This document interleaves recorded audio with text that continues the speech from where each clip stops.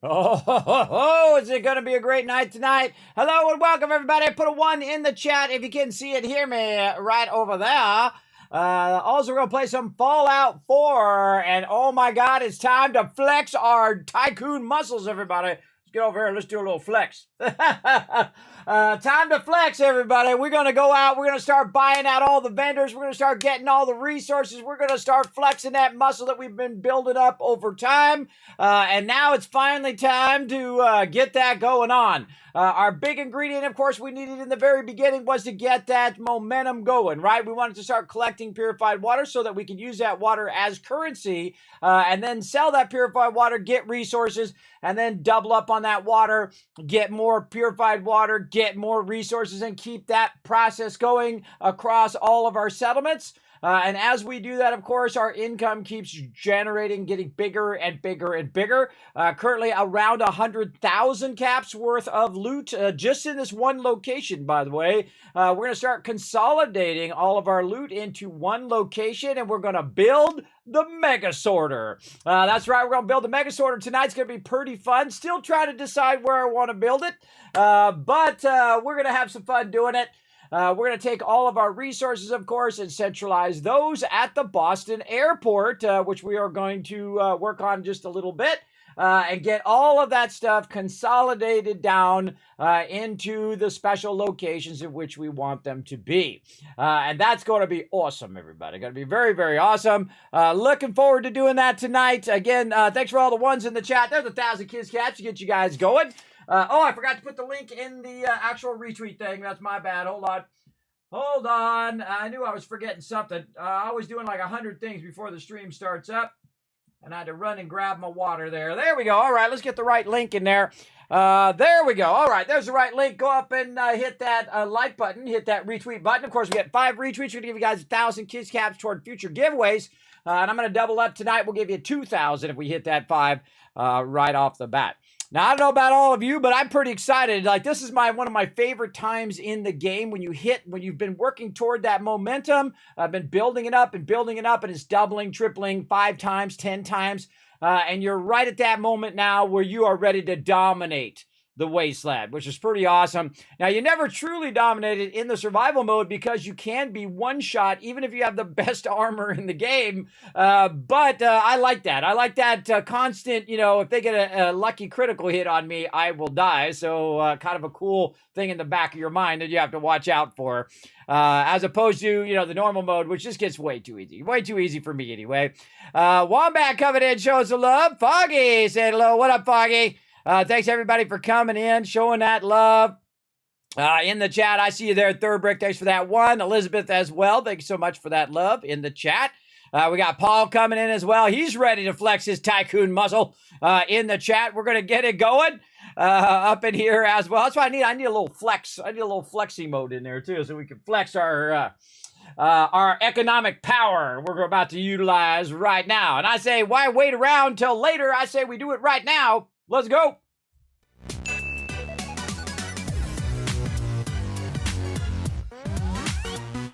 All right, where we left off here is at Sanctuary. I love just doing that right at the end of the night. Everybody's like, well, we're going to do all of this stuff next time. And now we're back. We're streaming yesterday on YouTube. And right now you can see over here, we can see some stuff dropping in there. Looks like resources dropping in there. And what we've been doing is taking tons and tons of purified water and having it run down right in here. Let's see how much we got backlogged in here. 6,081 purified water. Let's ask Suri to do a little calculation for us. Hey, Suri, what's 6,081 times 16? 6,081 times 16 is 97,296. So that's 97,296 caps worth of purified water right there. Now, there's no way, we could do it if we wanted to, take us an hour or so, but we could pick that up and we could walk that to Diamond City, but we've enlisted our buddies, our pals in the Brotherhood to come help us a bit, work on our resources today. Now, what we want to do, though, is we want to make sure that we have plenty of the grenades here, which are these are the type of grenades you can create, the Molotov grenades, the baseball grenades. But the one we need is the utility style grenade. Let's see, I think it's actually, is it called a firework? What is it called? Oh, man, I forgot how to even make it. Oh, God, it's been so long. Been so long since you make it. But right here, what we have is we got a level up, too. We have our vertibird signal grenade. And, God, it's been so long, I forgot how to actually make the grenade. Oh, boy. Oh, boy. Let's see. Is it in here? No, those are drugs. Fireworks. These are for fireworks, and then weather shells. Emergency flare shell. God, I forgot what those are even for. Grenades, which is what it should be because it is like a grenade. Cryo pulse grenade. My grenade. Healing. No. Traps. No. Huh. Not in the chemistry station. Huh. Wow. It has been so long. Don't tell me. Part of the fun is me figuring it out. Now remember, no backseat gaming in the stream. I appreciate it though. And now if I say, hey chat, tell me the thing, and I know it's hard for some people to resist, but watch out for that backseat gaming. Because what happens between now and then is I go on this big adventure where I try to remember how the heck I did it before. So try to resist. There are times when that's okay, by the way, in my stream. If you ever see it say learn to play in the title, as well as you can also look at the tags and it will say whether you should backseat game or not backseat game in the tags as well. So always an important thing to watch out as well. So, man, I could have sworn it was in the chemistry station. But let's look around a little bit. I don't think it's not going to be in the power armor. It's not going to be in the food. It's not going to be any of those. It's got to be here in the chemistry station. It's got to be here. All right, hold on. Let's look again. Drugs. No, it's not going to be under there. Fireworks. No. Grenades. No. Healing. No. Mines. Not under mines. Bottle cap. Cryo. No. Syringer ammo. No. I don't think I've ever used that Syringer seriously in the thing. Huh. Huh.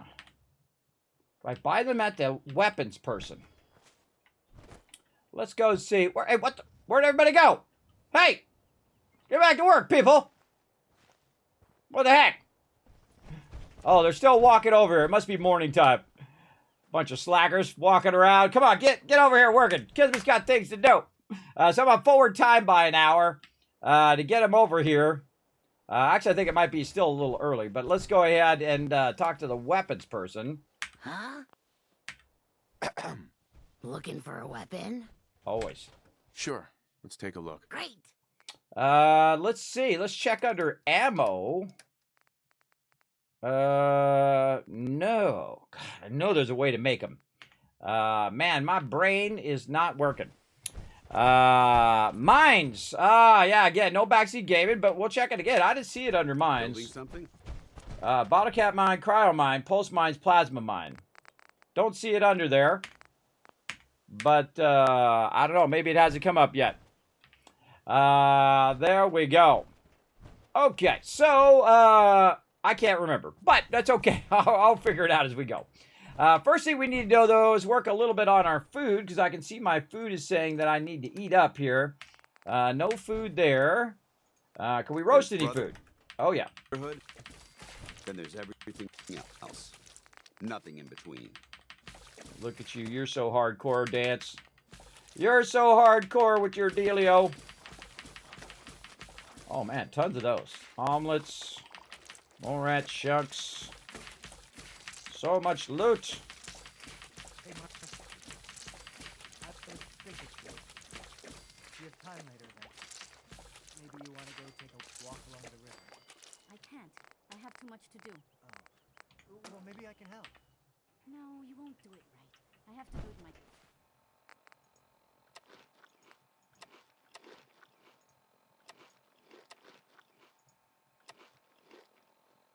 All right, there we go. Got our food up, ready to rock. Sorry, I'm just busy right now. Okay, so what we're going to do is mute those two bickering with each other.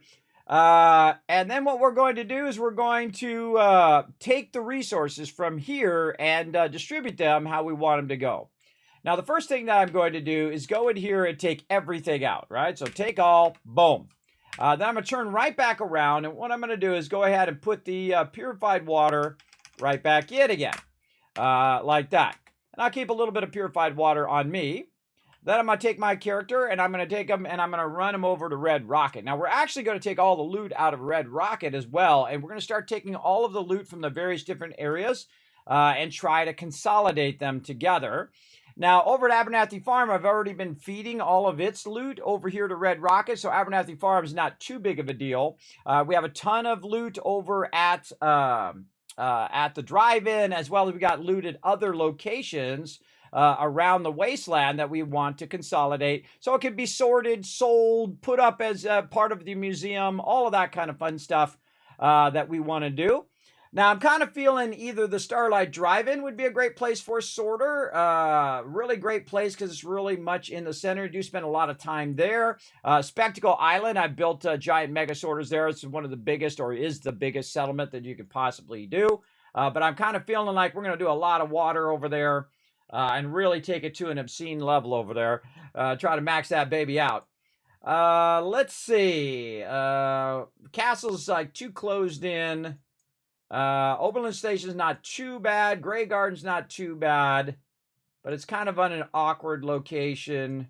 We've got some other locations which could be okay for a sorter. But I would definitely go Spectacle Island, Norhagen Beach. Because those places have huge open areas.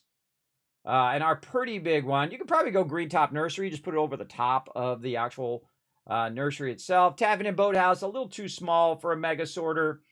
But Starlight Drive-In is great. Abernathy Farm is great as well because it's actually a huge area, both vertically and horizontally. It's actually the tallest settlement in the wasteland. You go 14 levels up, and then also it's really wide and long, so you could build big stuff there if you wanted to. Now, I did disable my achievements, and that's okay. I'm not worried about achievements in this playthrough. But that's so I can put the unofficial patch in there because I've been having some bugs and things that have been causing the game to get funky chicken. So we put that in there, and I'm also using the targeting HUD now, and the targeting HUD has a tendency to aggro mobs automatically. I wish they had fixed this years ago, but they still haven't. So hopefully around at some point they get that going. Now, also, we need to get Boston. What's that noise? I hear a rattling. We also need to get Boston Airport going, where it's connected to the rest of our resources. Now, Boston Airport's one of those ones where you can't put a signal beacon, as well as you can't do food and other weird stuff like that. Like if you go into generators, you go to miscellaneous, and you try to put your radio recruitment beacon down, it doesn't have that option. So it basically says, hey, too bad, too sad, I can't do that. But the great thing is I can go ahead and just find somebody at this location right here who's not doing that much and send them to the Boston Airport. Or what I could do is get a robot and send the robot over there and make them my provisioner. But this person ain't doing nothing right now, so I'm going to hit R to move them. And then I'm going to move them to the Boston Airport. So the next time we go through there, we can go ahead and link that into the rest of it because that's going to be really important later when we go to work on our resources. Now, again, we're taking our resources from over there, and we're going to go ahead and drop them right here. I just hit T to drop all the workshop resources in there. And then we're going to be going ahead and taking this purified water with us. Now, I could just grab all of the resources and take it with me. And then just basically make some pit stops along the way, which would be way more efficient than if I just went straight to Diamond City. So now that we got that squared away, let's go ahead and run back over here. Now, do I need my power armor is going to be a great question. Should I leave my power armor here or should I take my power armor with me? I would definitely take it with you because at this point, basically Sanctuary, its job is just to extract purified water and also to generate resources. But a lot of the time, what's going to happen is I'm not going to be coming back here all that much just to kind of check in on, this made some more flares too, just to check in on how the purified water is doing. Now, one of the things is also is that it works a lot better if you're around, if you're standing around while it's doing that. it does work much better. Now, I can also use this purified water to basically max out my vendors and stuff, but I'm not going to worry about that. I'm just going to take this purified water, and we're going to walk out of here over to Red Rocket. Very, very slowly, as you can see. We're going to get it going. Hello, Rotisserie G. What up?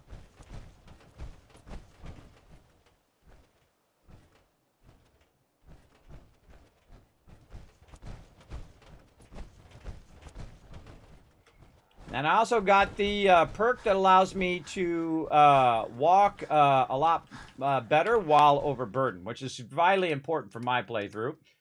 Okay, now what we're going to do is just put our purified water down for a second. Get out of our power armor. Out of our power armor. Come on, you got this. There we go. Sometimes it doesn't want to work. I'm holding down E, and it's just like, duh. Also, by the way, we got a Brotherhood power armor because we joined the Brotherhood of Steel. And we're just, we maxed that out as well, give a jetpack and all that fun stuff. Okay, so now we've brought a lot of our resources here to Red Rocket. We've been doing that all game long. We've just been bringing those resources there. So let's go ahead and head our way over here and see what kind of resources we got going over here at Abernathy Farm, which is always a fun one. And this is probably the first time I actually built this first, more than Sanctuary, over here. You can see that it's pumping out caps now and a whole bunch of other random resources that is collecting. And then I'm going to go over here to the workshop, and I'm just going to speed it along and grab all the stuff out of there. Look at this fishing rod. Those fishing rods are always the ones that trip everything up. All right, there we go. So we got all those resources. We good? Now, I could just leave the resources in the storage, but the reason why I'm pulling it out is so that it is constantly making more resources. If you leave it in there, it'll stop doing the food. It'll stop producing purified water, and that's what you don't want it to do. You want to constantly be producing resources for you that you can go ahead and use elsewhere in the wasteland. If I just move it over here, then that will keep going endlessly, and same thing with Sanctuary. Now, the other thing I want to do is try to remember, I think I put it over here somewhere, is try to remember where the heck I put my landing thing. I think it was over here on the ground somewhere. And that is your kind of quick travel target. Now, I can't, there it is. Now, I can't actually quick travel, but the quick travel target, what it does is it basically says, hey, Vertibird, land right here. Right, so I'm going to go ahead and put that right in the middle of the street right there. Then I'm going to go ahead and say, hey, Vertibird, it's party time. Close enough. And there we go. So we did a signal flag, and then it's going to try to land there. Rifle and my power armor, and I'll take on the world. Okay, again, we can work our vendors, but we're not going to do that right now. We're going to go ahead and just grab everything out of the thing. Now, I have got 9,000. I'm not kidding. 9,553 weight worth of stuff on me right now.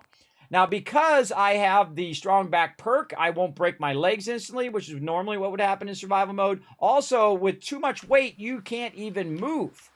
But because I have that strong back perk, even in survival mode, I can still move with nearly 10,000 weight, which is pretty awesome.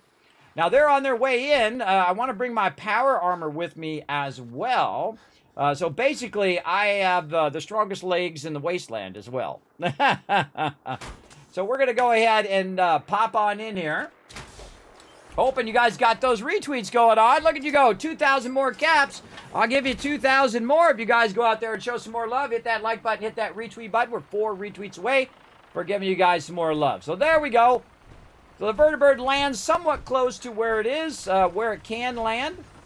And then I'm just going to go ahead and walk over here on the Vertibird. Remember, in survival mode, I cannot quick travel, so I have to use the Vertibirds. And so what I'm going to do is take all of the stuff that I have now, and I'm going to go ahead and just walk my way, or fly my way now, right down to the Starlight Drive-In, so I don't have to walk anymore, right? Well, actually, I should make some pit stops along the way like Abernathy Farm and other things like that, but that's okay. We're going to go ahead and work these side ones eventually. But right now, we just want to work our primary one, which is the Starlight Drive-In. So let's go ahead, head on over there. Now, also, we want to make sure we're not shooting our people because they don't like that. Good shooting, sir. Thank you. But you do have an infinite amount of ammo, and it's really cool to look at your stuff from up above. This is one of my favorite moments in the game is when you start to have the Brotherhood help you out. Where you're flying around and you're getting into trouble. And, of course, if you see some baddies, you can unleash on them. Now, be careful you don't kill civilians or Dance will get very unhappy, or whoever your companion is will get very unhappy with you.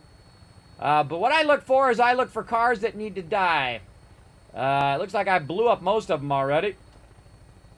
But it's really cool to kind of get an aerial view of where you're at. I still haven't gone into there yet. We'll get to that. Lots of loot in there. But here we are. We're coming in. Now, if we put a thing down, it'll land near that thing. Oh, my God. Really close. Prepare for landing. Touchdown. Ooh, mama. I don't think you can land any closer there. What up? Do you want to have that talk? Sure, Dad. See you in a second, bro. Yeah, it landed right on it. Okay, that was a little close to my crew. So let me go ahead and move that out just a little bit. There we go. All right, Dancy Dance wants to have a little private conversation. He wants to tell me some stuff about him. All right, come on, Dance. Hey. All right. They always pick like the most awkward times to talk. Like I'm in the middle of a big firefight. Hey, you want to have a little heart to heart? I'm like, no, I'm in the middle of a battle. So funny. Dance? Do you want to have that talk now? Sure. Of course. What's on your mind? Thank you. This isn't a formal meeting. I simply want to clear the air. I think we may have gotten off on the wrong foot when we first met, and I feel like I owe you an apology. Expecting you to embrace the standards of the Brotherhood without having a history with us was unfair. And given that you've adjusted so well to our beliefs, I don't think I needed to push so hard. That's very kind. Thank you. Well, you deserve it. When I was an initiate, my sponsor was Paladin Krieg, toughest squad leader I ever served with. He was a model soldier, embodying the values every trainee was striving to achieve. Fiercely loyal, secure in his beliefs, and brave to a fault. From the moment I was assigned to his squad, I was singled out. It felt like he was pushing me harder than the rest of the team. I fought by his side for years, and we had some seriously close calls. But he never explained to me why I was treated that way. It sounds like he was trying to motivate you. If he was, I never got a chance to ask. After I was promoted to Paladin, and I'd moved on to my own squad, I received word that Krieg was killed at Adams Air Force Base. The news was like being kicked in the stomach. I mean, I'd lost some of my brothers and sisters before, but his death, well, it really got to me. It's taken me a long time to realize it. But the reason Krieg was so tough on me is the same reason I'm so tough on you. It's because I believe in you. And I don't want to see any of your potential go to waste. I'm flattered that you have so much faith in me. You've earned that faith by your own hand. Well, I've said what I had to say, and I hope that it meant something to you. I trust you'll keep this in confidence, of course. Some of that information was of a personal nature, and, well, I'd like to keep it that way. No problem, Paladin. Dance. Dance, dance, revolution. All right, let's go. My back hurts. My feet hurt. Everything hurts. You know what's hurting me? My ears hurt from you complaining. You can go back out in the wasteland if you want. All right, more loot. To you, that doesn't seem old. To me, it's an archaeological relic. There you go. Now, how much we up to now? Let's see, 11,763 weight. Hey, get away from my power armor, dude. That's not a toy. All right, bam. All right, setting in a vertibird. Dude's eyeballing my power armor. Got the fusion core in there too, because he was thinking of jumping in there. If all of a sudden there was a fight, he would have jumped in my power armor. Dance like that. He likes it when I get in and out of my power armor. We got to get some ammo, too. But don't worry, we're going to have some fun here in a minute. Now, you can actually just listen for the vertibird. Here, coming in. And if you actually aim toward the Pridwin down here, it actually usually comes from that direction. Usually. But sometimes it'll just appear out of nowhere, like behind you. Like that. Because you would think it'd be coming from that direction. But I got my own personal transport now. All right, and here we go again. Okay. Now, you might think I'm going to go all the way over to the Pridwin or to Diamond City, but I'm actually not. I'm actually going to go to Taffin Boathouse. Let's go. Glad to have you aboard. We'll be taking off in a moment. See, this is cool, everybody. When you get to this Your part, minigun should be loaded this and game ready is to fire. awesome. I mean, it's awesome anyway, but extra awesome. Oh, target-rich environment coming up.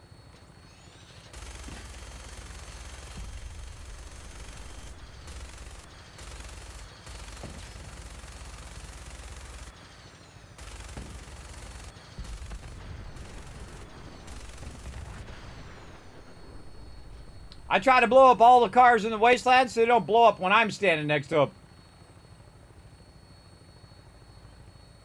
Try not to blow them up when your provisioner's right next to them, though, because you can't actually kill your provisioner. I've accidentally done it before. Somebody down there doing something. Here we go, coming in. Did I put my thing down? Oh, God.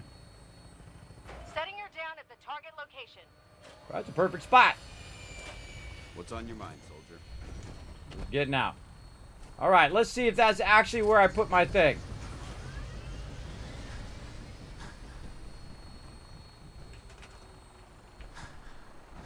Huh.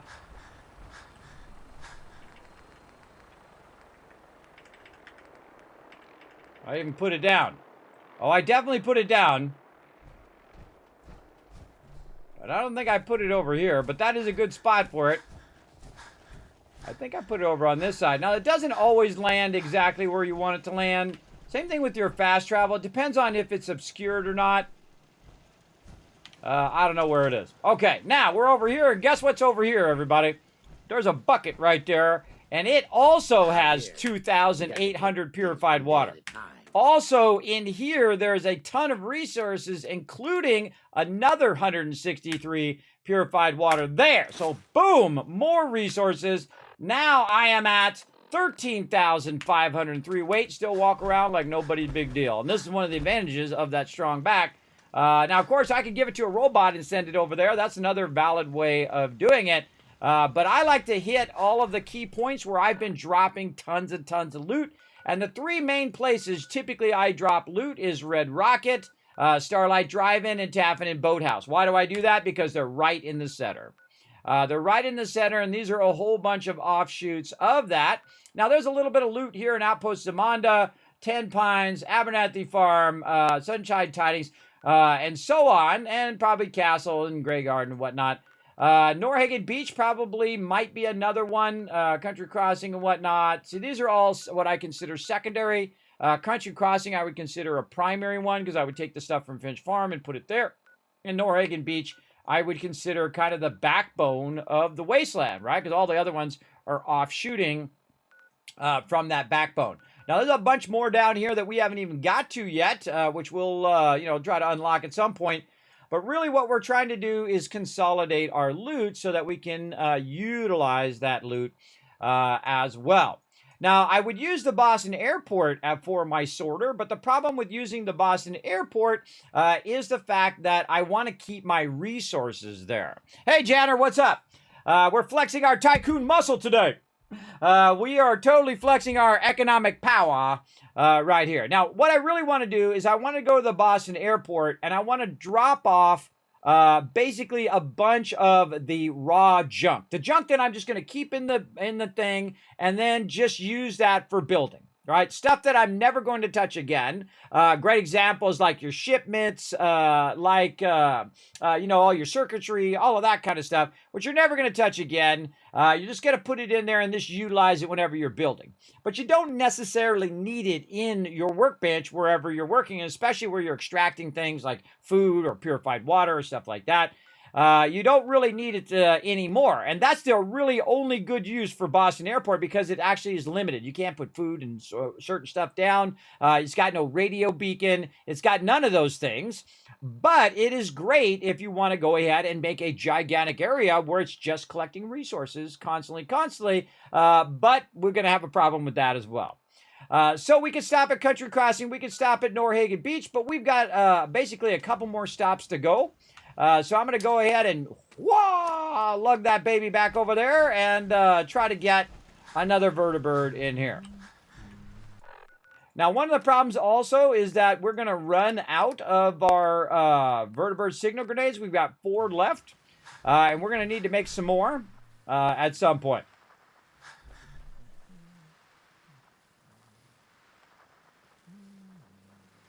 Here he comes. Right over there. Now, again, I've been slowly collecting purified water here. And, of course, I've got a bunch of it going over there. And that's not even maxed out because I could add it all the way around the outside as well. But what I've been doing is just putting it in this cooler here for me to come pick it up later. Along with a bunch of ammo, loot, tons and tons of stuff that I've been waiting for. Waiting to grab and move. Now, again, if I wasn't in the survival mode, I could just jump around the different camps, pick it all up at this point, because I can travel while overburdened, and then just take all that stuff to a central area. But in the survival mode, you cannot do that. You got to have something to give you a lift, and I have 13,000 weight on me right now. So that if I were to walk this across the wasteland, it would be a very, very painful thing, though I have done it before. But that's a long way to walk, everybody. It's a long way to take all of the stuff from Sanctuary and walk all the way to the Boston Airport with it. That's going to be a long journey. So let's go Boston Airport next. We'll be taking off in a moment. And see, what we're doing is we're just kind of picking up the major amount of loot that we've gathered. Bring the pain, sir. And then we're going to go ahead and move on. Now, of course, while I'm out and about, we might want to, you know, take care of a few baddies over here. Maybe blow up some evil cars while we're at it.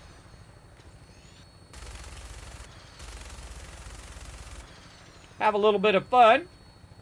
There's a robot there. Is that a good robot? Oh, there's a power armor there, too. I see it.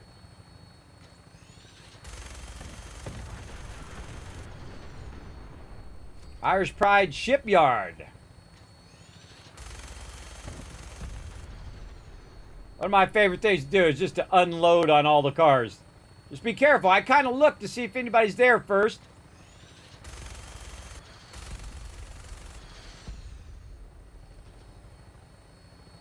And this is how I take out most of the cars and the thing. Because you got to think it's not coming out of my ammo. This is unlimited ammo you have with the chain gun. The chain gun will just get overheated. But you really do have an unlimited amount of ammo. So you just go around and blow stuff up. Just because it's fun. There doesn't need to be another reason. And if you like explosions, you're in the right spot. Watch it. We only fire when we need to. Sorry, my bad. Looks like a good landing spot. I'll have you on the ground shortly. Sorry, Paladinets. That was my bad, brother. My bad.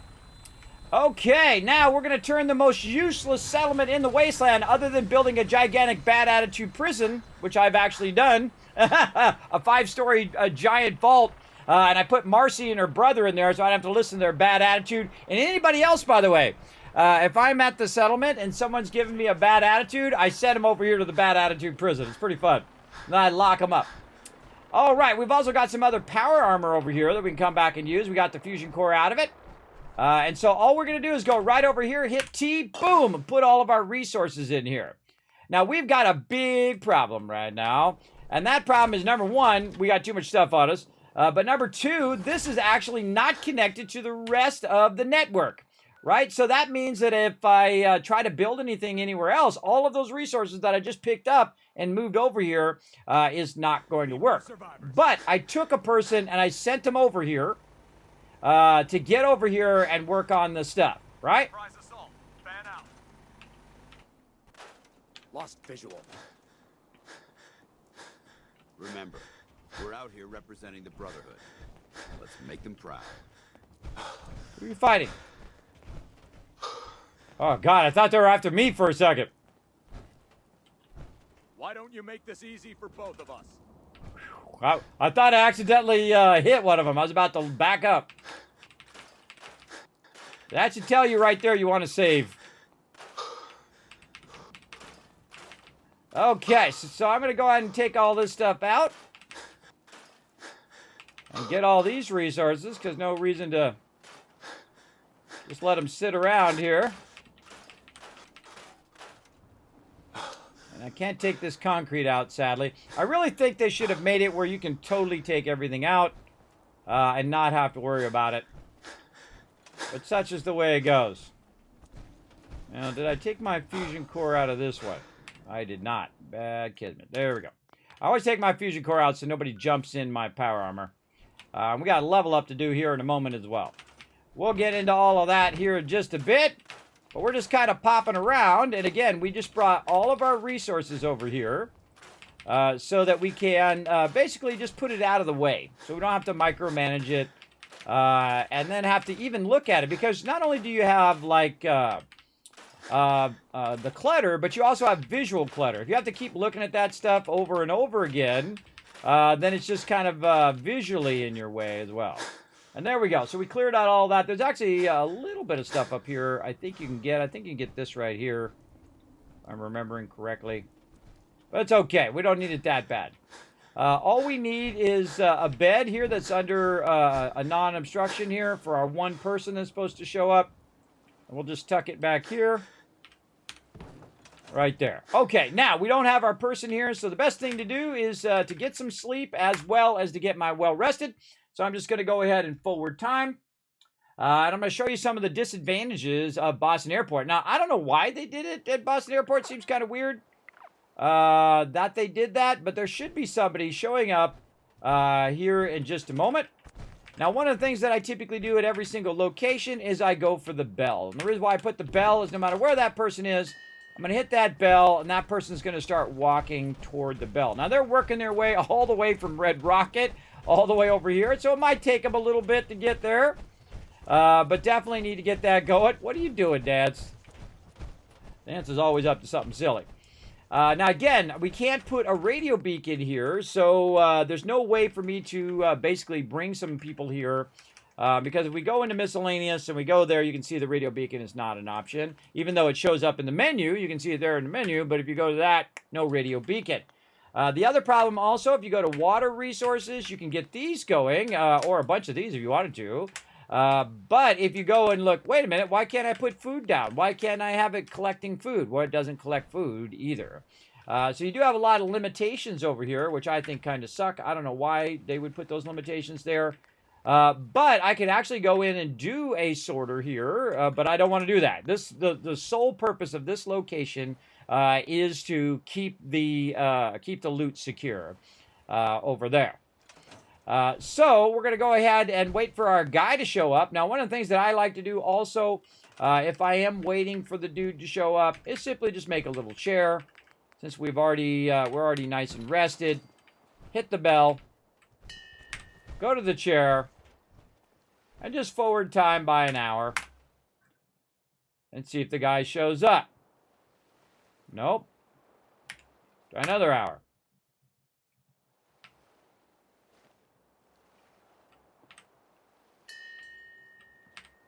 That's being really awkwardly in my way.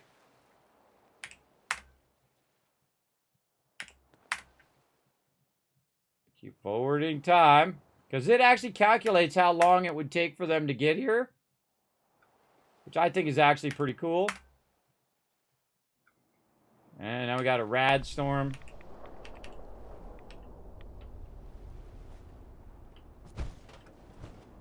Oh, there he is. Right there. Okay, we'll get him going. And then what we're going to do is tell him to be supply line. And he's going to go to Norhagen Beach because Norhagen Beach is nearby. Now, I'm very much like to do my supply lines. And notice how it's coming from the Pridwin, by the way. Very awkward that it's not coming from the Boston airport. But it's because the Brotherhood own basically the airport, so it kind of thinks like it's coming from there. But one of the things now is that the Boston airport is now supplying resources to the rest of my whole entire network. And I'm the type of person that will send the provisioner from Red Rocket to Sanctuary and Red Rocket to Abernathy Farm. And the reason why is because this way they have a shorter distance. Now, some people just send it out from Starlight Drive-In, or they send it out from, I don't know, the castle or wherever you want to, and they just make the people walk all the way across the whole entire wasteland. If they do get downed on the way or killed, which you can do yourself, normally they don't get killed by other NPCs.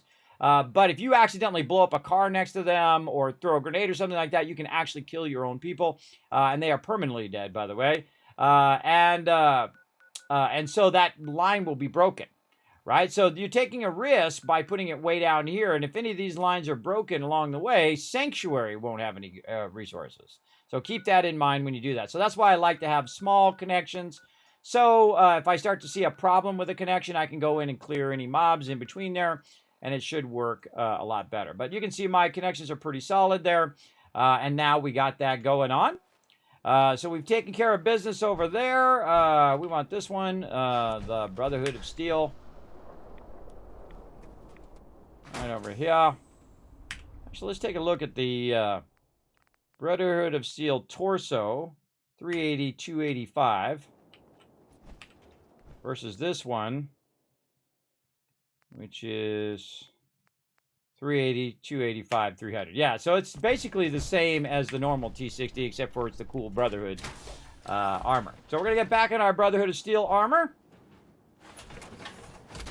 Right over here.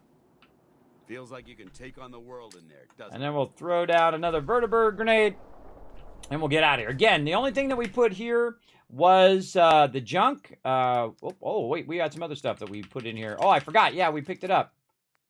Oh, and I didn't loot over here yet either. Yes, I forgot. We got all this stuff from when we were doing the what's his face? Let's get all this stuff out of here too.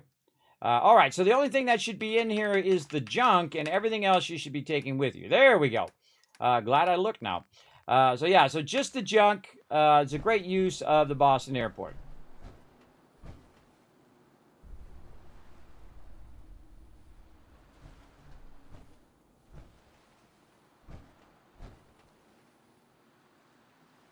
I think it starts to make the vertibird grenades in the workbench, just like it does the flares.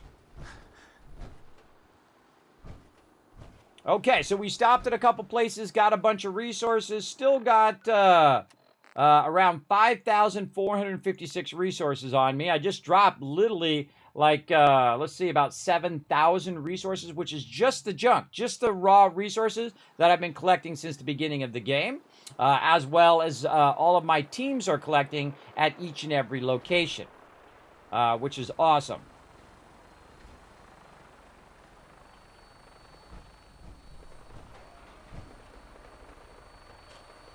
Boy, here's some action going on. All right, let's go, Dancy Dance.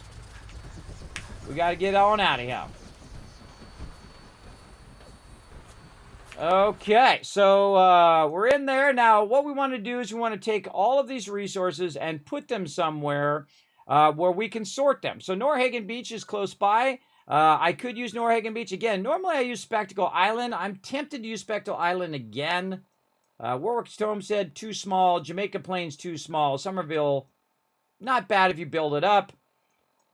We've also got another one by Diamond City, which is not showing up right now.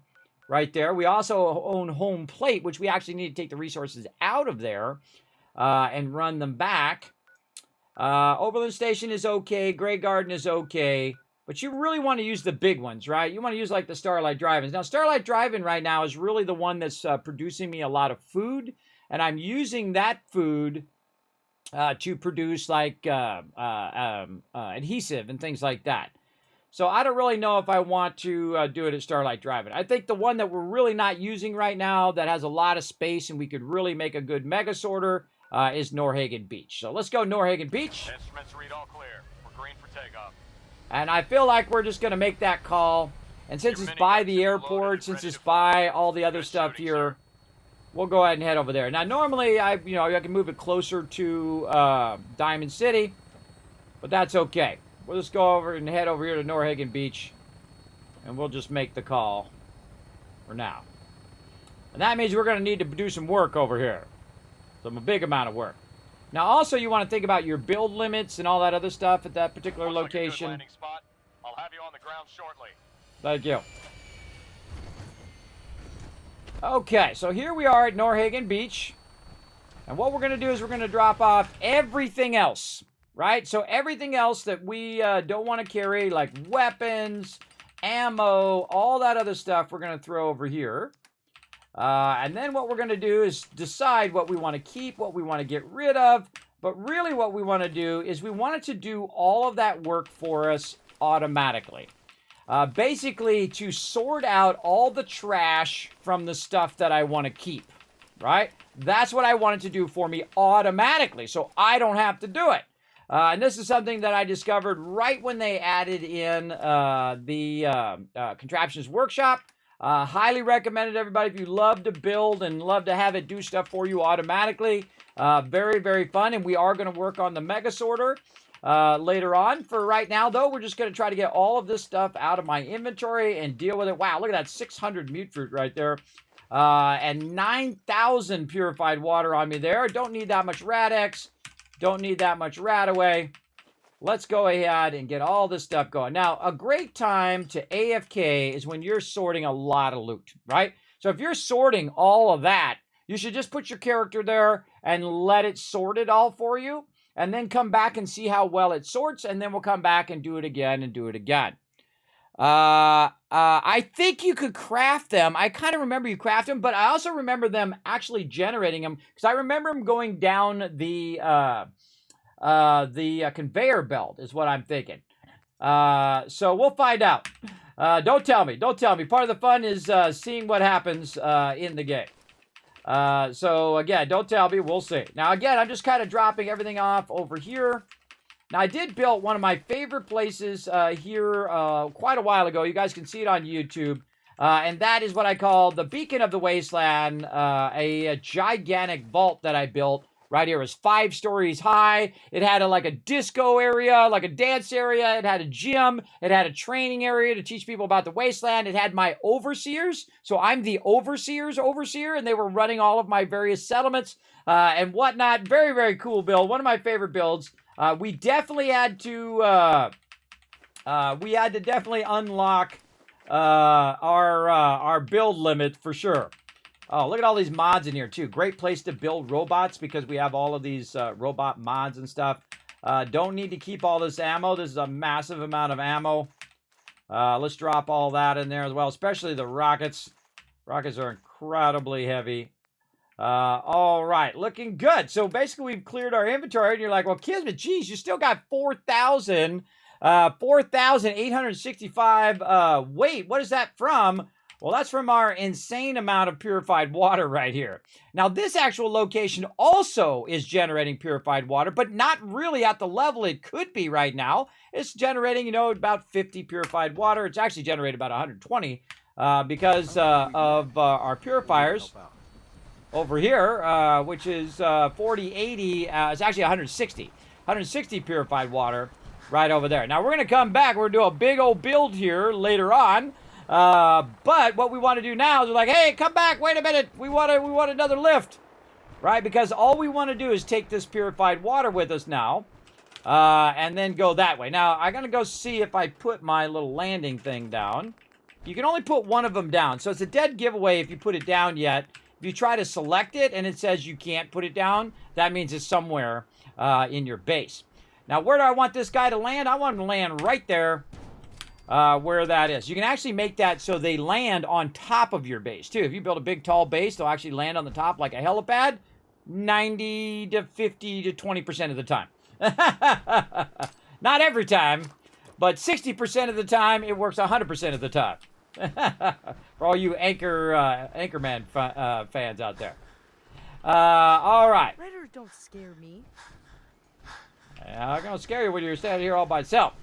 All right, here comes another vertibird. He's coming in right there.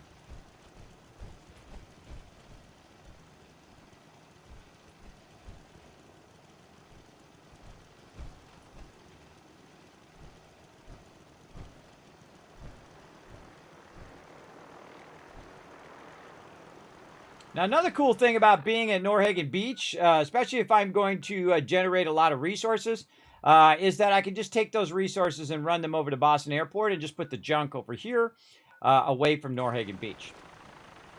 As well as if I do it way out there in the thing over that way, there we go, way over there at Spectacle Island, I can just fly over here and drop off the resources as well. All right, we're ready to go, Dancy Dance. We're going for lots of rides today. Let's go. Now we want to go ahead and head our way to Diamond City because we're going to buy the place out, everybody. Let's go. Let's go do it. And you're like, well, Kismet, what about all that loot that you just dropped at Norhagen Beach? Why don't you take that and sell it off? Well, it hasn't been sorted yet. And once I sort it, then I will be happy. Oh, I can only travel to an exterior location. I can't go to Diamond City. Oh, I need something by Diamond City. Oh, I haven't discovered any of that yet. What about Vault 81? We'll go Vault 81 then, though. It's kind of a bit of a walk. But we haven't discovered those areas around there, so I can't, if I remember it now, you got to actually click the areas around Diamond City, not Diamond City itself. Okay, off we go. Let's watch out when we're flying around.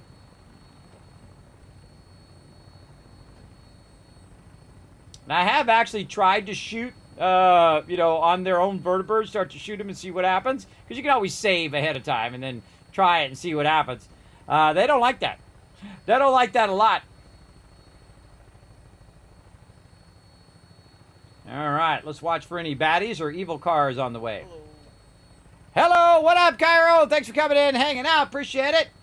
We're looking for evil cars and evil peeps doing evil deeds down here. I see some peeps down there. Really can't see it because it's always got to be foggy for some reason when I'm playing. It's got to be dark and foggy. Going way up now. Can't see a thing. By the way, you can just hit E at any point and they'll just land right there. What we're doing is we're heading back to Diamond City. It's kind of taking the roundabout. What the heck? Going over here, dude. Taking it the roundabout way.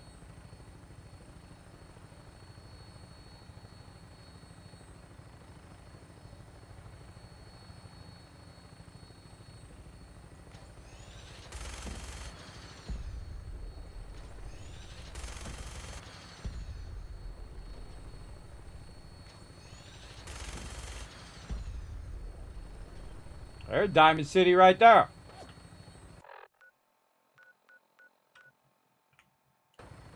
Let's just tell it to land right here.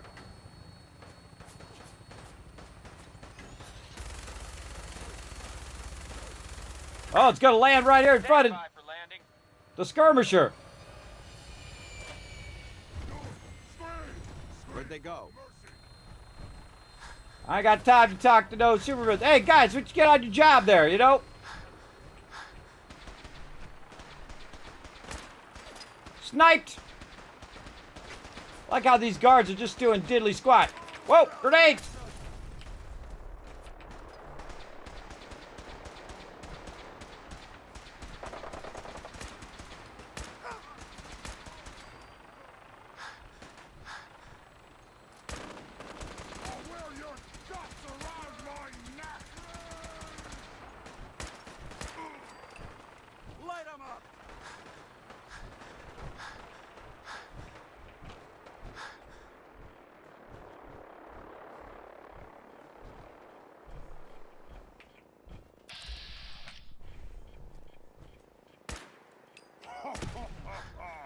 Go ahead and hide, little bleeder! Send them back to hell! Switching to search. You're exceeding maximum recommended payload for a ground unit, soldier. I am so overburdened, everybody. I got like 5,000 weight on me right now, and I'm fighting super mutants. But those were legendary super mutants, which means they probably got legendary stuff on them. So I guess we're going to have to hunt this guy down while overburdened. Let's see how this works out. Must be my imagination.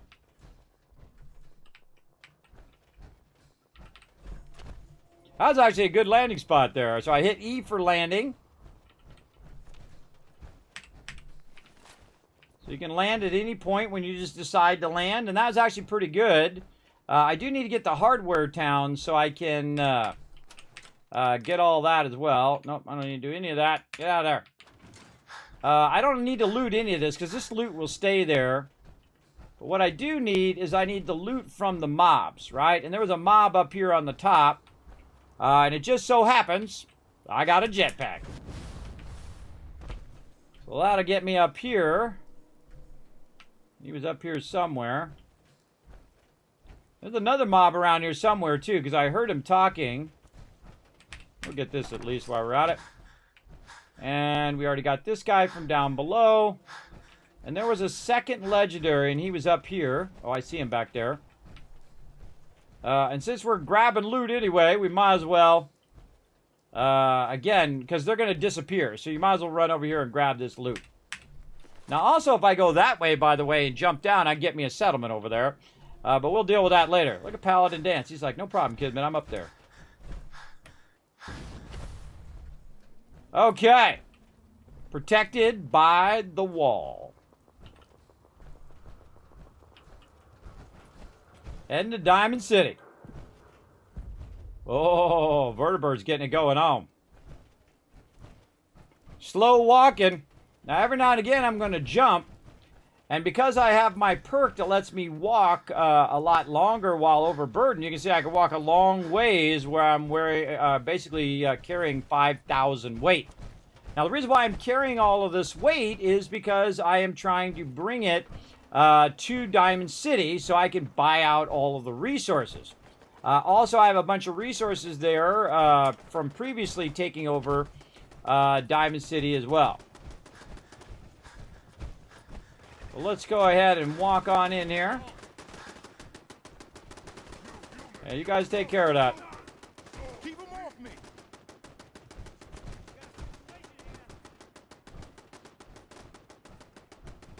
And this is the only way to basically transport a massive amount of resources in the survival mode. Especially if you have basically 100,000 caps worth of loot on you right now, like I do. It's a shame these people have to live in fear. Sheltering in this old stadium when all those perfectly good buildings are still standing outside. True that.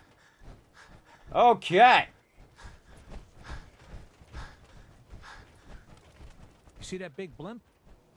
What's the Brotherhood of Steel? Why are they here? They're here to party. All right. We're going to head on in home plate here. It's cool that you got one in the middle of the town and not way out on the outskirts. All right, Paladin Dance. We are going to go right over here, and we're going to go T to drop that stuff in there. We're going to drop off all this other stuff right here. And we're going to deal with all that loot on the way out. Right over there. And don't have to worry about that stuff. Ammo. We'll just drop that so it's not interfering with what we're doing. Now, also, we're going to get out of our power armor. Oh, a little bit further. Because we don't need to be burning up our fusion cores while we're basically buying the place out. I'm going to take my fusion core out just for safety's sake. And then we're going to go ahead and forward time a couple hours to hopefully make it not dark. Let's see if it's raining out. It's usually dark, it's raining, it's foggy. It's always doing that kind of stuff. Now, I do have the ability to control the weather. And I have that set up at one of my camps. I forget which one it is. I think it was at Sanctuary. Yeah, it's raining. But that's okay. I can still get the resources even if it's raining. Now, if I start grabbing some of this stuff here, it's going to aggro everybody. And I don't want to do that. The first person I want to talk to... New guy, am I right? Yes. Yeah, I'm the new guy. Well, it's good to have you here. Name's Arturo Rodriguez. Arturo! If you need protection? Let's talk. So you know weapons, huh? Listen, I can sell you guns, swords, whatever. And they'll keep you alive for sure. But the real secret is in the mods. The little personal touches. Install a scope, expand the clip size, whatever. You spend time with your gear, and you'll have the right answer to every problem. Anyway, let's get back to you and what kind of protection you need. Arturo is one of my favorites. Let's go. Let's see what you've got. Don't forget to stock up on ammo. Well, you just happened to talk to the right person, Arturo. I'm going to be your best customer. Except for a little problem right here. See, my value is at 14. That tells me I've got a food or water problem that I need to take care of. Right now, it's food. I can see it over there where I'm going to need some food. Now, I dropped off a lot of my food. And also, I need to take care of my level up, too, while I'm at it. We're at 47. Let's go see what our perks are here at 47. What did we say we wanted to do? Holy mackerel, I forgot to mark all of these too. I forgot to mark all of these as done. All right, those are all done. Physicist 3. So we're going to get double our fusion core. Oh, and we got a Rifleman 5 last time. I totally forgot. So we have maxed out our damage. And now nuclear physicist done, everybody. Boom, that's double the length of our fusion cores. And you can also eject your fusion core and use it like a bomb. I never do. Fusion cores are way too more valuable than doing that with your fusion cores. That is for sure. Also, we're going to run out of things. I think we only go into 55 here as well. So we got news. Yeah, so now we're going to go agility. And then the first chance we get, we're going to go medic. And now, if you guys want to see this, I'm going to go ahead and put this in the chat for you. You guys are welcome to check this out. Right over there. You can actually copy, download it, save it, do whatever you want with it. Right over there. Just follow that link right there in the chat. That'll hook you up. You can't modify mine, but you can save it out for yourself. All right, so we're trying to get to 49, and that's going to get our Medic 4 going, and then just nothing but agility, and then right into action points. And then probably I kind of feel like we're going to go into Robot Expert next. Because we got to do the stuff here. That's going to have to deal with robots. You know what? Let's go ahead and move Robot Expert up. Let's see. What level does Robot Expert start kicking in? Do I even have that listed? Yes, right here. So first it kicks in at 19 and 44. So, first it kicks in at any level, and then at 19 and at 44. So let's see. We're way beyond 44, so it doesn't really matter. So we could get Robot Expert number 1 in there. Do we have any of the other ones in here? Yes, number 2 and number 3 right there. Let's go ahead and just basically grind that out right there. From level 55 right down to 58. There we go. We'll extend that a little bit. And again, if you guys want to see this a little bit bigger, some of you are on mobile. I know I can make it a little bigger for you. But if you guys want to see this a bit bigger and I can move myself down over here, you can check this out again on that link. I'll throw in the chat one more time for you. Go ahead and follow that link. You guys can see all of this stuff way bigger. But basically what I'm going to be doing is nuclear physicist, which I just did at 47. So that one's green over here. And then I'm just going to go heavy agility, do my medic, my max level medic, and then agility, action points, and then robot expert. And then I'll probably wait till level 58 before I actually do the mechanist, because that's going to make that so much easier and also a lot of fun too. Okay, so again, we need to solve our food problem. We need to go ahead and buy some food just to get our food up. So what? You're in the Brotherhood of Steel now? Hey, Scabber. Got plenty of Brahmin meat on the hooks. Let's barter. Sure. Let's take a look. As fresh as it can be. Okay, does she actually have anything? She has a guan on a stick. Got some grilled rad roach.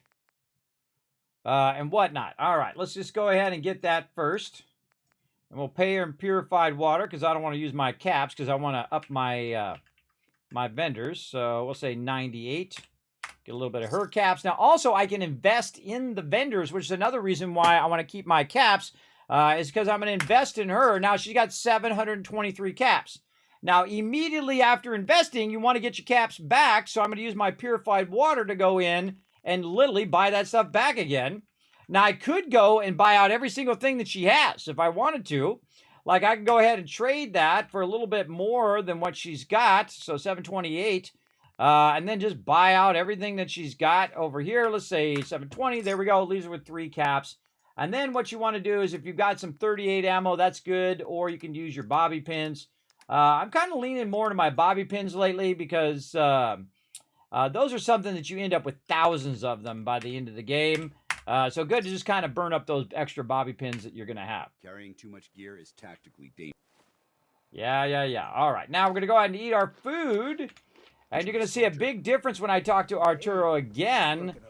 In the fact that when I go talk to him. Now, before I talk to the vendor, I typically will go in here and roll over it and see what's going on. Or I will talk to him. Your load light, we can shoot the breeze about the old-fashioned pistol or anything else you need. Let's see what you have. Self-defense at its best. Okay. Now, same thing here. I can go ahead and invest in him. Boom, just invested 500 into him.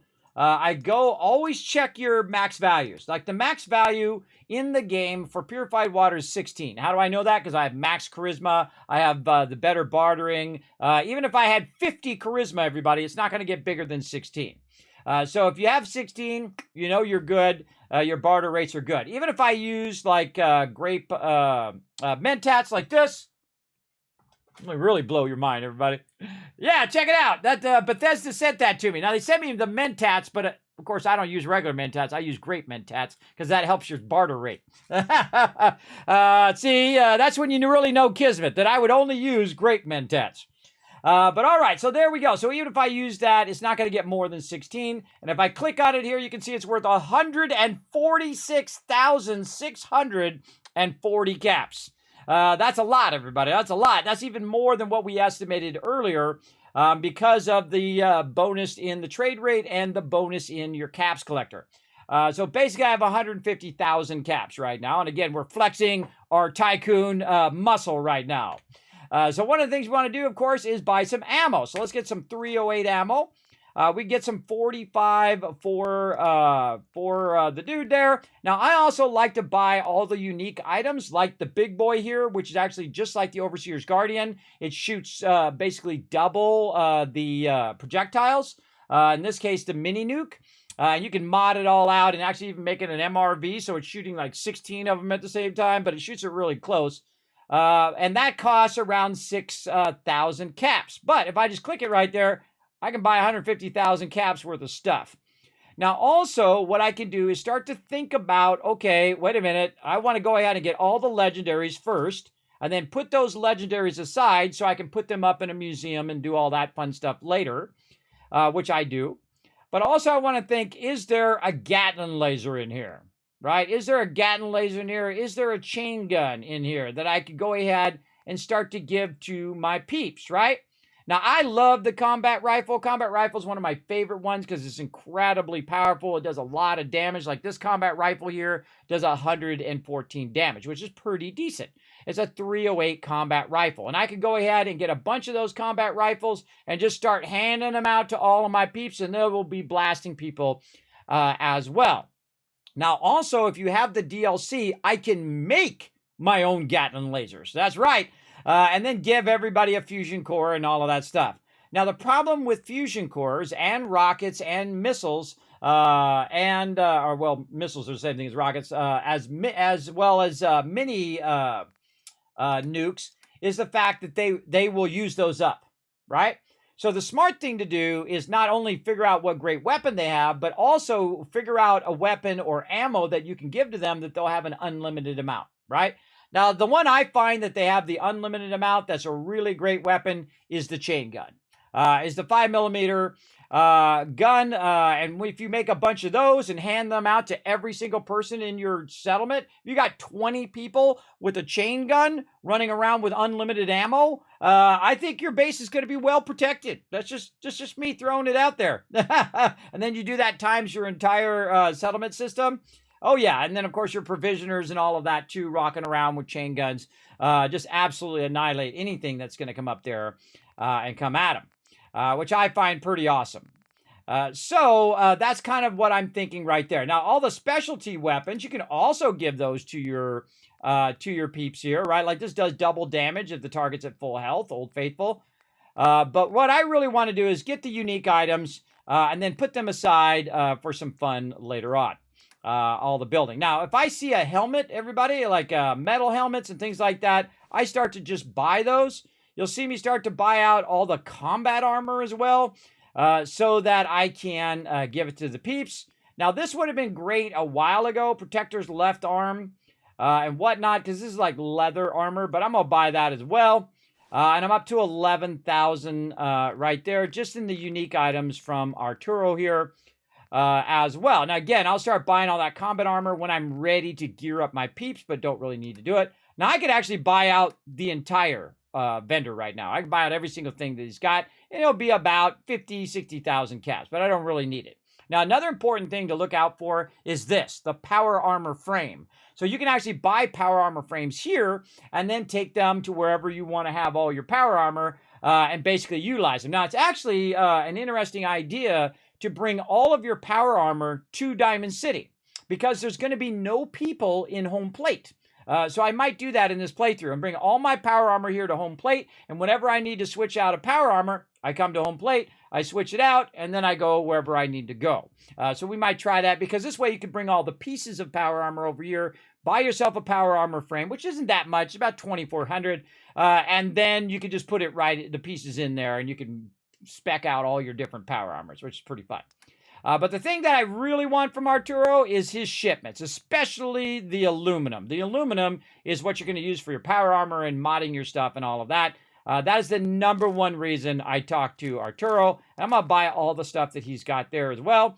And I can start to buy out all of his ammo as well and utilize all that ammo. But as long as I've got one of each of those ammo, I'm good. Also, he's got the thing that I really need, fusion cores. So we're going to go ahead and buy out all of that stuff, all the most expensive stuff that he's got, pretty much buy out all the things that I need. And I have 150,000 caps worth of resources on me right now, and I only need to spend 15,000. Now, you see how much flexing power I have just because I was working on it since the beginning of the game, and it's kind of doubled, tripled, quadrupled, then 10 times up to where it is now. So it's basically gone from around 2,000 to 3,000 caps to 5,000 caps, now to 150,000 caps, right? Those are like 100 times the amount very, very quickly you can get here in the game. And that's just from one location, Sanctuary, and of course a little bit from the other locations, but mostly from Sanctuary is what's flexing our economic power. And this is how I win all games, everybody, is I flex that economic power, and I always play by the rules too. I don't cheat or shortcut or glitch or any of that stuff. I go and think, if I was really there, what would I do? And I would do exactly what I'm doing right now, because this gives me the economic power to actually make a difference in the wasteland. I could actually make a difference. I could buy out all the vendors. I could buy out Vault-Tec. I could buy out Diamond City. I could basically get all the factions to work together because they want to work with me, because I have the economic power that will help any of and all of the factions. Now, the funny irony about this game, if all of those factions would just work together, they could actually revolutionize and rebuild the wasteland very easily. But since they have such different ideologies, and they're so, opposed from each other, that's why they do that on purpose, they're so opposed from each other, it basically makes it where they're always at odds with each other, because they're like, well, they're stupid and we're smart, and the other people are like, they're crazy and I don't want to deal with them, and the other people are like, those people are nuts, I don't want to deal with them, and that causes a big problem. It absolutely does, will cause a massive problem in the wasteland and working with it. Now, I've actually played through multiple times what I call the happy ending, where 3 out of the 4 factions, they love you, and that one faction really don't like you. But the other 3 factions will still continue to trade with you, even if you finish the game. And that's pretty awesome in that happy ending. But most of the time, if you just choose one faction, that faction is going to be the one that works with you, and all the other factions are not going to like you anymore. So I try to ride the line where I'm not, getting past the point of no return, and then I'm building up all of my stuff, and I'm building up my economic power. Now, right now, I could finish the game. Because I have the Overseer's Guardian, I got some T60, I'm good. I could just literally go and finish the game if I wanted to. But I don't like to finish games, everybody. I like to destroy games. I like to crush them at such a level that is way beyond what a normal person would do. And you're here at the perfect time, because we're starting that right now. All right, so here we go. Let's go in here and let's just go ahead and buy all of this stuff right here. And this is one of my favorite things to do, everybody, is just dial in the caps, right? I mean, you're not dialing in 100 or 200 caps here. You're dialing in 15,000 caps right there, which is really fun. So let's go ahead and dial that in. And plus, we'll go ahead and get his. So let's just call it 16,000 for now. And we'll just get close to 16,000. And when you're working with big numbers here, it has a tendency to jump really far, and you can't just type in the numbers like they added in Fallout 76, which is pretty awesome. So I'll get around 16,000. I'll do that. It's not more than what he's got. I'll do that trade, and then it will tell me the math of how much is left. And then I'll go ahead and just go in and just dial in that. Now you got to go a little easy when you have a big scroll bar. Otherwise, it'll just go right past it very, very quickly. Now I have a little bit of extra there, and that's okay. I'll just give him a tip. So you know what? You can have that extra cash, and we're good. That's just getting started. All right, now we're going to go and walk over to her over here. They sell just about everything, but none of it is scrap. True that. You sell what? What kind of business you running here anyway? We buy and sell anything and everything, 7 days a week, 24 hours a day. The robot takes care of customers at night. Only one I trust to do it. At least I know he's a machine. Let's see what you've got. Here's what we got. I'm going to be your favorite customer, Nerva. Now, if you notice, every chance I get, I buy 308 ammo. I actually buy 308 ammo since the beginning of the game and don't even have a weapon that uses it yet, because I know I'm going to get the Overseer's Guardian. And then I'm going to mod it out for 308 because that's its highest damage. And I'm going to go into Rifleman. And right now I do about like 150 damage per shot. And I can shoot 10 shots in a few seconds. And that basically is 1,500 damage in a few seconds. And that's why the Overseer's Guardian. In fact, most of the time I only got to shoot once or twice and they're dead. So I actually save ammo by using the Overseer's Guardian. Now later on, we're going to need some heavier weapons. When we go to Far Harbor and all that. We're going to play all the DLCs, by the way. This is a mega run. We're also going to build up every single location, every single thing. But right now, we needed to do a bit of the work for us, so we don't have to do it. Now, again, I could be buying out all of that ammo, but I'm not going to worry about that. Hey, thanks for the follow. Appreciate that, Trey. I can also be buying various things here. Now, if I see a chain gun, I might grab a chain gun. Thank you also, Deed. Thank you for that follow as well. But I don't see a chain gun, so I'm not going to worry about it for right now. Heavy combat armor. Now that I am going to be thinking about. If you see heavy combat armor, that's pretty rare, especially in the earlier parts of the game. Pretty rare where I'm at right now, so I'm going to go ahead and definitely grab that while I can. Now, a Wastelander's chest piece plus 1 agility perception. I just grab it just because it's a special item. I'll just grab it right there. Now, there's actually 3 levels of power armor. There's the normal, regular armor. There's in combat armor, there's the normal level of combat armor. There's the sturdy combat armor, which you can see right there. And then there's the heavy combat armor as well. I personally prefer the heavy combat armor or, of course, legendaries that go along with it. Now, another thing here under aid, we can go and buy out all of our food and Radexes and stem paxes and all that stuff. But I get plenty of that. I'm fine. Same thing with bobby pins, fine. Now, this is one of my favorite moments in the game. And actually, I did this. I think I was level 5. Was it level 5, everybody? I can't remember. You guys can go back on YouTube and watch it, by the way. My whole entire playthrough is rolling out up there. Now, sometimes because I record on Twitch and also on YouTube, it directly drops onto YouTube. But on Twitch, I have to take it, save it, move it over to my other machine, edit it, upload it, and then I upload it to YouTube afterwards, right? So basically they roll out at different times. But eventually I have a playlist over there where it will actually, they'll all roll out eventually and they'll all be in order. So if you are looking for that, it's over there. But I think it was like level 5 that I went and did this.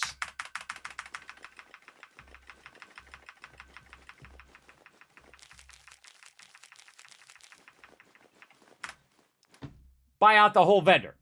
Now, again, that's only 10,000 caps. I got 130,000 caps left worth of purified water. So I basically just bought out that vendor. I'm also going to get the fusion core and anything else that I can feel like I need right now. Again, looking for that those chain guns for my peeps or any heavy armor or anything. right there. So again, we just go in now, and again, we're flexing our Tycoon muscle right here. Now remember, I don't care what platform you're on. If you're on PC, I don't care if you're on Mac and running it as a Windows emulator. I don't care. Basically, you can do everything that I'm doing.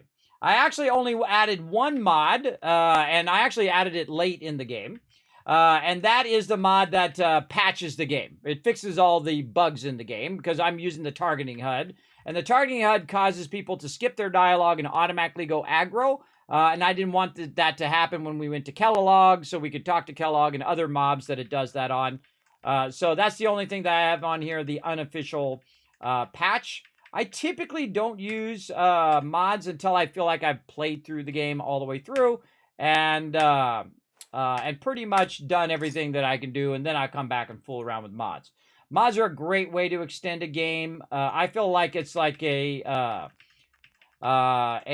basically saying that people love that game if they build mods for it.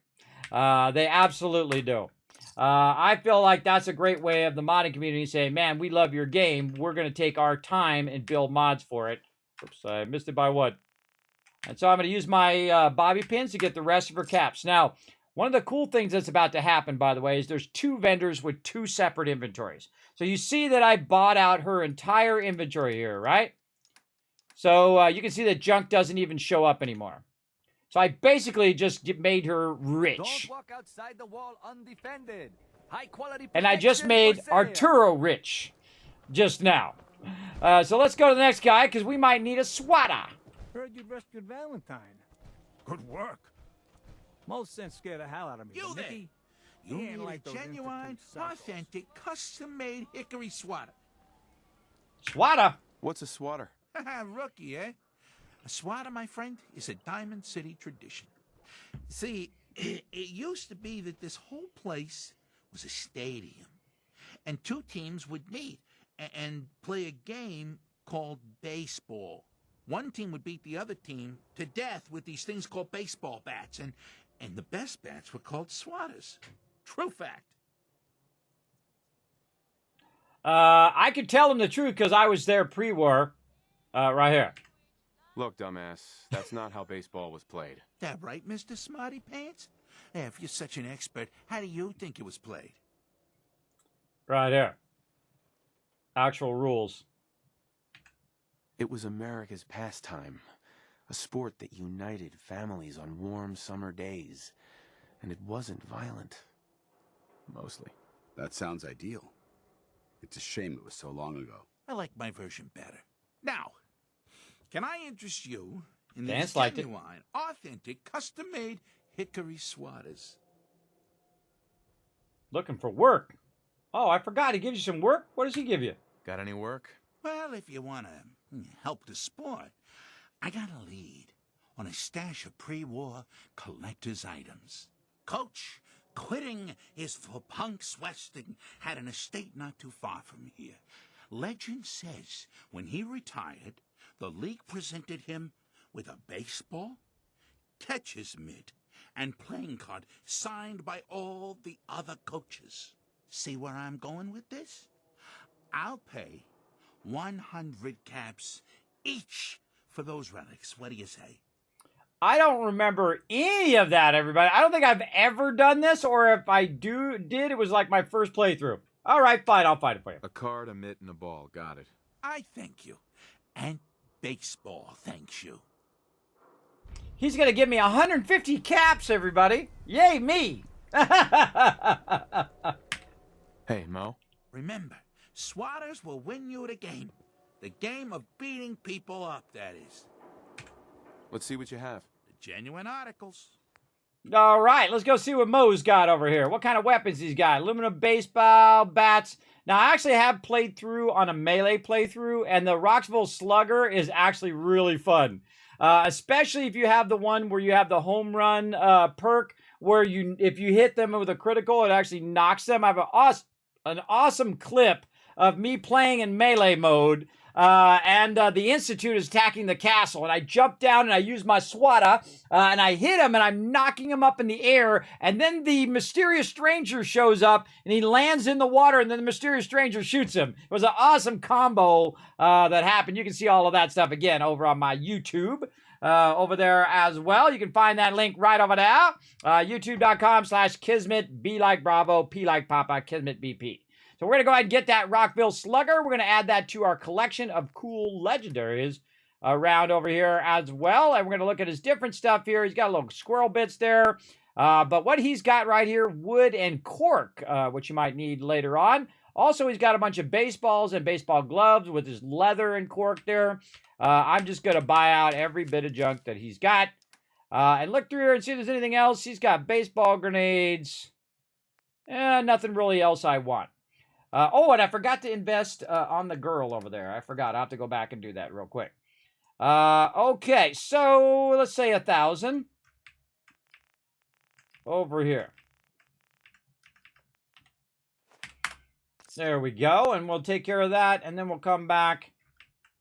Oh, wait. We'll go out. We'll invest in him. So he's going to have more caps every time we come through here. And then we're also trying to get our caps up, too, so that we can use our caps to invest in other people. 773, 84 is good enough. All right, close it up. And there we go. I forgot to invest in the girl over here. Let's go do that before I forget. Remember, I don't serve sense. Supplies are just for humans. All right. Let's see what you've got. Everything you need. Note that paladin dance, just for humans. Foreshadowing for later, everybody. All right, let's keep it going. Right over here. And let's see, 500 right over here. Now, again, this is my 10th playthrough, everybody. I rule the Wasteland. That's why they call me the Wasteland Tycoon. Now, I just invested in her, and then I gave her some purified water, and I got my caps back for that investment. And I've invested in these 3 vendors here. Now, there's another bunch of vendors that are basically hiding this way. I don't know. I always have a trouble remembering where the heck these vendors are. Everything to even you out. Prescriptions filled right here. Anything you need. Did you say something about drugs? That's right. All the chems you need to fill out your lifestyle. Balance you out. Everyone here buys from me. Sometimes security needs a little psycho, or an engineer needs some mentats. And heck, Rad X is plain universal. I've got a few minutes to browse. Got your fix. Okay, so what's he got? Now, the only thing that I would really buy from him would be stem packs. But he's got caps, and I want him to have more caps, and I want to get those caps back from him. Now, this is how you really scale up your caps. No matter where you're doing this, you can go ahead and just scale it up. Let's see. Let's just scale that down just a little bit. We'll do that, and then again, we'll come in, utilize our bobby pins, because I'm literally going to have thousands of these suckers. And there we go. So we got him going. Now, I could have got that 308 ammo, too. I just saw that, but that's okay. Doc. Radiation poisoning is a common ailment, but we can cure just about anything. So what kind of treatments are common around here? Bandaging wounds and cleaning radiation exposure are the most common things you outsiders usually ask for. That and kicking a chem habit. Could use some supplies, actually. All right, but go easy on the chems. If I want all your chems, I would buy it. All right, now again, he's only got 400 caps if I invest in him. By the way, that one-time investment is permanent for the rest of the game. Now, every time I see him, he's going to have 900 plus caps every single time. Also, I'm going to get his 308 ammo. I'm going to get his antibiotics. What this does, it resists fatigue and lethargy here, but I can craft those myself. And again, he's got a little bit of something here. He's got a little bit of step packs and rataways and all that stuff. I'm going to have an absolute ton of those. But he's also got antiseptic, he's got glass, he's got rubber, a little bit of steel, and, of course, aluminum. Now, these surgical trays are one of your greatest sources of aluminum, and I'm going to show you one of the best places in the game to get an absolute ton of those. And I suggest to get it early game because you get quests that go back to this same location, and you could just be stocking up on aluminum, because you need a lot of aluminum in this game, for sure. Especially if you plan to build a whole robot army, like I'm going to do. Which you got to take it even to a whole nother level. So let's go ahead and buy out all of his stuff. Now, because I make so much cash in the game, I actually end up buying these when they're super expensive at the beginning of the game. Because I know that short-term investment, even though it's higher before I get my caps collector and all of that stuff, it just accelerates my ability to get to this point where I'm at right now, where basically I can just go in and invest in every single vendor, and then also get my my caps from each vendor. Now, especially if I'm playing in the normal mode, Diamond City is your best place to go and just basically, every time it resets, go in here and sell some of your stuff, buy what you need, and then get their caps. So you have the physical caps, right? You want to have the physical caps because this way you can invest in other vendors as well as you can, of course, put down your vendors at every single location. And at every single location, they're generating caps because they're selling stuff to random people in the wasteland. And those caps are your caps. You just walk through there, pick them up. You're like the person that goes to the arcade, the old school arcades, walks in there, opens the thing up, and takes all the quarters out. Boom, that's you. That's who I like to be. I like to be that person who just puts the services out there, comes up, collects the loot. That's what I like to do, and that's what I'm doing right now here in Diamond City. Okay, now somebody we don't need to talk to. Around here, we call your haircut the Scav Special. Little flecks of blood, give it the personal touch. You should think about getting a trim. Options? What are my options? You name it. Shaves, long cuts, short cuts, braids, layering. Be easier just to show you. Got an empty chair right here. Not everything. Not now. Some other time? All right, sounds good. What up, girl? Hey there. You there. Talk some sense into my nitwit son. McDonough's secretary, is she a synth? Not a synth. No, I don't think so. Ugh. Everyone around me Dance is just a like that. moron. We're idiots?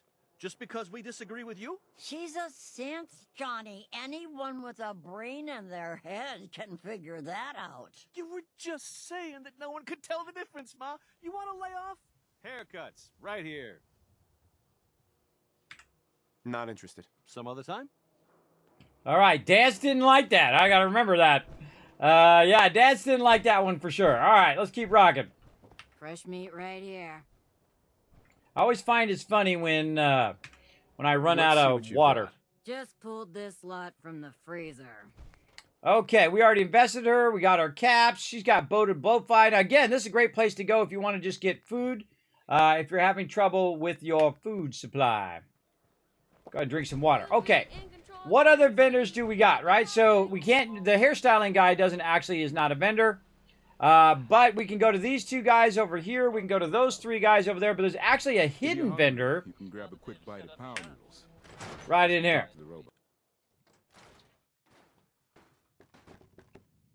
And she's sassy. Hello. Have you been here before? Yeah, plenty of times. Really? Okay. I just need to remind you that Fallon's isn't a charity. If you want the clothes, you have to pay for them. Got it. No mooching. Got it. Good. Now that we understand each other, welcome to Fallon's. Happy to show you everything in stock. Fallon's Basement. Interesting name. Yeah, it's ancient. There was a Fallon's here back even before the war. Granddad always said we had a tradition of quality and affordability. Guess affordability got too expensive for some folks. Damn thieves. And it ain't like Diamond City security helps. Why doesn't Diamond City Security help you? My husband got taken, all right? By the Institute. Security wouldn't look into it. I raised a stink, and now I'm blacklisted. Your husband was taken by the Institute? Well, he ain't here anymore, that's for sure. Not like the Institute leaves a trail besides those damn synths. What's a synth? You're joking, right? A synth. Those machine people the Institute builds. Some of them even look human. Enough you wouldn't know the difference. Lucky me, huh? The Institute takes my Charlie and doesn't even bother replacing him. That's what she's really upset about. What do you know about synths? Just what I read in the papers. That the Institute builds them, and some even look human. So much you can't tell the real difference. Lucky me, huh? The Institute takes my Charlie and doesn't even bother replacing him. Let's see what you have. A paying customer. Finally. Oh, I'm going to be your best customer. All right, so first we're going to do is invest in her. Now she's going to have 700 caps every time we see her here. She's really great for gearing up all your peeps if you want them to look a certain way. I'm going to go in and, again, just buy out the legendaries because I'm just that person that can. Of course, I always wear the fashionable glasses. These glasses are actually after the fashionable glasses, which I have around here somewhere. I actually wear them in game. They're like my signature thing. As well as I bought the real-life fashionable glasses, which I paid $5 for. And I could only find them in Australia for some reason. They weren't on eBay. They weren't anywhere else. I should have bought a bunch of them. I don't know why I didn't think of it at the time. But I bought one of them. It cost me $5 for the glasses and $50 to ship it from Australia. Not kidding. That's how hardcore of a Fallout fan I am. But I should have bought a whole box of them. I don't know why I didn't. But yeah, they're actually called a specific thing. I think they're called the Princess Grace glasses, which are not oval. Because the oval ones are like the Nirvana glasses, but these are round. So they're like Princess Grace glasses, which are very different. I'm very a stickler when it comes to my glasses, everybody. I'm that kind of hardcore fan of the fashionable glasses. So, yeah. All right, so she's got a whole bunch of stuff that we could buy, and this is typically where I start buying things like mechanic jumpsuits, which is really awesome. So I can put all the people who are collecting resources in my mechanic jumpsuits. And so on. And I try to max out each location as well. And if I see a clean suit, I'll get those. I don't like getting the dirty suits. I typically like the clean suits. Also things like, vault-tec outfits and things like that, I'll buy. But she's really great for all of that. Now, of course, also she's got some aid items in here, mute fruit and whatnot. But really what I want... Oh, and a subway token. I forgot she has those too. Really, I want the resources. And I want the resources from every single vendor in the game. I want to get to a point where I can buy out every single one. And I do every single playthrough most of the time. And I will get to it in here as well. But here we go. We've only got 114,000 caps left. So we'll go ahead and keep on rocking here. And let's see, this is going to be around 2,000, so we'll get close to 2,000 here, and then we'll just trade, and then it'll automatically do the math for us, and we don't have to do the math in our head. And then 279, and you'll see after a while, I just go over. I don't care. I got so much cash, everybody. It's nutty right there. I've got 112,000. So I spent around 40,000 caps, and I bought out every single vendor in Diamond City on the exterior here. Now, there is actually more vendors in the city, but I normally don't go to them. I just go to the ones here in the center because they're easy. You can jump in, do what you need to do, and then jump out, right? If you're in any other mode other than survival. Now, in survival mode, I have to run in here with a vertibird and then go from there. Now, let's go ahead and find our other vendor, which is back this way. Self-prescribed chems is recommended by me, myself, and... You like that, Calsman? Yes. I actually normally have glasses that are like this. These are my close-up. These are real glasses, by the way.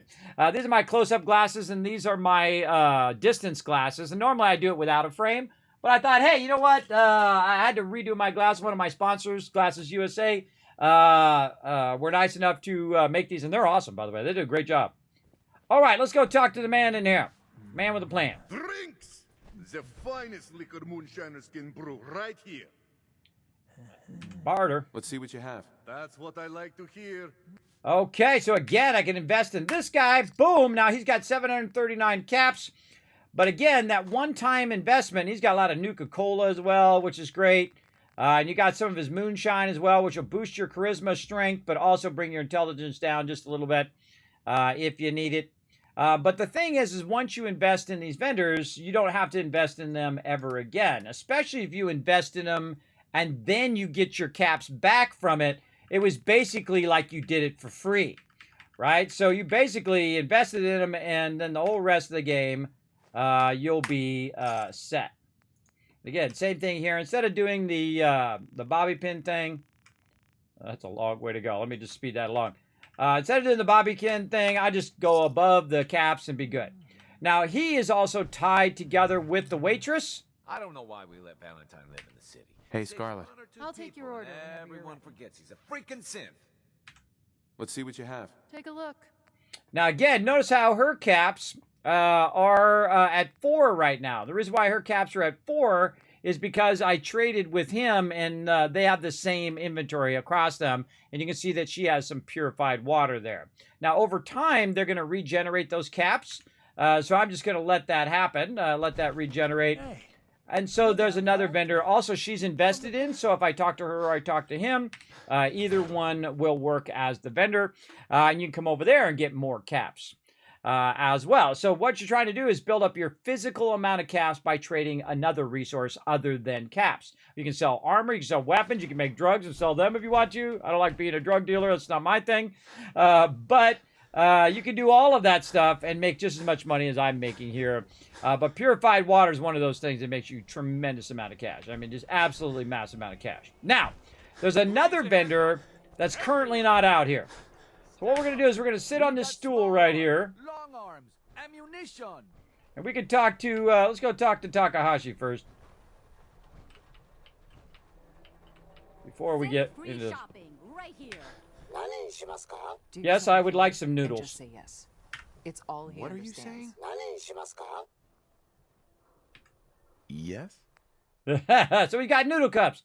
Now, if you didn't know, Takahashi also right here, you can invest 500 caps, and now he's got 630. Then we can go ahead and sell him this purified water. Again, another one that notice it only works with certain types of resources, but purified water is one of those resources that you can go ahead and sell and say, okay, it's more than what we got. And I could have bought his noodle cups as well, but I'm okay. You know what? Actually, I will buy them. What the heck? We got the money. Not like we're hurting for cash. Right over here. So again, 480. Yeah. Oh, right on the dot there. Nice.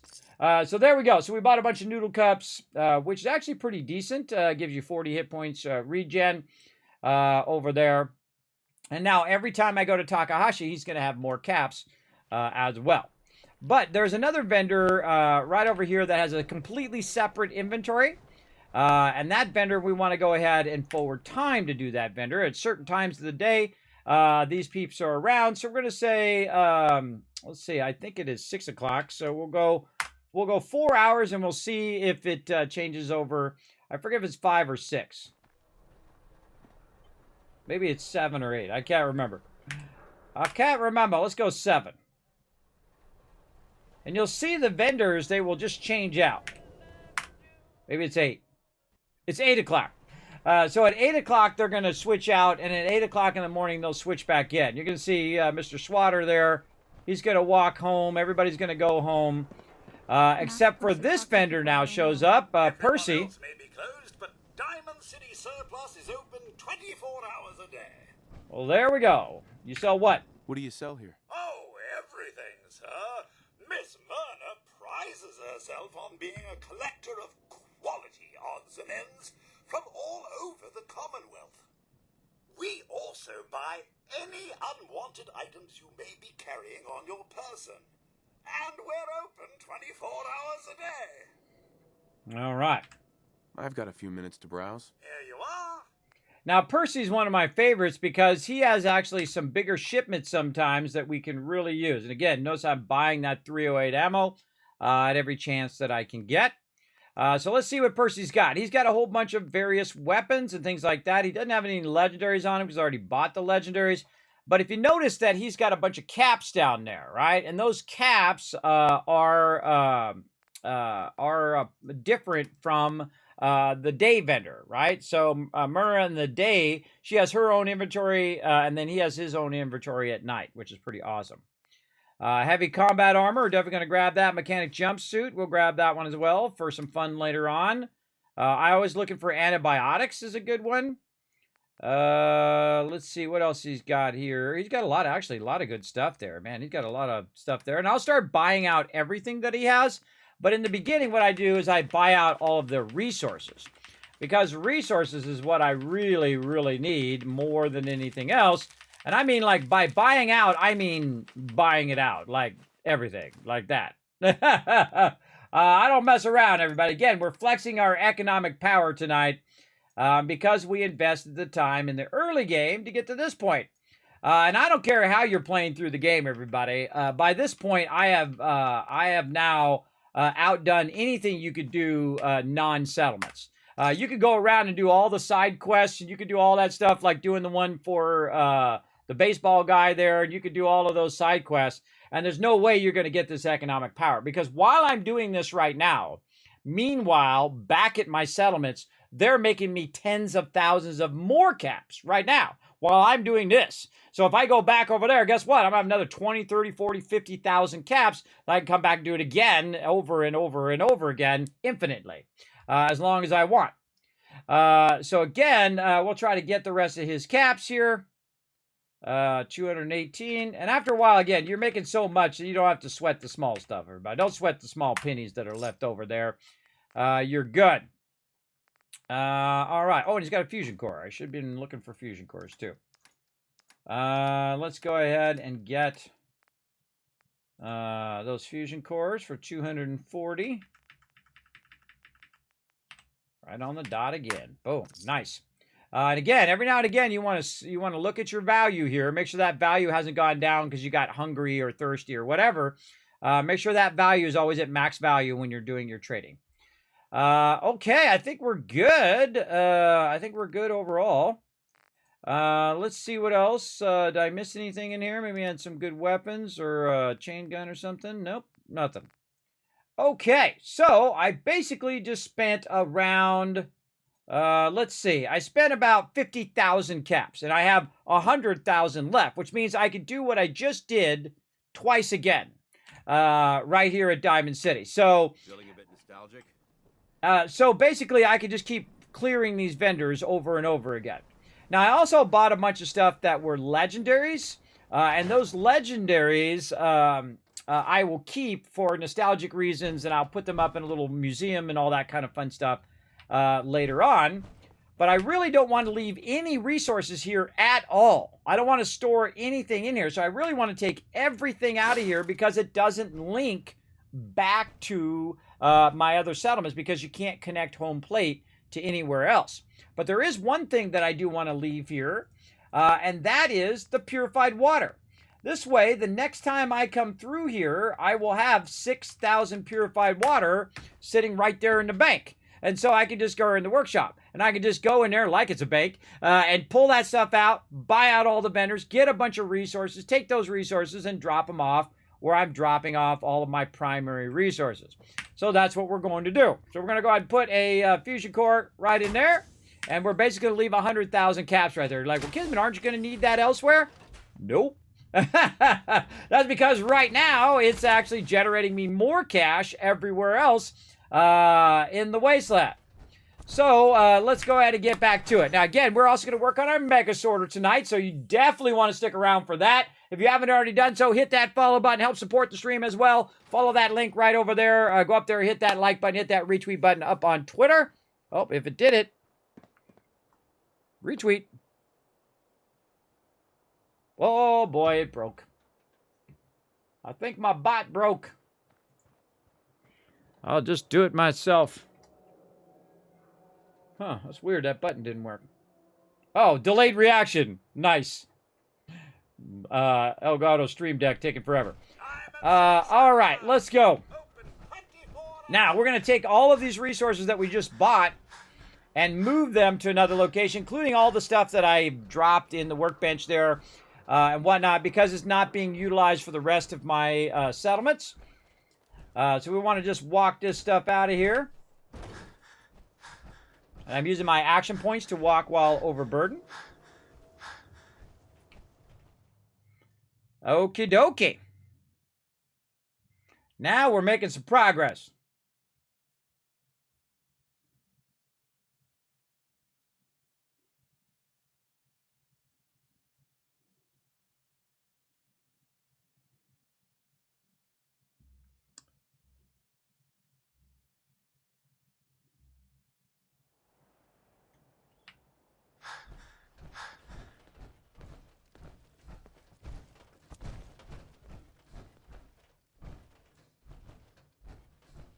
Time to call in our brothers.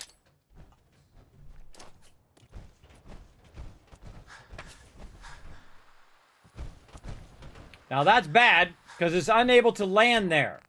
And I've got, how many more of these I got left? I got one left. That's not good. So let's go ahead and find a better location to try to call in the vertibird. I was lucky I had one left, because we are massively overburdened right now. Now, there's actually a settlement nearby that I can go try to take over and put the stuff down there, and then link that to the rest of the wasteland, which I will do later on, because that's much easier, because I can basically buy a bunch of the resources here and then walk it over to that settlement, and then that settlement also act as a place where I can basically store resources that I can buy from Diamond City. So I actually have two of them, one in the Boston airport, and then one at Diamond City as well.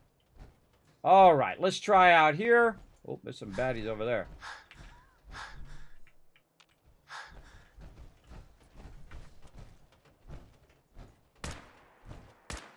Oh, God, that's a legendary!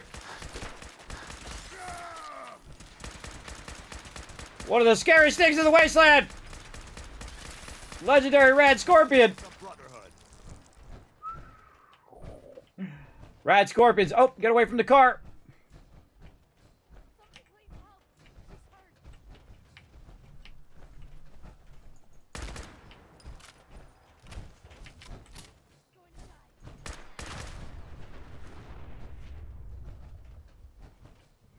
Okay. We might have blown up the Rad Scorpion corpse.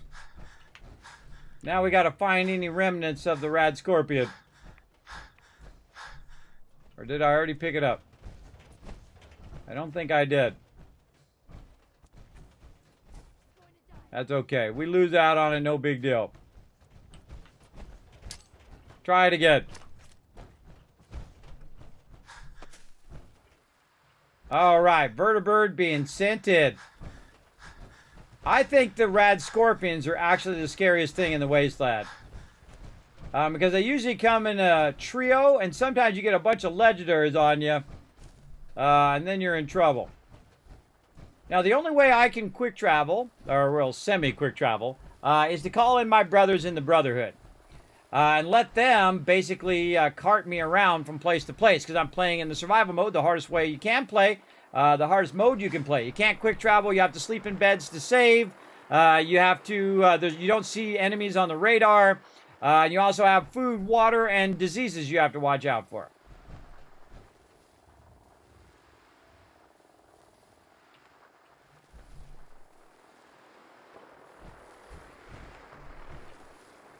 Oh, God, he's landing way over there. But screw it around over there, guy. I have actually seen him land over there just to troll me.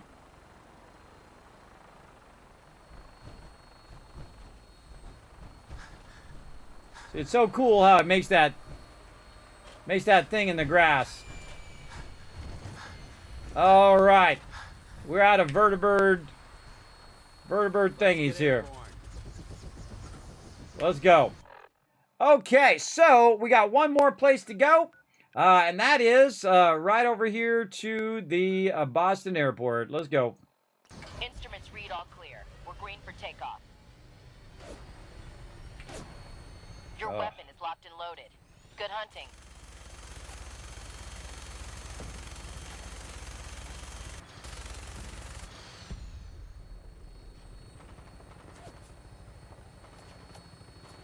Bunch of raiders, I could wipe them out, but I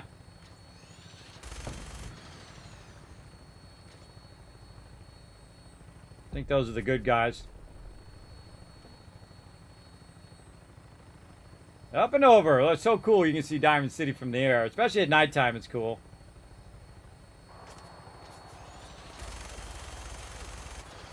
We don't really want to kill him because we want to get his loot later. I could have killed him, though. Very tempting. Because if you kill him now, he'll despawn by the time... Unless you run straight over there, he'll despawn. Oh, I see Silver Shroud Radio. Man, there's so many things for us still to do, everybody. There's so many places to go, so many quests to do.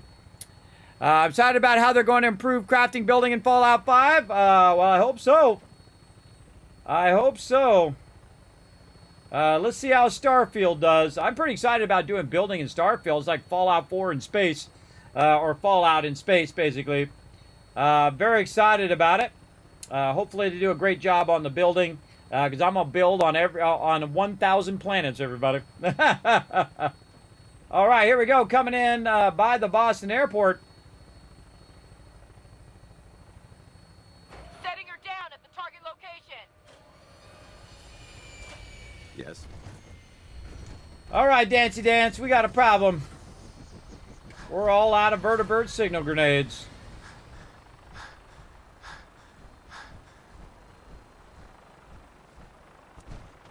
There goes our provisioner. Now, you might notice everybody's glowing red. The reason why they do that... Oh, I got to put a quick thing in, too. And that's because I have my targeting HUD on. Something I've had to say for years and years and years. Hey, what? Why is everybody red? It's because I got the targeting HUD.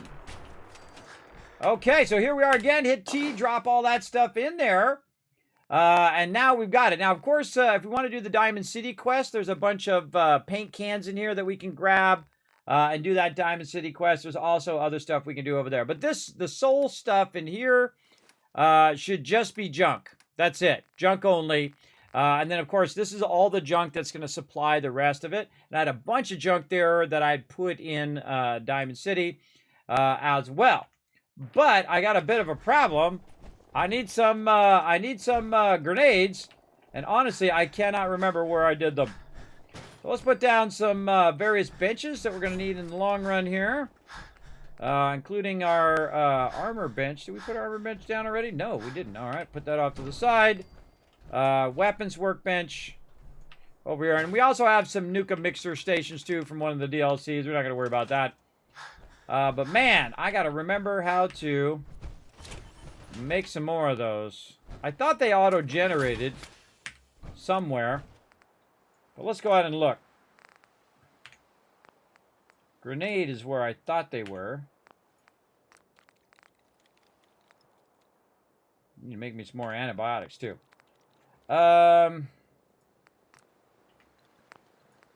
Strange how the Commonwealth changes so much at night.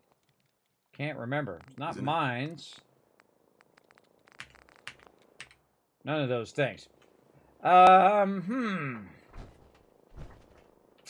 Can't remember. Huh.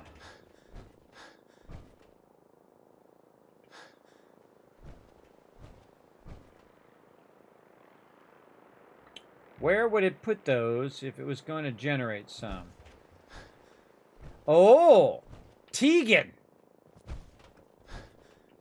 All right. Now, here's a great trick also. Instead of pulling this stuff out of your workbench, you know, you put it in your workbench and take it out over and over again, you make yourself a little temporary container. I like to use the real colorful ones. So it's real obvious that that's actually like a temporary container. And I'm going to put that temporary container right here, and then I'm going to put all the heaviest stuff, including all of these various weapons and whatnot. And I've got a bunch of legendary stuff in there. And I'm just going to start a legendary collection where I put all of my legendaries into one place. But we're going to go ahead. Look at all this stuff I picked up. Holy mackerel. So much stuff. Some of the stuff I bought. Some of it I picked up. Most of it I just picked up. Wow, that's a lot of loot. And what I'm trying to do is just get my loot down to a point where... oh, and I forgot to get my stuff from Sanctuary, from those other things as well. We'll have to get that stuff out of there as well. Just trying to get where we're not overburdened. All right, that's close enough. Also, we want to go ahead and make sure that we don't leave our fusion core in there. We want to go ahead and maybe forward time so we don't have to play in the dark so often. Let's forward it by 7 hours. Also going to save my game because we just did a ton of stuff there. Big time. Yeah, well, you probably got about 10 years before you're going to see Fallout 5, by the way. So, you know, stay healthy. That's what I'm trying to do. I'm just trying to stick around long enough to see Fallout 5. Yeah, because they got to do Elder Scrolls first and then Fallout 5 after that. But that's okay. Plenty of other games to play. You can play Fallout 4, New Vegas. You can play some 76 or some Starfield. Hopefully Starfield is good, everybody. I'm hoping that it is. I'm really on their side. I hope it is a big success for them. I don't know about Scrub. And then, of course, if it's a big success, then that means the modders are going to come in and make it even more awesome as well. And maybe I'll get another 3,000 hours in that game. We'll see. We'll see. Now, I bought the collector's edition because my wife rolled her eyes when I said that because it's like $300. So I went and bought the collector's edition of it. So I'm all in, everybody. I go all in on stuff. I would have bought the collector's edition for Fallout 4, but it sold out like that, and I couldn't get it. It sucked because I really wanted that little bomb thing that they had. I thought that was really cool. But I missed my chance at the high school dance because it instantly sold out. It's not like I even had a chance. Like, you know, bots went in there and bought it all out. All right, I just dawned on me that I think it's Tegan who has the vertibird signal grenades. Let's go find out.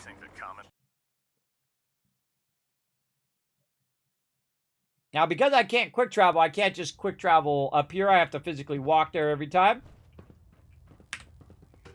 And we're going to go down to the main deck. Now, this whole double load gets annoying after a while. And that's why I try to, you know, use the minimum amount of loads I can. Attention. This is a reminder. All recovered technology must be presented immediately to Proctor Quinlan for evaluation. I'm worried about these recruits. Anyone found in possession of undocumented technologies will be subject to inquiry and punishment. Well, the Brotherhood's got a lifetime supply of nuclear ordnance thanks to you. I expect you could use a resupply after a scrap like that.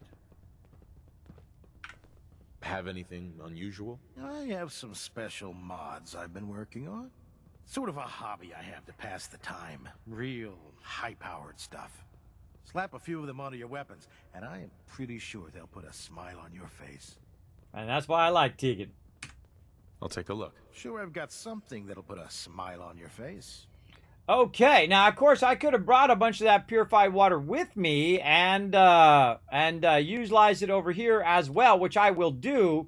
Now, I don't want to invest in right now because I don't have that purified water. Now, another thing that I will do, just like I did with Diamond City here in survival mode, I will bring a ton of purified water over to the Boston airport. I will not put it on the Pridwin because sometimes the Pridwin resets and you lose all your loot. Do not do that.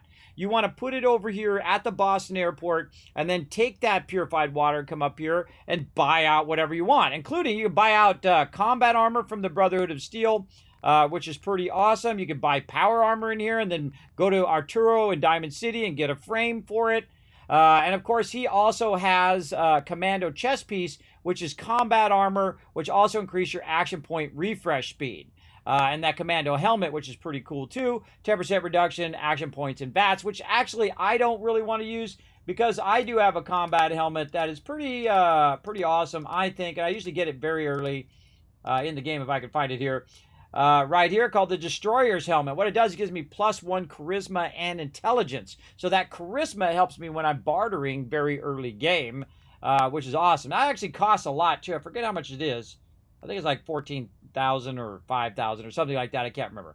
But you can see that his is at 1616 and that mine's at 1616 as well. And actually, I think I could probably up my combat armor and whatnot. But most of the time, oh, he's got a Gatling laser. Most of the time, I am basically in my power armor anyway. So he's got a whole bunch of stuff there as well. But he actually has the Gatling laser, which we are definitely going to need. He has a minigun as well. Holy mackerel, we could definitely buy that one as well. He's got, oh, and I forgot, he's got power armor frame too. He's also got ballistic fiber, circuitry, fiber optics, oil, all of the things that you're looking for at the very beginning of the game. He's got a bunch of that as well. And he does have the vertibird signal grenades. And that is what I'm looking for. All right, we'll just actually spend some caps on that. I literally have almost 10,000 caps on me right now. Do not save caps for a rainy day, everybody. Burn those caps up by putting down vendors at every single location, so those vendors are generating you caps while you're out wandering around the wasteland. Oh man, I want to buy all of that stuff. especially that Gatling laser. See, like this commando helmet would be great on one of my allies, right? They could totally be using that commando helmet and get a reduction in their action points and also be helped, as well as this commando chest piece. What am I using for chest piece right now? I'm not even using a legendary item for the chest piece, so I definitely could get that as well. Now, the commando chest piece and the commando helmet will stay there, but a lot of this other loot will get randomized. And what I'm trying to do is just find a legendary set for my character. Like you can see, I've got ones that has a 10% chance to disarm. I've got the Destroyer's helmet. I got the Mantis one, which gives me agility and perception. Though that one's a leather one, so definitely want to get rid of that eventually. This one here is a combat armor, and it makes my movement speed 10% faster, and it's a 13-13. So again, as I'm traveling around, I want to just keep collecting all the legendaries and making myself a set of legendaries. And then every single one of my allies, I want them to have legendaries as well. So very, very cool. Especially, that's a very long-term thing in the game, is to try to get as much legendaries as you can and then equip your allies with their own legendaries and legendary weapons and all of that stuff. As well. That's a real fun, long game thing. Now, also, he's got a bunch of fusion cores. Sometimes they're like 70%, which kind of sucks because they cost the same. But hey, when you're hurting for fusion cores, there you go. Now, that's all I really need for right now. And so we're going to run out of here. Those muties at Fort Strong something to think about. Yes, I did do that. You didn't. I was there. I'm the one that did it. Okay, now because I don't have my power armor with me right now, I'm going to go ahead, and I could have bought some power armor or power armor frame and then jump down with it. I'm going to go ahead and run out of here. And by the way, you always want to check this every now and again to see if that's respawn. So check one that you probably looted in the very beginning, which in this case is those, because I came in that door and I looted that stuff straight away. Just check it every now and again, because it will eventually, over a long period of your gameplay in real time, it will actually eventually respawn. I'm on it. All right, and again, do not want to jump down because I'm not in my power armor. We just want to go ahead and just fly back down to the lower area down there. There we go. Nothing to report right now, Knight. And now's a good time to take a quick moment and grab all this loot, because there's a ton of it in this airport. Now, there's also some baddies around, so keep that in mind. But I do like to run around here and try to work my way into these little areas there. Watch out you don't get stuck. There we go. Just run around and see if you can find any free loot. No, none in there. Good time during the daytime, too. Grabbing all this random loot. The flares in there. All of that equipment. Give some of it to me. I'm good, Dance. Gotta remember, go back to the Cambridge Police Department and get that mini nuke, too. I totally missed it. Now, I'm a pretty good super looter, everybody. I loot everything. Every bit of everything, I go in and I grab it. And that's how I flex that Tycoon power, is because I have so much loot. Oh. Those are one of the drawbacks of not being in your power armor. Sometimes you accidentally sit down instead of picking the loot up. That's because I invested in it in the early game and very quickly was able to build my stuff up. All right, Dance, get over here. I am going to give you a bunch of stuff. Hey. Or actually, no, I'm not. We're just going to go out this way.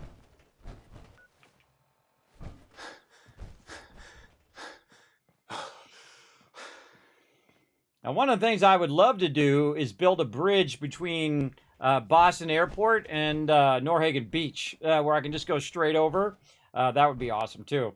But sadly, can't do that in the base game. Okay, right over here we go. Jumping down. I think I'm going to take this one.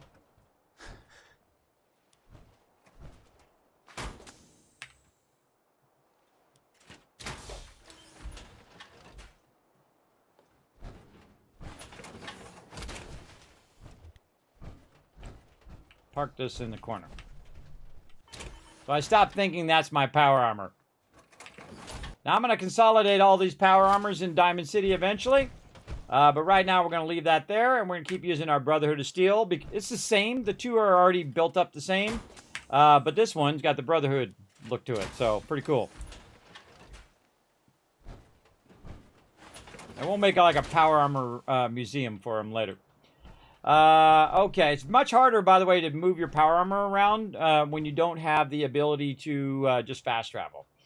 It does take a lot more work. Okay, now we got more stuff here.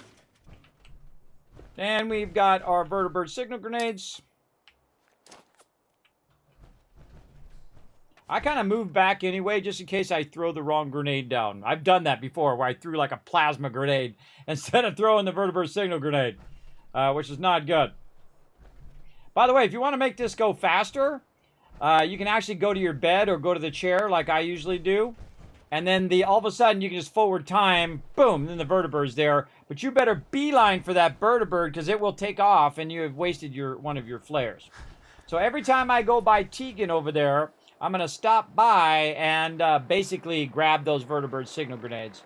And that's where you get them from. I was trying to remember. I couldn't remember. It's been so long.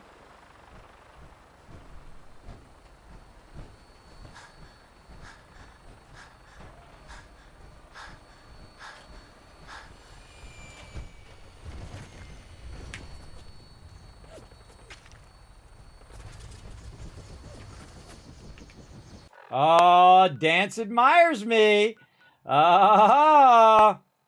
You should, because I'm the best. He says, knowing that's not true. All right, let's go. But I am pretty good at this game, and I'm about to shoot me some super mutants. Come on, turn me around the other way. So I can pew-pew some super mutants. I don't have a clear shot. All right, over here to Norhagen Beach we go. See, I feel like a VIP now, everybody, so I'm just getting shuttled around from place to place. And I'm making more money than anybody in the Wasteland, everybody. You can combine all these people together and I'm making more than them. Uh-oh!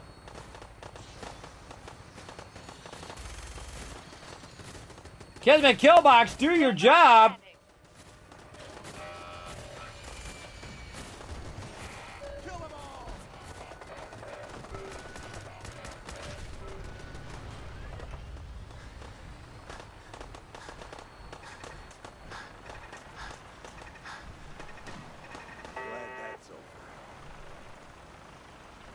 Okay.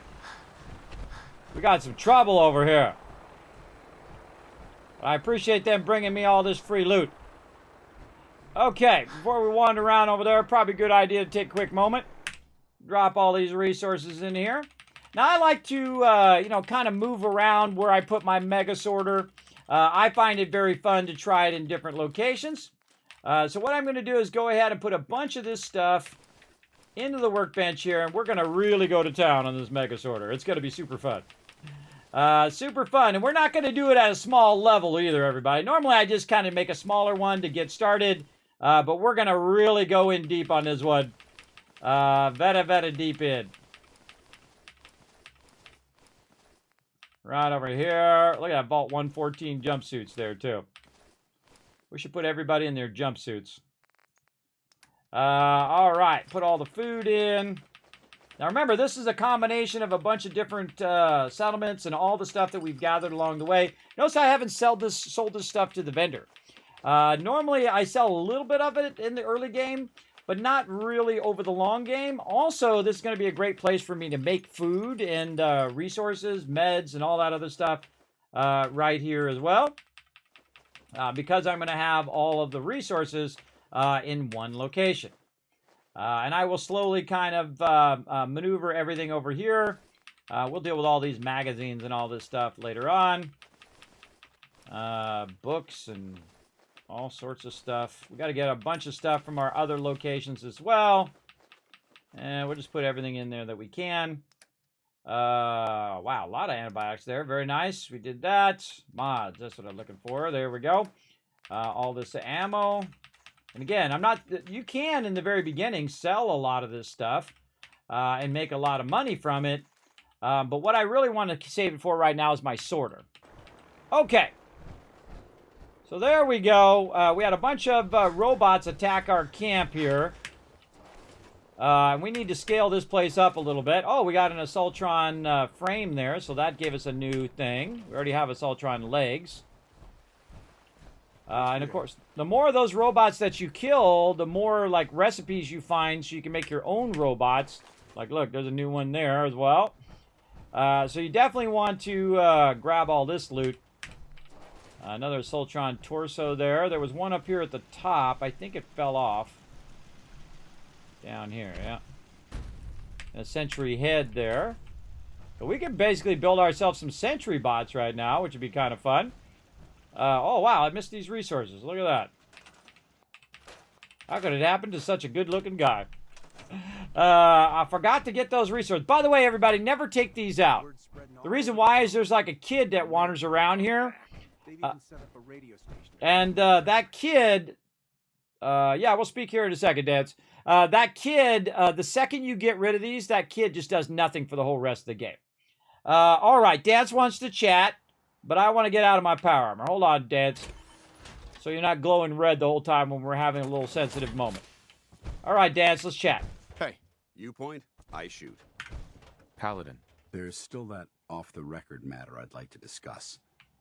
Do you have time now? Yes, let's look this way so we can see your face. See, this is one of my favorite parts of the game. And this is what Fallout 4 does right. It makes me care.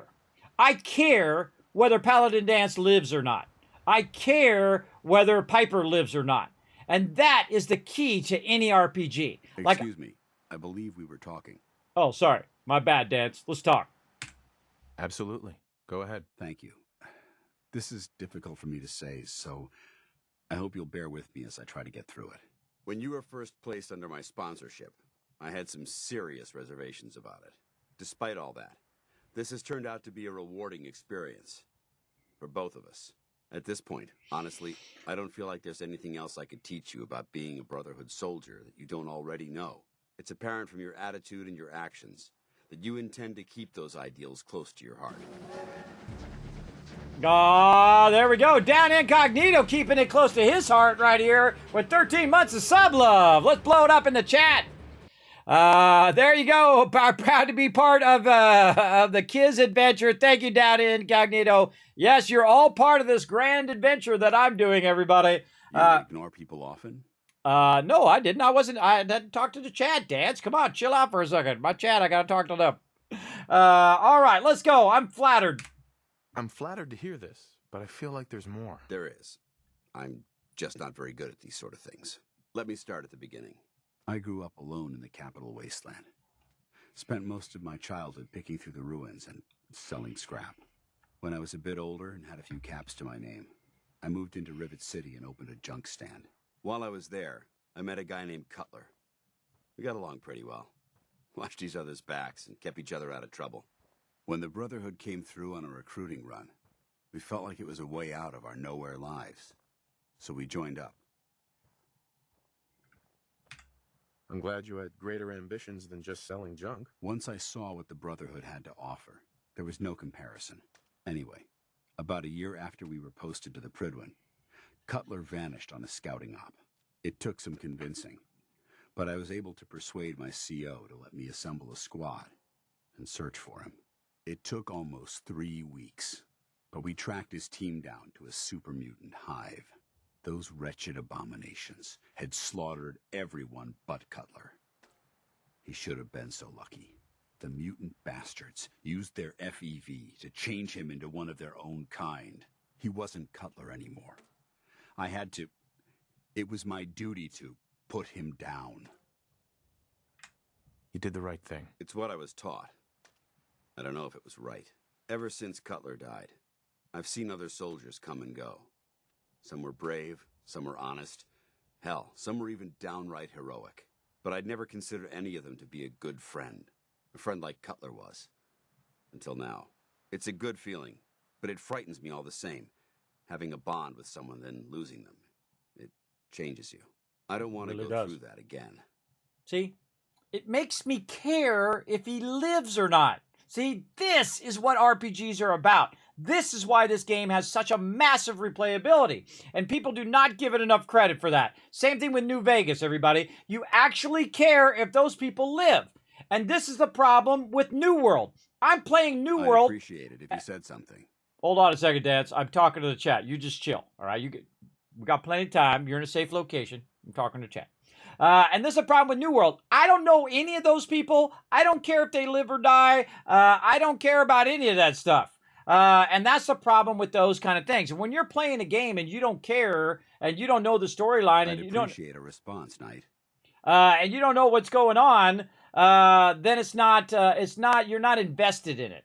In this game, I love all the companions except for McCreepy. I always feel like he's about to stab me in the back. I call him McCreepy anyway. But I love all the companions in general. All right, it'll work out. I don't flirt with the dudes, but if you want to, that's your job. Me for a reason? I'm just, doing a dramatic pause. Let's go. It'll never come to that. I promise. Even though I'm well aware that you have no control over it, I appreciate the sentiment. I have control over it. I just thought you deserved to know how I felt. If you feel that I've overstepped my bounds, I completely understand. Whatever the case may be, I appreciate the fact that you took the time to listen. You know it, Dance. All right, brother. You got any more talking you want to do? Hey. Need something? Paladin Dance. You need to talk? Thoughts? Your thoughts? I have to admit, I feel pretty damn secure when you've got my back. Same. Didn't have anything else. Very well. All right. Now, he admires me now, and he's getting to that higher level of affection. And then eventually he'll get to a point where I get the perk. And the second I get the perk, he out of there. He's going to go spend his time at one of my settlements while I'm working on another ally. And I'm constantly getting my allies up so I can get all of the perks from all of the allies. And that really makes me OP. I've already got Cogsworth done. I've already got Piper done. I'm working on Valentine, but Valentine doesn't like it when you're hanging out with the Brotherhood. That's not his favorite thing. He loves it when you're unlocking terminals, though. So if you just go around and unlock a bunch of terminals, he's all up for that. But I got Paladin Dance with me right now because we're just chilling out. Now, I don't really need Paladin Dance with me right now, and I don't really want to send him away. So what I'm going to do... What do you want? Is I'm going to tell him to go stand right here. Over here. Got it.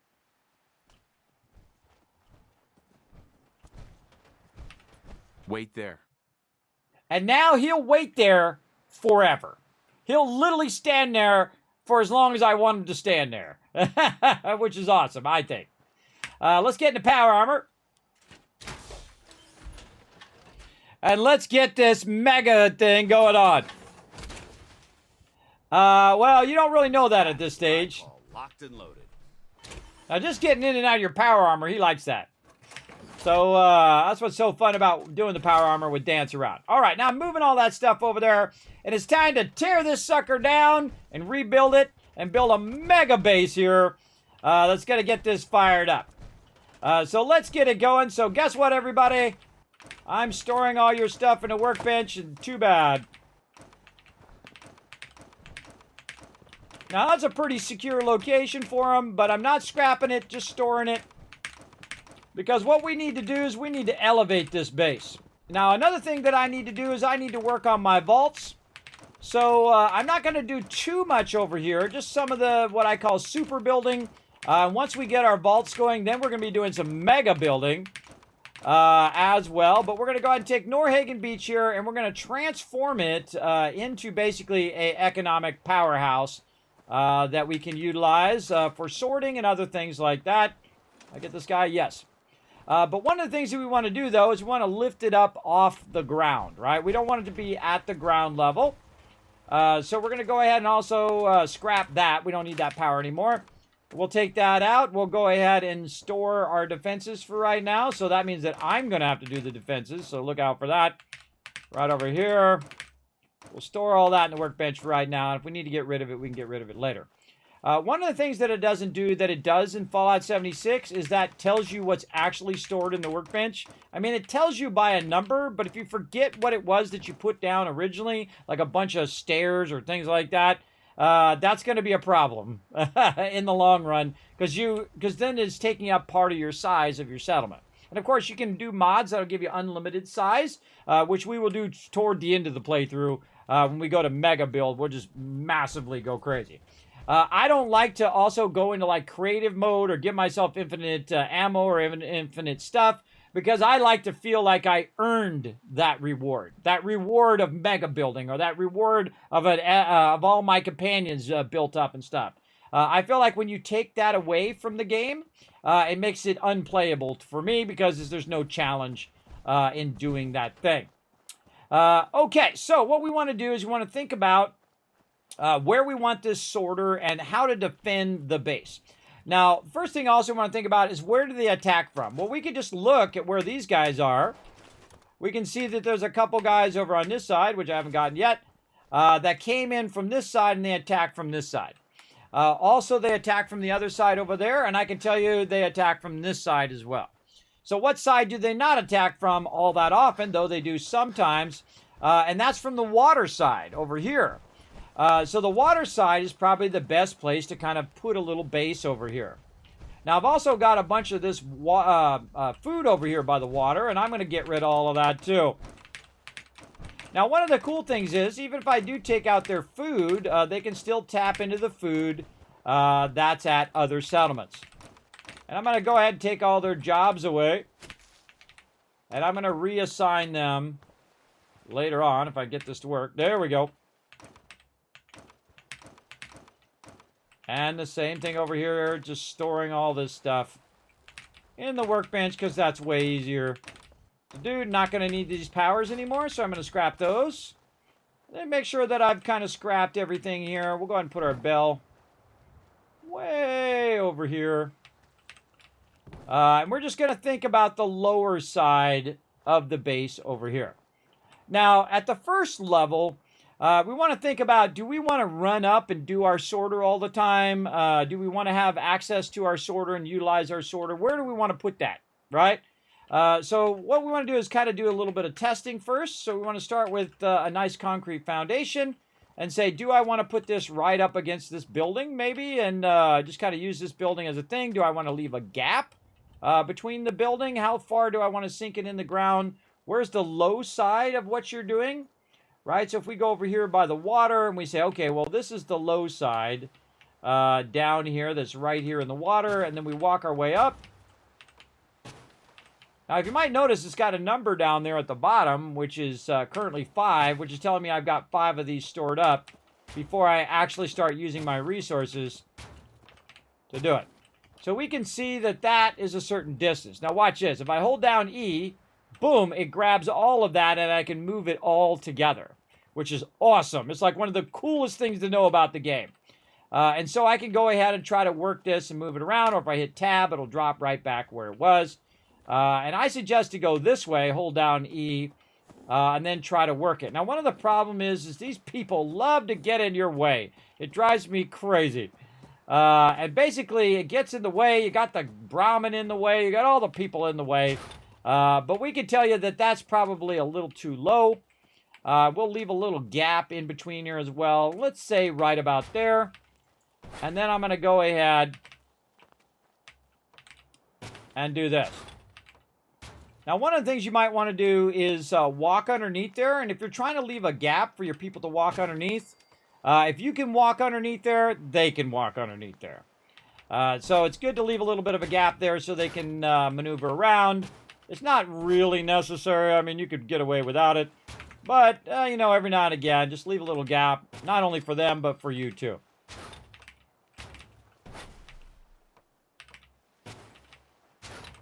Okay, now I could do this, or I could go ahead and stack the concrete foundations to act as a support. Now, later on, when you do the vault-tec, which is probably the next thing we're going to do after we get all of this squared away, you can basically use a support thing for keeping it up, or at least making it look legit, so it doesn't look like it's floating in the air like this is floating right here. Now, if you do want to stack concrete foundations, sadly, you can't just grab them and stack them properly where they snap together. They don't snap underneath as well. But there's a great workaround for that. It's one of the greatest pieces in the game. I use it a lot in the game, and that is the shack stairwell. So if I go ahead and take the shack stairwell and I stack it right there, I can go ahead and put this right there, and I've now snapped those perfectly on top of each other. Did you miss it? Want to see it again? All right, let's do it again. This one here, this one right here, take this, put it right under here. Oh, it doesn't want to snap. All right, come on, you. Come on, you. Did it for a split second there.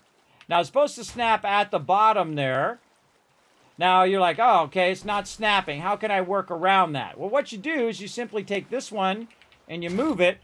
You snap this one down there.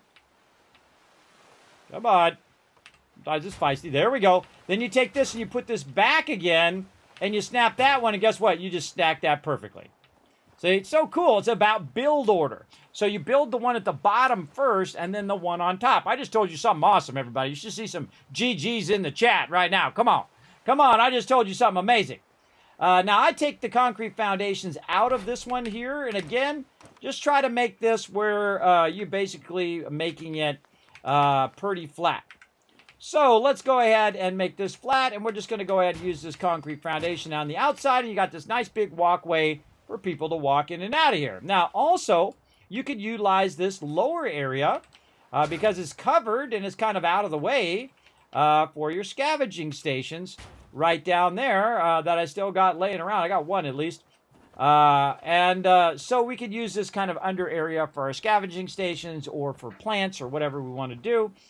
I could also bring it up to the higher level, but if I put it down there, then it's down there, it's out of my way, I don't have to think about it.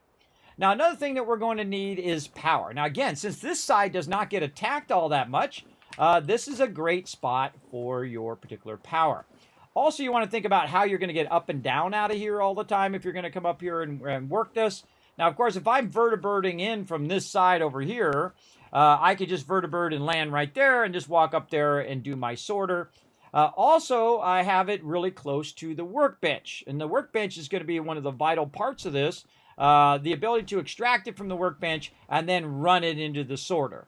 Now, again, since there's lots of room here for me to work, and I can also work vertically, this is a really good spot.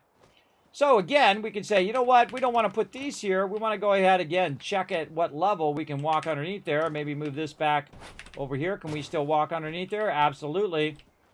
Let's take that one out of there. Put this one here. Can we walk underneath here? Oh, okay. So that's where we're going to run into trouble. Though we could still do it, but there's a bit of trash and stuff here in our way, so we might as well not even bother.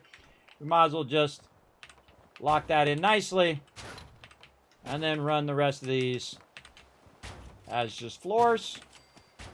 And there we go. So that looks pretty legit. Looks like, it's got that support underneath there. They're walking underneath there just fine because, I'm watching them to see if they are. And this is pretty nice. Now, I can pick this whole thing up and move it if I want. But, again, what I want to think about is power. Where do I need power at? Well, I need power over here. Why do I need power over here? Because I'm going to be generating thousands of more purified water at this location as well, just like I'm doing right now at Sanctuary. But what I want to do, of course, is to fine-tune all of this. So I want to go ahead and get it now fine-tuned, because I didn't do that before. I just threw them down real quick, and I ran out of there. Now, what you want to do is you want to look for the center pipe right over here. And that center pipe allows you to stick it a bit out of the settlement, right? And then you want to kind of work it up into the shore as much as you can, and then work it down the water. Just do a W, A, S, and D, and just kind of work it until you maximize the space. There we go. And then I would take out all of the connections too, because those are going to affect your ability to move these around. And now what we're going to do is put as many water purifiers down as we can. Now remember, we consolidated all of our resources earlier. Let's say there. And I just want to, just ever so slightly, do a little tycoon flex. Watch how many water purifiers I can do now. So let's go. I can do 56 of them right now. And that was only the first pass, by the way. That was only the first pass of those vendors. If I went to Tegan and got all of his oil and other resources like that, because he's got lots of oil, I would absolutely be dominating. for sure. But 56 ought to get us started on this water adventure we're about to do over here. So again, get the ones that you already have and try to work them. Now, if you aim downwards, I find that works a little better for me. You kind of move around. Sometimes you want to rotate what you're doing, right? Rotate the things until they pop in. But most importantly, you want to get it out of your settlement as much as you can so that you can utilize the inner areas of the settlement as well. So let's go ahead and put that one down. Let's stay there. And again, I'm not going to spend a massive amount of time fine-tuning it because, again, I know that I'm going to have more than enough purified water here to go around. I'm going to take a moment here to try to fine-tune this stuff just to get started. And aiming downward helps a lot. Also, if you have your Aqua Boy, now's a good time to have it so you're not getting radiated the whole time you're in the water. Sometimes I get it very early game because I'm doing a lot of this. This could be rotated so it's a little closer. I'm looking at the rotation. I'm looking at the way that they sit, and I'm especially looking for the fact that I can connect them together just like this. And that's probably good enough for now. Now, you might be like, well, Kismet, what about the beds and their happiness and all of that stuff? They'll be fine. They'll be okay for right now. So let's get all of our purified water in first, because every time we come over here, just like at Sanctuary, just like at Tavern and Boathouse, it's going to be generating us cash. Now, also put it down and then pick it up again and try to move it back a little bit. See that? Look how far back I'm moving that. Way back out there. And again, showing you my best stuff, everybody. Yes, this is Norhagen Beach, and we are going to build a mega sorter here in just a bit. One of my favorite things to build, but right now we just want to go ahead and get our water in. Now, why do we want to do the water first instead of doing the sorter? And that's so because we're going to build a big building here. And that building is going to be blocking this water eventually. So what we want to do is make sure that we do all the water first. And by the way, you can push this way outside the settlement down here. You can push this way down in the water in certain locations. I could probably move this one back a little bit more too. Yeah, that's pretty good. But the water is actually way down here. It's very deceptive. It's actually the edge of the settlement's way down here in the water and not up closer. So as you're going further and further down the shore, it's actually swinging. It's actually swinging outwards even more so. So just try to move it back as far as you can, like this. And every now and again, definitely check your radiation too, because you could die if you get too radiated. But again, try to move it as far down as you can, so you can get more in later. Now again, double check your radiation. Now another thing you can do is just put a radiation arch here and hit that every now and again, which I will do eventually. Now again, this is Norhagen Beach, and we are upgrading our water supply here, so we don't necessarily have to run back to Sanctuary every time. And again, remember, I can do 56 of them right now, so put it down, then pick it up, walk it back a little bit as far as it'll let you go. A little closer to this one, so maybe we can get some more in. And back. Now, one of the toughest things, if you are in the water has a current. So that current will also move you and kind of throw you off as well.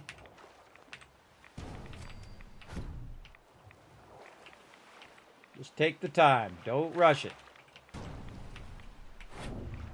That current is pushing me forward. I'm trying to get this to get as close as I can. That's good enough. Again, Aqua Boy for the win on this one. Because now I'm starting to go underwater. Get it right on the edge. And you're trying to maximize the amount you put down.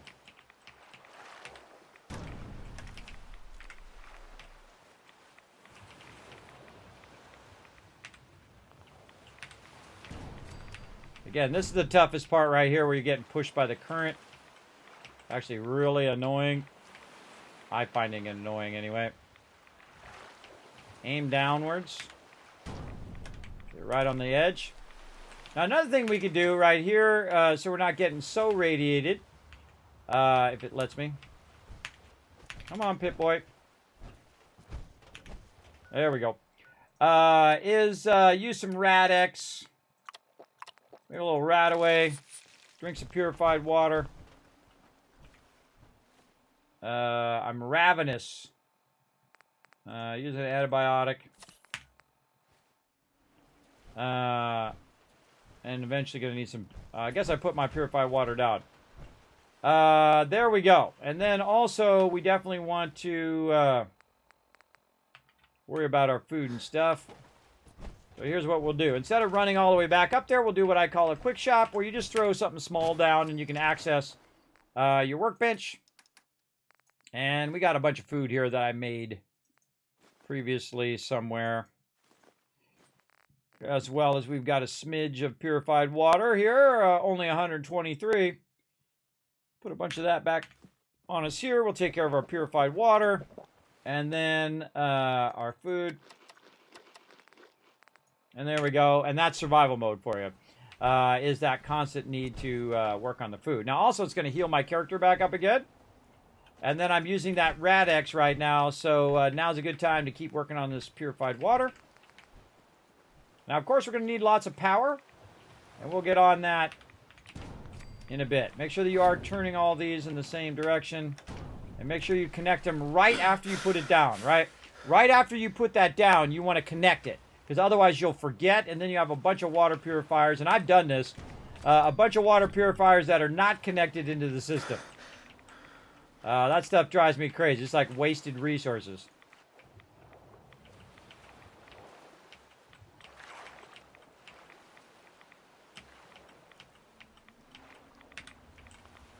Oh, I thought I had it. Come on, you.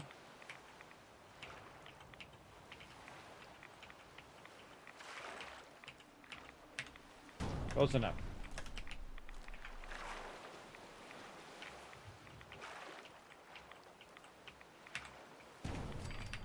Put it down, pick it up. Move it into position.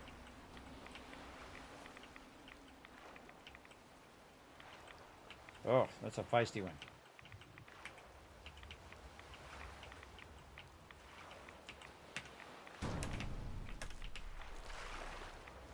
I feel like I could have got more out of that one. Also, while we're waiting, we know we're going to go ahead and use some of these big generators. We'll just go ahead and throw one of these generators down. We'll go to power, we'll go to miscellaneous, and we'll go all the way to the end before it even loads. Just throw one of these down since we're going to be in the water.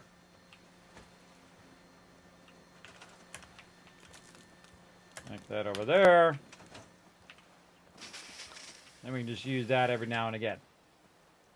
I kind of feel like that one not really in the best position. Oh, I see the water. It's cutting back. It's cutting back toward me now. You can see it there in the water. Again, if you're going to do a lot of stuff in the water, highly recommend Aqua Boy. On this particular playthrough, I decided to opt out. We'll just try not to get radiated to death. I actually did get radiated to death early in this playthrough. Speaking of getting radiated to death and having to do all that over again, let's throw a bed down. And we'll forward time about 12 hours, so it's not nighttime, as well as we'll get our well rested as well. And we also want to start backlogging a ton of vertebrate signal grenades. There we go. It's a beautiful morning. My Rad-X is worn off. God, I end up with so much Rad-X at the end, too. All right, more Rad-X. And some water. And I also could use the pump, by the way, instead of using my purified water, though I'm really not hurting for purified water right now, so I'm doing good. All right. Again, best just to put it down and then just move it.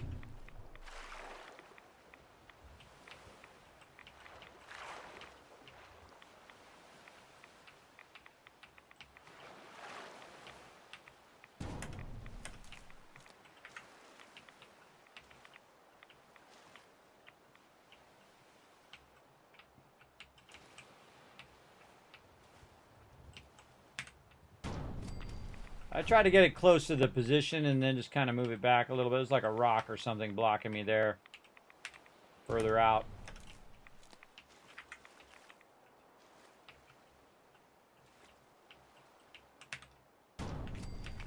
Minis you can put down. Now remember, I've been collecting resources since the beginning of the game toward this objective. The ability to put down as much purified water at every single location. Now, by the way, you don't have to put them in the water. You can just put them down wherever you are and do it that way as well. But the ones in the water are way more efficient, including energy efficient. They're way more energy efficient than the ones on land. But if you don't really care about power, then you're good. And again, each location should be an economic powerhouse. And this is the type of thing, by the way, that I will put down, and then this I won't change later. Even when we're mega building, I'll just leave it there, making me tons of cash. That's a tricky one. That's about as good as I'm going to get on that one.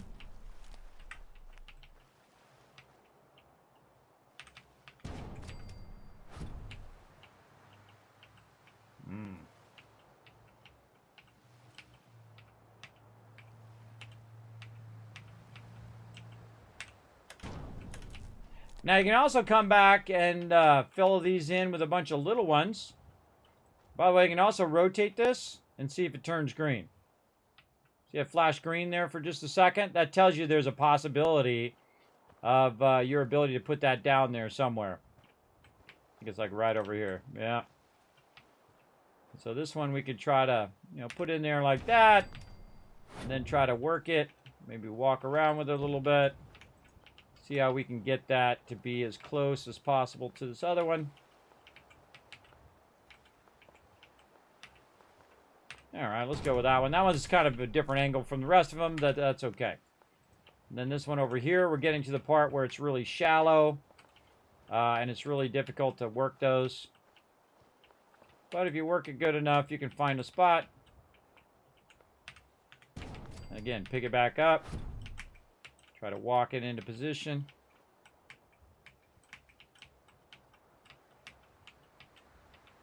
Your goal is to get as many as you can in. Maybe one more. Seriously doubt it on that corner, but you never know. So you rotate it around, and you see if it turns green. If it doesn't turn green, well, guess what? You done on those. But we ain't done yet. Because now we can go over here and try to sneak some in the front, right? So we can just rotate these around until it turns green. See how it turned green for a second? Put that down. Try to work that baby in there. Work it in there. See if it turns green. Oh, there it is. A little green there. Now, again, I could really spend a lot of time working these in here and optimizing and doing all of that. But remember that your time is a resource as well. In fact, it is your most valuable resource, both in a game and also in real life. So what I like to do is just, spend enough time on it where I feel satisfied and then move on to the next thing. Because this is a massive amount of loot that it's generating right here. This is, in fact, probably an obscene amount as well.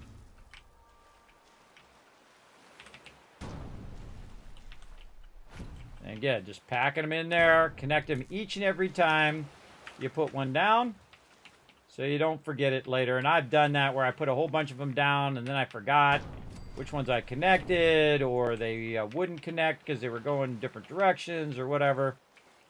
Really just want to try to work it so you can maximize it in there and chain them together. Work on the ones in the back first, of course. So you can just kind of work them back.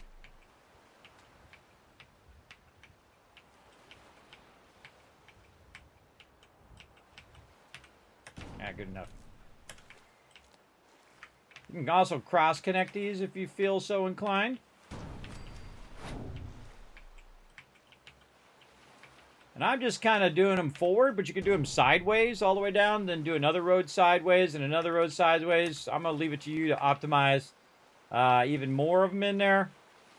But for me, I just, I feel like there's a, a diminishing return at some point. where it takes too much time to do it, and I could just move on and go and make more elsewhere. You know what I mean? So that's what I typically do instead of spending too much time doing it. I also know that this actually is not the location with the most purified water. There's one that dwarfs every single other one in the wasteland, and we'll get to that one eventually. We'll get to it, and we're going to really build a lot of them over there, too. We're going to try to max that one out.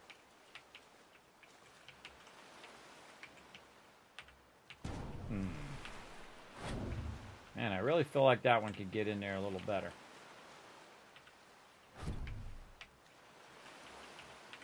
Ah, good enough. Good enough.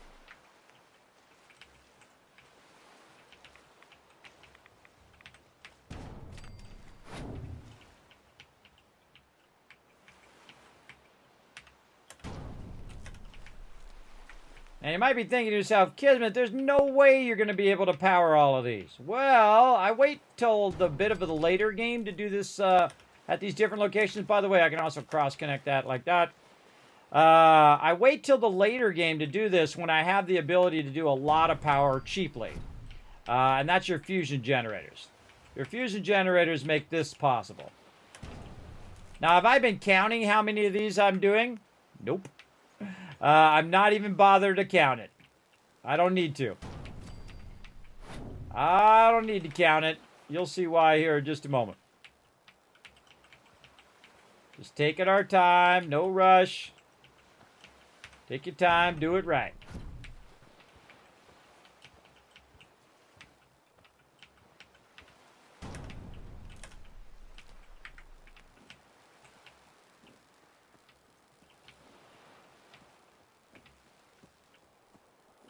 Oh, see it flash for just a second.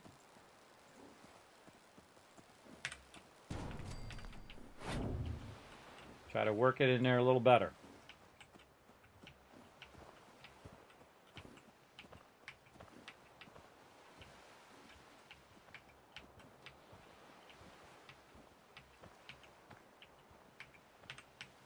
Good enough.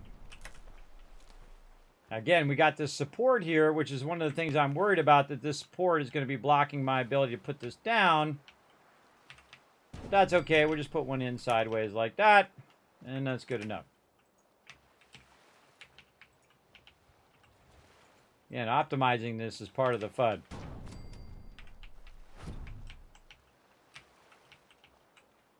And I'm getting to the point right about now. Well, I don't really care how they go in there, because it'll be that'll be more than enough. See, we'll spin that around a little bit, see if it turns green at all. Again, we can put smaller ones in there if we want.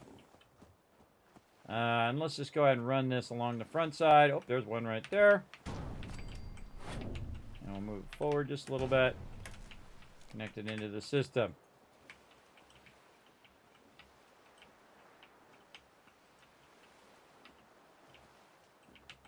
Yeah, I know you go there. I saw you turn green. Come on, you.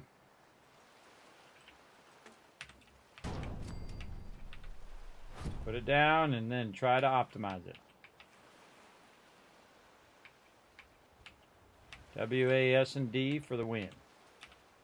Or use your controller. There we go.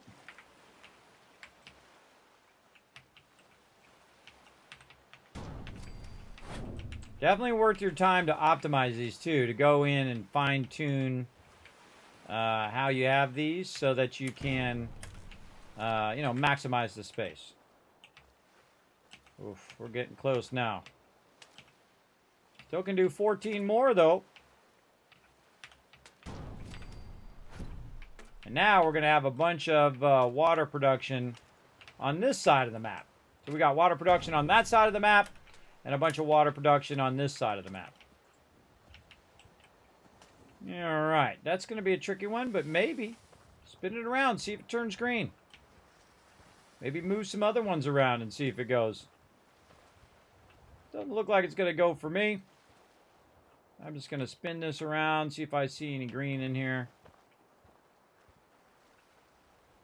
I could put some small ones in there, but don't really care that much. In here anywhere? Right here. Nope. This is how I double check, because I just spin it around and see if it turns green for a second. If it does, I know I've got a little spot there that maybe I could get it. Good enough. Okay, so now we've got our purifiers in there, and that's a lot of them, everybody. I forget how much I started with, but that's a lot. Okay, so let's go ahead and put our power up here. We're going to try anyway. Grab our power, and we want our power to be, of course, protected against damage. Put that up there.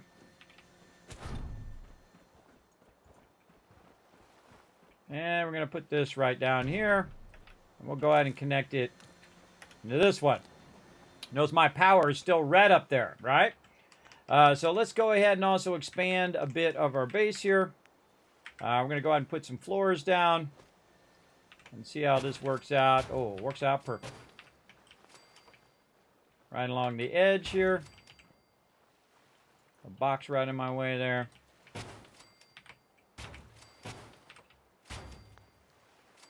Okay, now half of our size is being taken up right now. Now also I need to use beds and all that stuff. You can see my happiness is going down. They're at 66% right now. But that's okay. We'll get that to go back up here very soon. All right, let's go ahead and add another power down here. Let's take this one and actually move it down this way. Take this one out, and we'll just connect it here at the end. And then we'll connect that power to this power. Or at least we'll try. There we go. It still says not enough. By the way, I'm producing 999 purified water right now. It's actually more than that. We'll put another one down, and then we'll connect that one.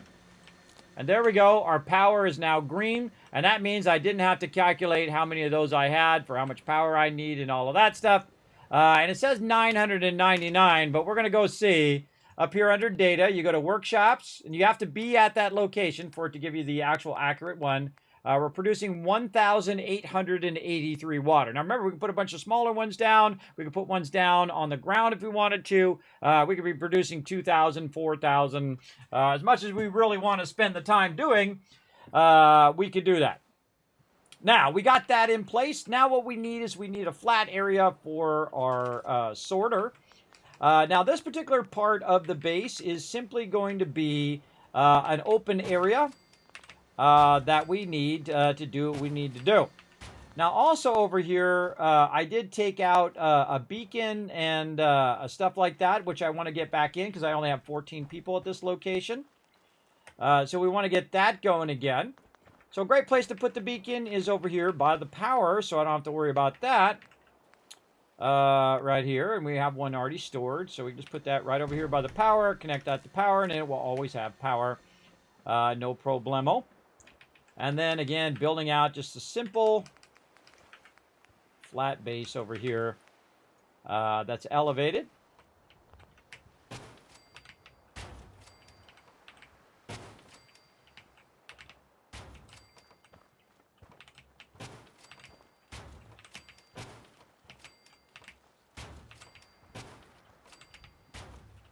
Now you got to make sure you can walk under there. You sure can, so they can make their way over here.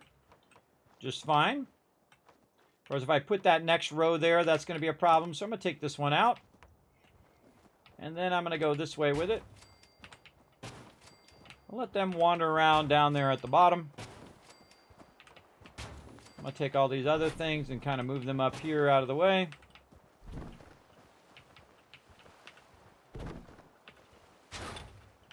Just temporarily get them out of the way. There we go. And then keep doing my thing. Now, a lot of times, you don't want mobs underneath your base, right? Because that sucks. Because your Kismet kill box is not going to work if you've got obstructions between your Kismet kill box. But what you can do is you can put your turrets on the ground. It's a lot easier for them to find your turrets and destroy your turrets that way.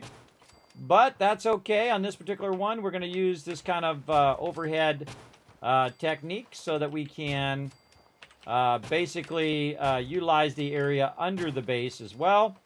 So when they're working, they'll be underneath the base, and when they're not working, they will be up on the base, nice and secure. You can see that that one's in my way there, so I'm going to go ahead and move forward just a little bit and see what we can get away with over here. Yeah, that one's in my way, so let's go this way. We're just going to do just like we would do a puzzle. We're going to just do the edges. Get away with that one.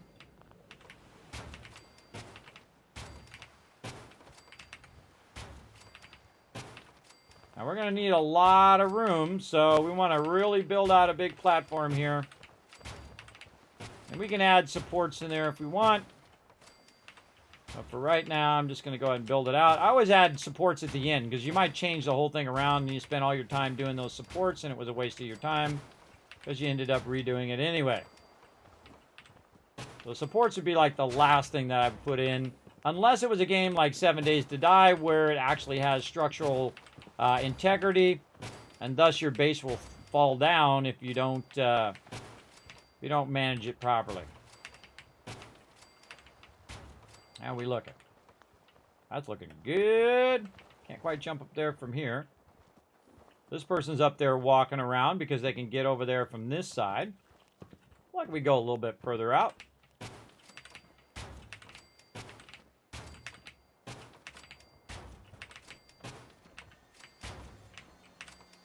Now that's a good looking start to a base right there.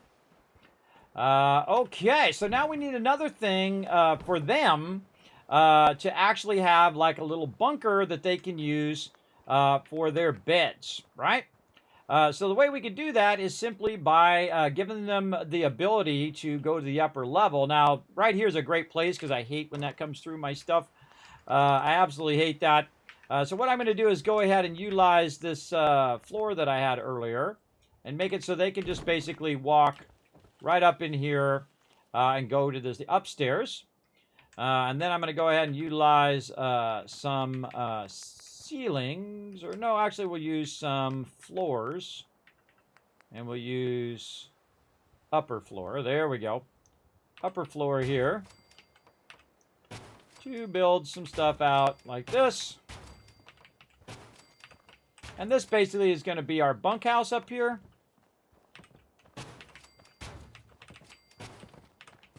Basically like that. Now, we've stored all of the beds that they need, and they're very unhappy because they don't have a place to sleep. But that's okay. We'll fix that right now.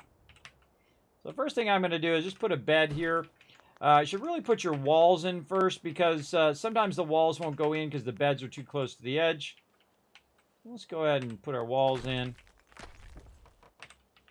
And then we'll go ahead and just nudge our bed as close as we possibly can, because this is the most optimum way to do a bed up against the wall.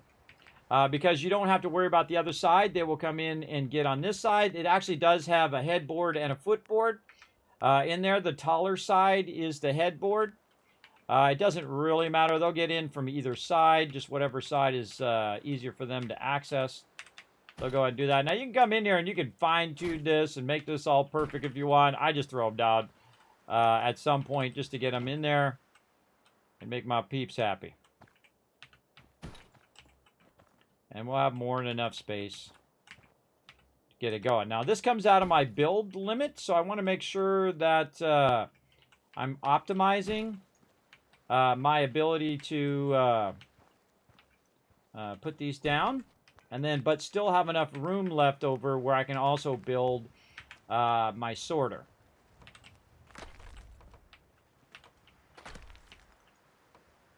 Oh, that's totally off.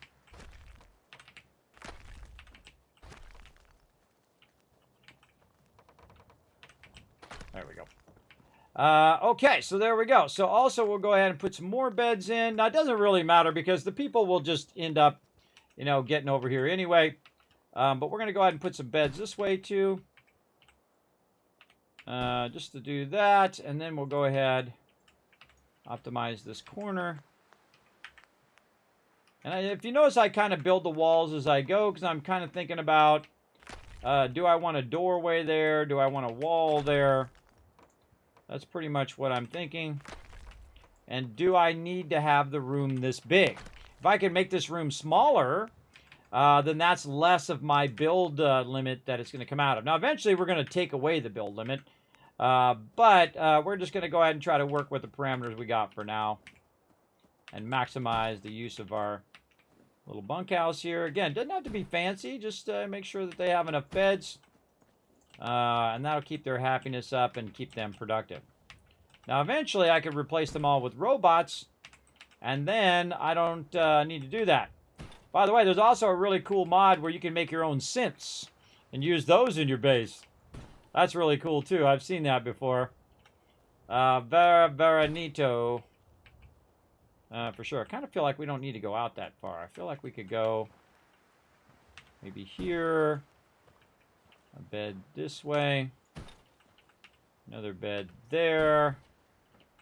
Then we could go here. What are we at? We're at 23 beds right now. All right. I think we could work these in across here. And this one there. And that's what we need. We need 23 beds in the long run. Now, the cool thing about their happiness is their happiness goes down really slowly. So if you notice that the happiness is going down, but it's pretty much stayed at 66 the whole time, which is great. It actually doesn't move super fast. I mean, if I leave and come back, it might shift heavily if I didn't have the beds. But while you're working on it, it's not like a super high priority. If it gets down to like 30, I actually forget what the low side of it is because I don't like it to get below 60. That's just my personal number. I don't like it to get below. But there we go. So we built them a little bunkhouse, and actually we could probably put even more in if we wanted to. Now there's actually another bed that I created, which is down here, which is I consider to be like my bed, right? And I'm going to go ahead and just tuck that one right over here so I can utilize that later. You're like, Kismet, it's floating. We'll work on that in a minute. But there we go. So now they all have some beds, and make sure to actually use roofs and not floors so that their happiness goes back up again because they actually have a covered area that's not going to rain on their head while they're trying to sleep because that sucks. Now also, since I have a ceiling on this level, it's also anything below this level is also going to be covered by a ceiling. So even the bed that's down here will still be covered by the ceiling that's up there at the top. So there's our 23 beds. Now, why do I do 23 beds? Because 23 beds is about the right amount, especially if you have max charisma like me and you are building up a settlement. You definitely want to do something along that line. Now, the other problem is they don't have a lot of food. So let's go ahead and also get them to 24 food. Now, I can see already this has a problem getting underneath here. But we'll go way down here at the end. And we'll go ahead and just put some food down here for them to work on. And I like to use mute fruit because mute fruit's super easy. So here we go. 1, 2, 3, 4, 5, and 6. 1, 2, 3, 4, 5, 6. And then you should do that twice.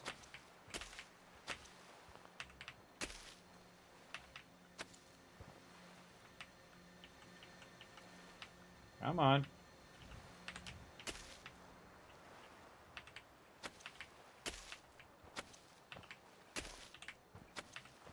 That's all the food you'll ever need right there. Okay. And because each person can do 6 food, that means that basically all I need is 4 people over here to do this food. Now they're also doing food up there, so I'm actually going to have more than 24. But I do want to have 4 people on mute fruit over here, so it's kept rocking. I think we're good. I think somebody automatically went on food as well. So we should be good there. Okay, so there we go. We got that done. Now, what else do I want my people to be doing? Well, they ain't got nothing better to do other than food and collecting me resources. So I want them to be collecting me resources down here. Now, one of the things I also want to do is I want to walk over here and see if I can find my way out of here. Oh, can I get out? Crouch. I'm stuck. Can't get out of there. There we go. What I want to do is get everybody down here where I can assign them to collecting me resources. Maybe right here is a better spot. Yep, right there is a better spot getting in and out of there. All right, so let's put the bell over here. I'm going to hit that bell. And while they're walking over there, I'm going to build a ton of these. And these do stack. They absolutely do. I've tested it many, many times. And I'm just going to run this across down here by the water. Now, this is actually a great way of also putting your people on defense. So basically, they're going to be down here scavenging, but they're all going to be around the same spot, right? So if anybody attacks, they're pretty much going to be all together in that location. And so I'm going to go ahead and get a bunch of peeps down here who are now no longer doing anything. And I'm going to try to do this in order. Oh. Dang it. I get people to do some stuff, and they keep jumping in my way. And which one? That one's already good. Good, good. All right, now we're on this one. Okay, now another thing that I'm going to need before I get too far into this is I'm going to need my vendors, right? And right over here where we have all these kind of bushes in our face over here, this is a perfect place for your vendors over here. So let's make sure that we take care of that first. And the first thing I always put down is my max trader. So we're going to go ahead and put our general. And let's put it this way. Put our general there. And the next one I do is always the bar because that makes people happy. Put the bar down.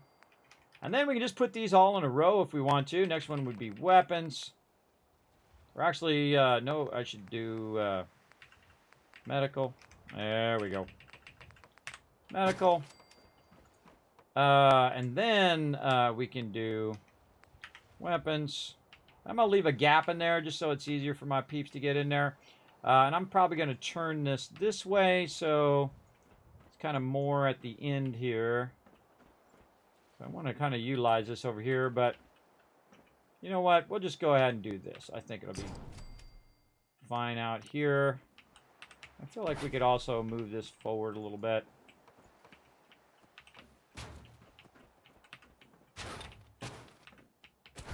Like it's kind of burning up a lot of my space there. So let's say right there.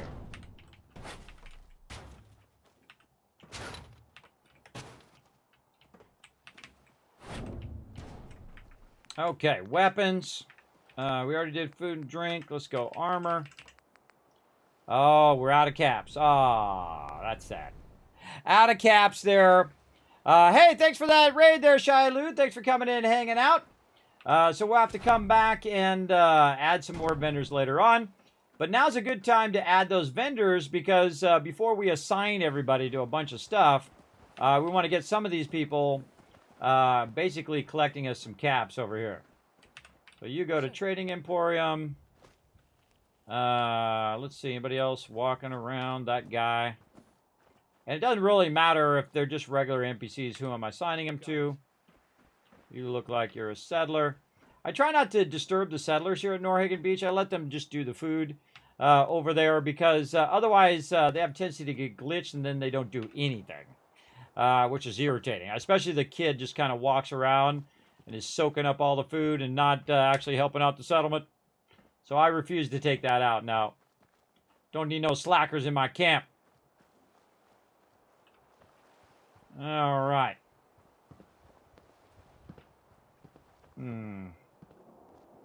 This guy. Let's reassign this guy. Oh, radiation storm coming in. Let's reassign this guy to the weapons vendor. All right, these are all assigned. We got our food assigned. And then we'll go ahead and hit the bell again just to double check. And we got everybody. This person looks like they're doing nothing. Oh, maybe they are doing something. Now, I've only got 14 people here, so it's really not that much. But also what I want to do in here is I want to put some turrets down. So if mobs do get under here, we want to wipe them out. So what I'm going to do is put them in like a four-way turret like this. And very rarely do I ever put them on the ground. Normally you want to have them up where it's hard, where the mobs have to run to them. But in this case, because this is open, this lower area, we want to make sure that we have some defense down here as well. And those heavy turrets are pretty awesome. By the way, what level are these? These are Mark 7 turrets, by the way. Oh my god, these are the best turrets in the game.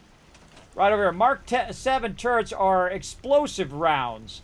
So if anything comes in here, they're going to get exploded big time. Those are really nice turrets. Now, in fact, sometimes I'm a little leery of explosive turrets because they can actually kill your settlers too. So we'll see how that works out in the long run. All right, looks like everybody's assigned for now. Now I can make a bunch of robots and put them in here as well.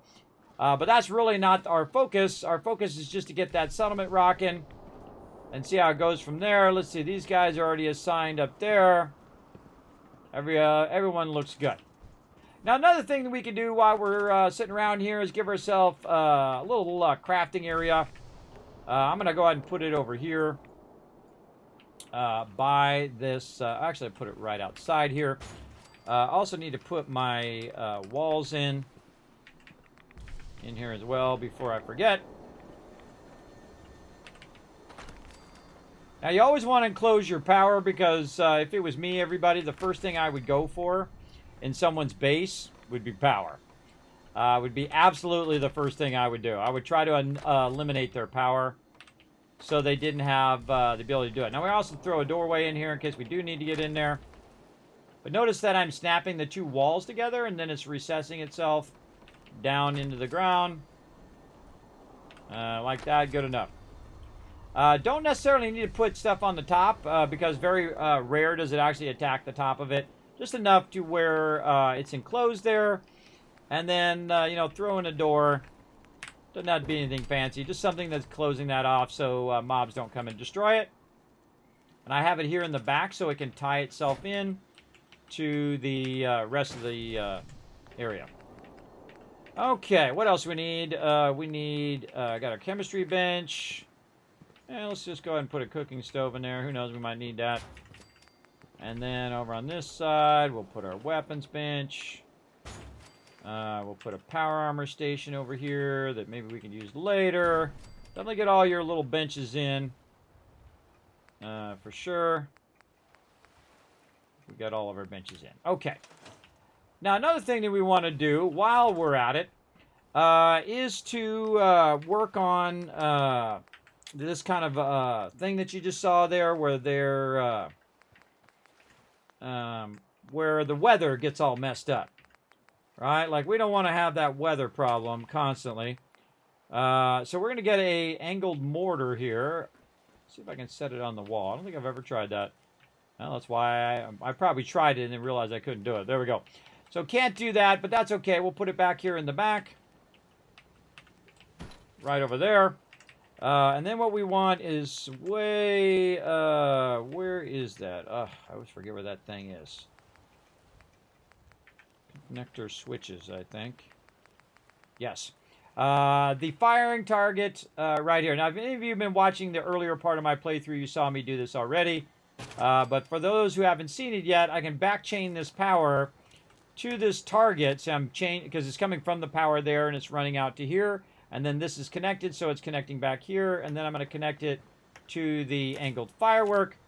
And then what I'm going to do is actually make myself some fireworks. And, oh, I have that backwards, by the way. The door goes on the back. Turn that around. There we go. This does not have anything to do with our mission. So what we can do is we can make some firework shells. And I usually make, I don't know, 10 of them or so. And I leveled up from that, too. See, I get more levels from building than on anything else. Then we're going to go ahead and put these fireworks in here. And then we're going to test it. Now, what we wanted to do is shoot off one firework. We don't want to shoot off a ton of them. Just one. I actually made 13 of them. And so we just hit this.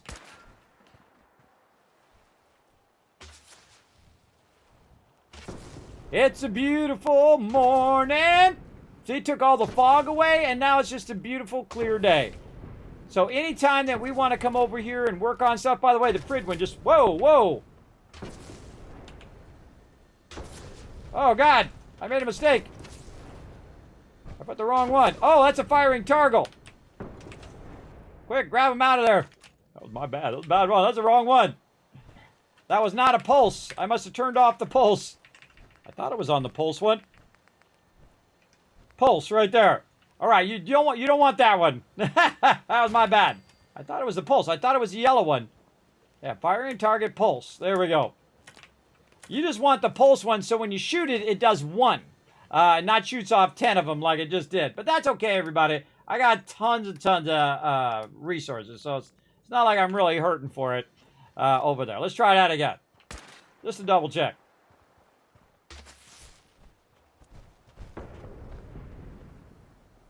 And that's why you test it. See, if I had 100 of them in there, then we would have known it would have shot 100 of them off. So that's why I only do about 10 in case that happens and I have the wrong one in there. But it's the yellow one. I thought I had it selected, but apparently I must have bumped it before I put it down. But there we go. So now anytime we can come in, we can shoot that from anywhere, by the way. We could be way over here, come in here and just ping that thing, and it will shoot off that firework so that we can build without that having a constant problem. Now, what we want to do from here is we want to get the stuff out of that workbench, and we want it to go and automatically sort through a whole bunch of sequences of sorters. So, what we're going to need to do is create a whole bunch of different lines of sorters and stuff like that, and we might not do it perfect the first time, but we're going to go ahead and try. Let's also move all this other stuff that we don't really need right here in the back for right now. And again, we can just connect this across that way. We try to connect it into the power, or we can just very easily chain it backwards over there. Oh, it tingles. Oh, and we already have a workbench over here. Well, we can use this as a quick bench and throw it way out over here on the edge of the base. So when we're walking up, we can just go ahead and access that and get that going. Now, to get the loot out of here, what we need is we need a vacuum hopper. Oh, and before we get into that, it's a good time to save because we did a whole lot of stuff there. So let's go ahead and go 12 hours forward, even though I only really need to go 7 hours to get rested. But I'm going to go 12 hours forward, so it's the morning time again. We can do it all over again. Again, what up? What been playing from Fallout New Vegas? Awesome. So now we know that Kismet is responsible for climate change. I am. I'm totally my fault. Why would you say it's best way to hit 100% happiness? Tons and tons of clinics. It's one of the only ways to do that. I've done it before. It is incredibly difficult to hit 100% because it actually doesn't give you enough tools. So you need to put 13 people on clinics. So just make 13 clinics, put 13 people down there, make sure everybody's got food, water, and defenses. And if you got all that stuff going, just wait, and at some point, that thing will pop up and say, you did it. That's the only way that I got it to work. And I go in and I give them everything. I make a nice little place for them to live. I make a whole bunch of places, giving them thousands of purified water and tons of food of every different variety and all of that stuff. And normally it caps pretty close to 80, sometimes a little bit above 80, but most of the time 80% is, if you have 80% on your thing, then you have a good average. Now, as you can see, my size is already having an issue. So again, we might have an issue at this location. Since we want to get the purified water at this location, we might need to abort sorting here and go sort somewhere else. And that's going to be a problem, and I can see already. And this is the first time I've tried to do a sorter here at this level. And I can already tell you that we're probably going to abort doing the sorter here. I can see it already that we're not going to have enough room because we're going to make a big sorter. Okay, so we want to go to, is it power? Yes, power. And then we want to go to manufacturing, and we want to start ourselves with a nice little vacuum hopper. Now, if you aim the vacuum hopper at the workbench here, it's going to go ahead and take everything out of there, and then it's going to go ahead, and I'm going to have it just run into a storage here, like that. Now I can go ahead and rotate this or move this however I want. But what I really wanted to do is extract this out of here. It's going to let me put it down. There we go. I really want to extract this out of here and make that stuff end up there, right? So we want to go ahead and maybe use a lifter. Something like this. And get that going up there. Now, another thing that we could do is use a hopper here to basically attach this to this and turn this around. There we go. That way. Now, it'd be really nice if you could just take this and attach that to that, but that would be too easy. You can also just take this out and take this and attach this up here, but that's not what you want to do either. What you really want to do is get this to run across here. So what we want to do is we want to get this to go. Now, one of the things that it does have an angled thing, but that angled thing doesn't work very well on a lot of different resources. There's a lot of things in here that don't work very well, but it doesn't work very well on angled resources. So we want to just go ahead and basically go like this and get that across there. Now, I wish you could build these at different sizes and do a whole bunch of things, but, you know, wishes and dreams don't make things happen. And again, I feel like they could have came out with a DLC that did even more of this building stuff and whatnot, but they just let all the modders do it. Another thing, too, is getting this to drop into here. Now, I could just do this and have this just come along, drop into there, and then go in there. But what happens when it comes out of there is it will bounce and go flying, is what it's going to do. So again, now also we could start at the end, like this, and basically try to get this to end up in the hopper itself. Now again, you have all sorts of angled things that you can do. Like one of these, again, is angled. But this is a downward ramp and not an upward ramp. Because in this case, I would need an upward ramp to get in there. And again, that's a downward ramp. Now, where's my upward ramp? Well, there's a downward ramp. No upward ramp. Now, they have a really cool mod that's called Manufacturing Extended. It is awesome, everybody. If you love doing this, you definitely want to get that mod. It adds all sorts of stuff to it, including a bunch of stuff where it actually have rails on the side of your thing so that you're not having your stuff constantly fall off the belts and all of that. But what we really want to sort here is first purified water. We want this to go ahead and draw all the purified water out of here and sort that separately.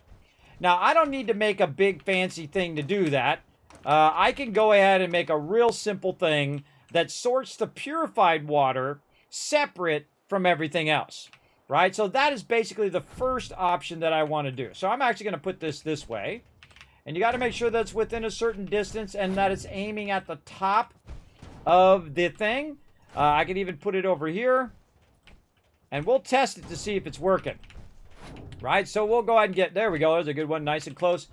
And we can just basically have this come out. Now, how does the sorter work? Well, the sorter, there's two types of sorters. There is the normal sorter where you can sort anything. And then there's the component sorter where it'll sort like screws and rubber and gears and all of that. And sadly, in this game, it's not like Fallout 76 where you can take all your raw resources and then just instantly turn them into components.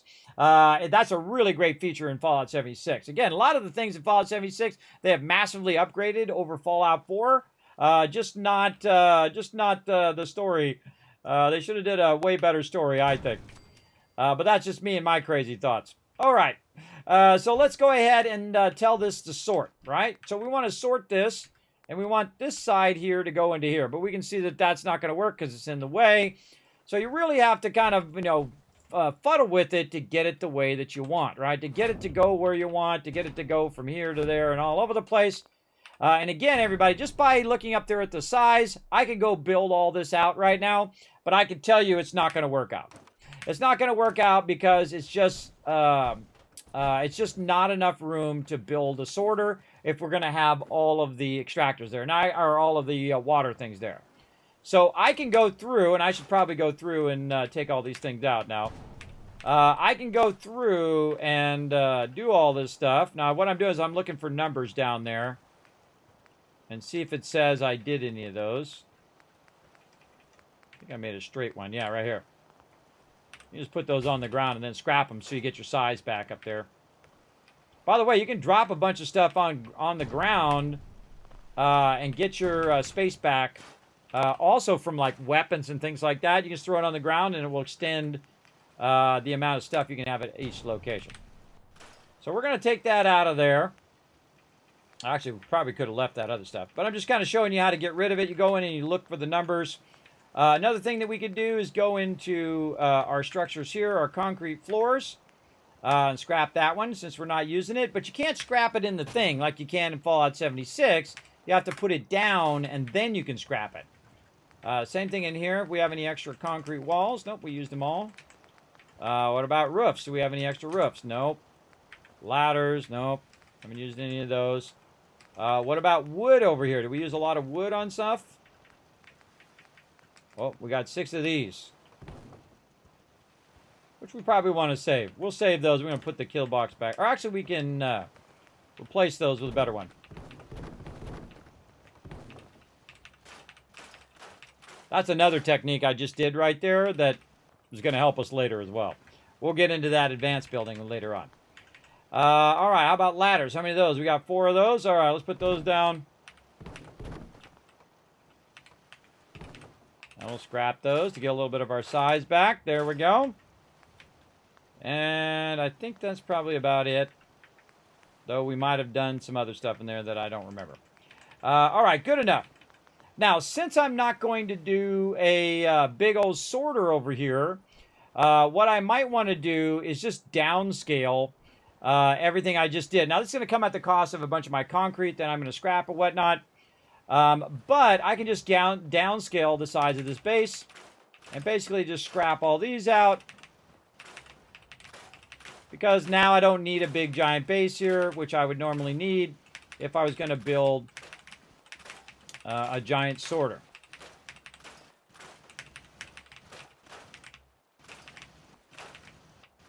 Let's see where we want to stop. Let's say right here.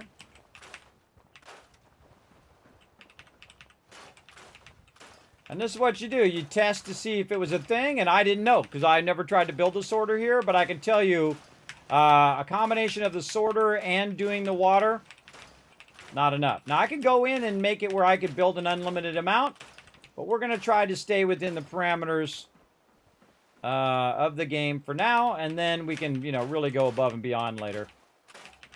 But let's stay within the vanilla so everybody can do it, even without mods. Okay, now I've kind of reduced that down, and now I can take my turrets and I can stick them up here to defend this side over here. And it'll be a little harder for them to get to the turrets before the turrets wipe them out.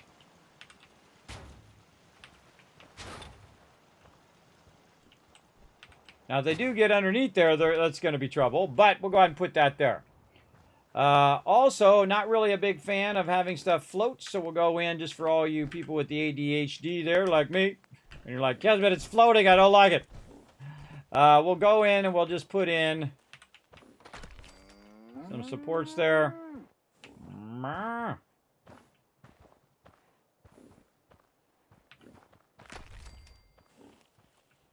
little lower.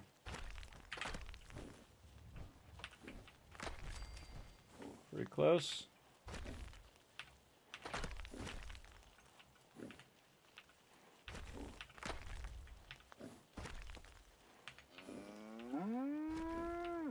Oh, as low as I can get it. There we go. There we go. See, now it looks like it's holding it up somewhat. Yeah, good enough. And again, you can do the same thing over here on this side as well. There's also a little trick where you can just put this right here and then put that there and then just take this out. Same thing over on this side. Or you can leave it in there if you want. It's up to you. Whatever you feel like doing. Or you can just get it like that and then just kind of move it to the side. Hold down E where you can go up and down. But I'm just going to leave it there. Also, you can do what I call walking it, where you go ahead and put another one right next to it, and it just walks it over. And then you take this one, and you can walk it. Like that. And now it's perfectly aligned and looks like it's absolutely holding it up. Like that. So a lot of cool things. And then I could walk it forward as well. If I wanted to be here in the corner. Now, the problem with the corner one there is it's actually down a little bit because of the flooring. So we'll leave that as is. All right, so we just massively downscaled that. Now, I want to leave room for more vendors, and I want to leave room for one thing that I do want to extract, and that is purified water. So, again, I could have left that stuff in there instead of scrapping it, but I'm just showing you how to scrap stuff. Let's get in here and have it extract the purified water, and then separate all the purified water from the other loot. And the tricky thing about this thing is getting it to go here. I don't know why it's so weird like that sometimes in some of these locations, but it is. I really want it to go this way.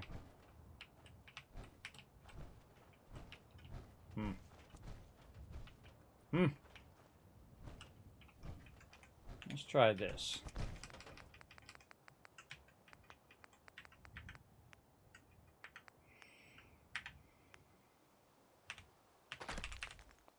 Get rid of that. I usually don't scrap it unless I absolutely know I'm not going to use it. I know I had a bunch of these. Let's see if we can get this to sit on here. Stop being so weird. There we go. Might be a little too high, but we'll find out. Okay, so we're going to go ahead and use some of our little things here and try to get them to snap. Move that off of there. There we go.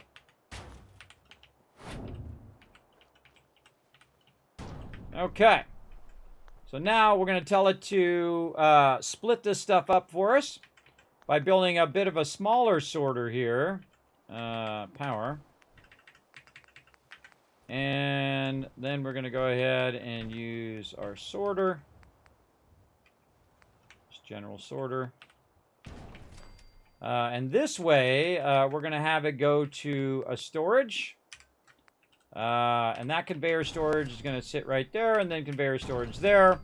And there we go. Now, what we're going to do is we're going to take some purified water, and we're going to put it in the sorter. That's how the sorter works.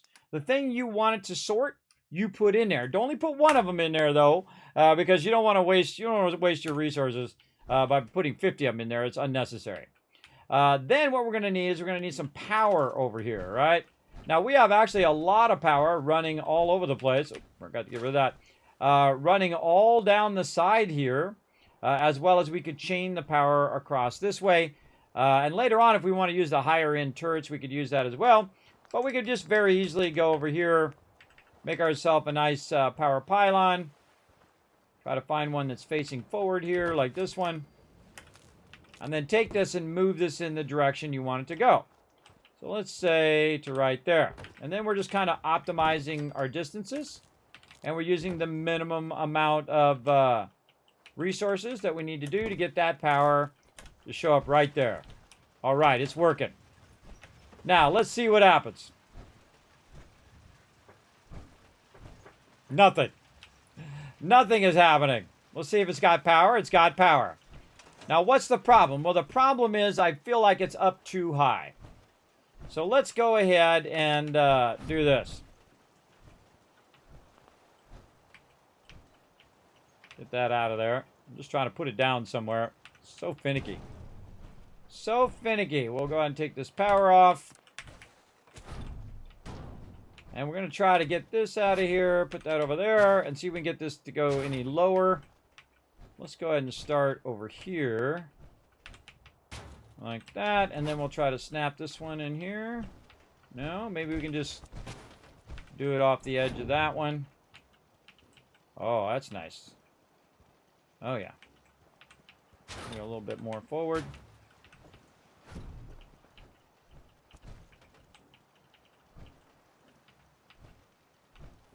Now remember, you're aiming at the top part, but you don't want to. You don't want it to be up too high. That does not look like it's going to go there. Okay, sorter.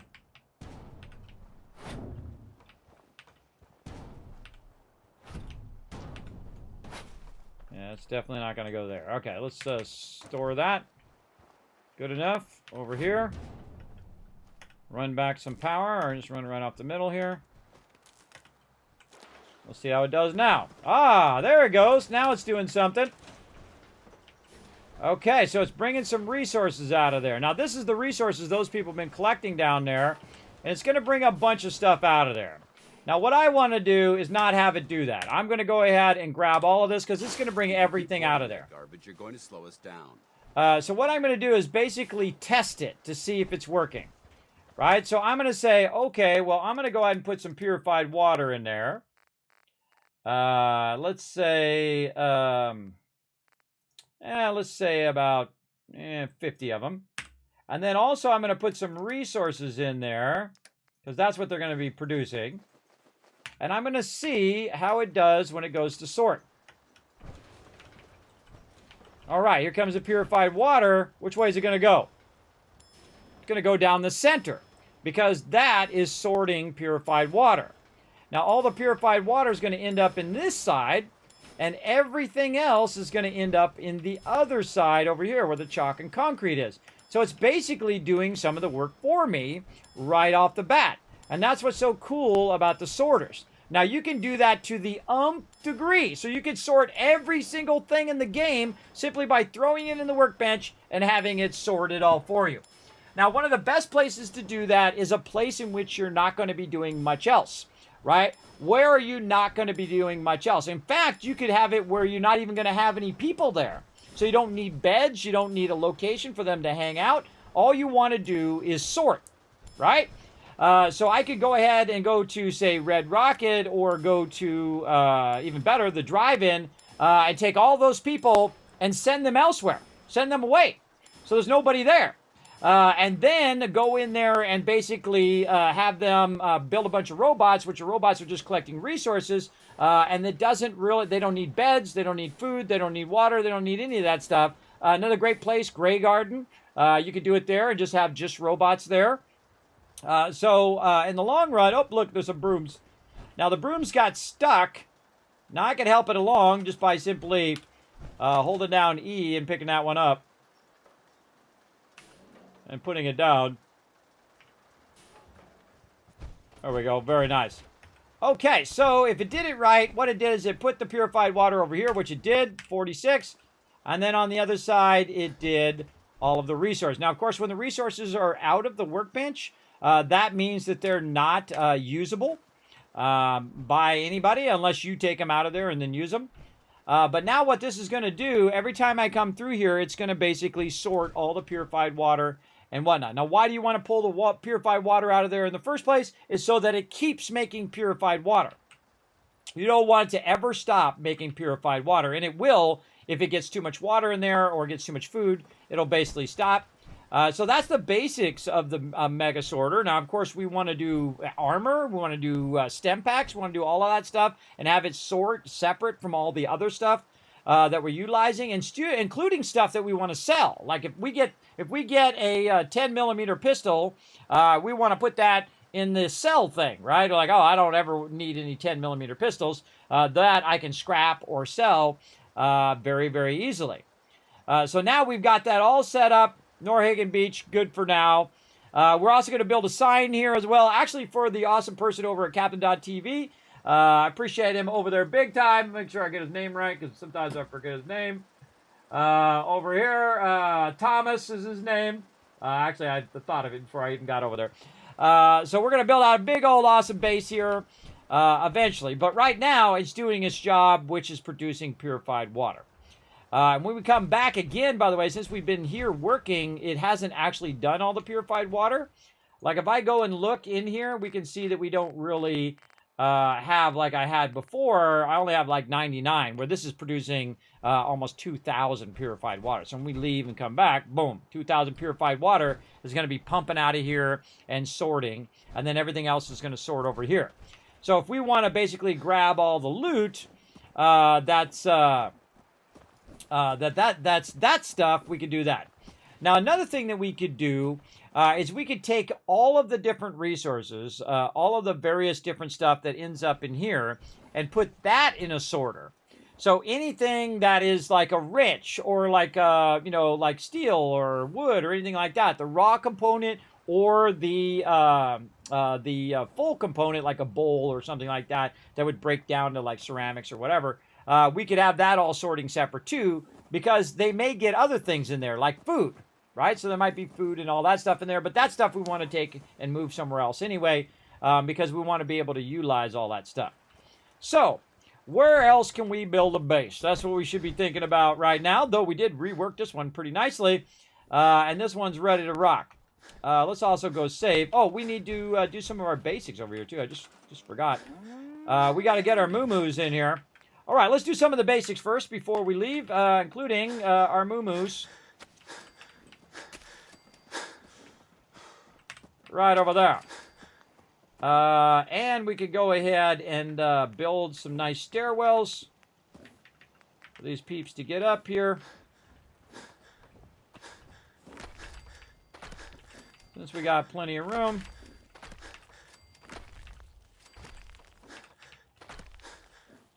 Pretty good.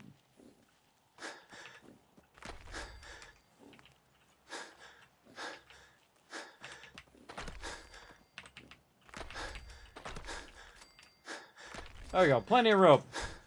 Very overburdened. Now that moo-moo will eventually just pop over here. Or it'll go underneath, one or the other. Okay, so we got that done. Man, we have a lot of stuff that we haven't done here. Time to access our Kismet Settlement Overseer. All right, Norhagen Beach is done by Thomas. Oh, I had it right here, too. It's going to be called Turbo Town, or the Surf Mecca.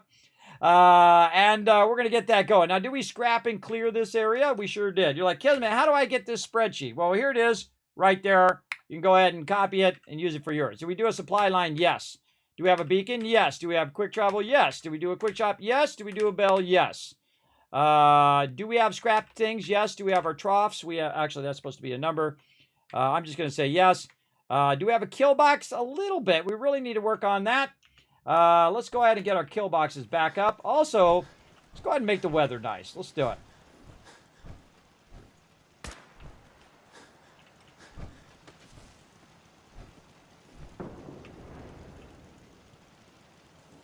It's cool every time. Every time it makes it easier to see. It's cool. Okay. They also have a mod for that, by the way, where you can just tell it to be nice weather all the time. But I think it's cool that you can shoot the thing off and it changes the weather. Okay. What am I doing? Kill box. That's what I'm doing. Okay, so when people attack the thing, what I do is I create myself a little Kismet kill box. And that basically is to protect the area. So this time I'm going to build it right here in the center. And I'm going to build it up like that. And then I'm going to go ahead and put a wall there. And a wall. Lets me, there we go, way up on the top. Then we're going to go ahead and use our smaller little floors. I really like making this round one. This round one is fun.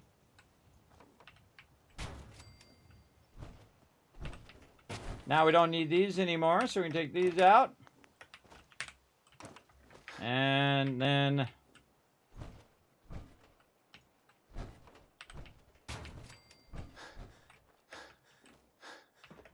I think I can make it over there, but I think we can get over there from over here. Maybe not. Maybe not. Especially not while overburdened. Okay.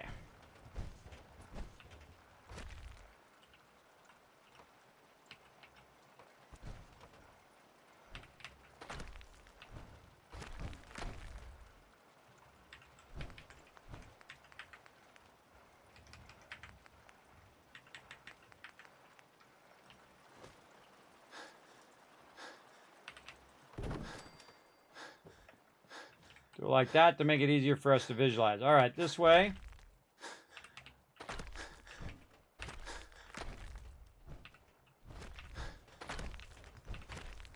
And there we go. We centered it in.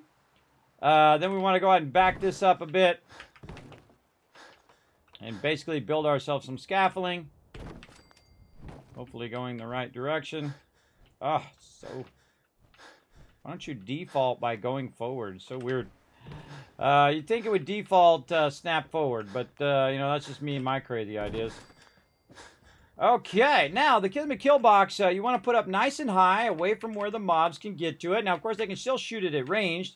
Never use those first turrets. Those first turrets suck.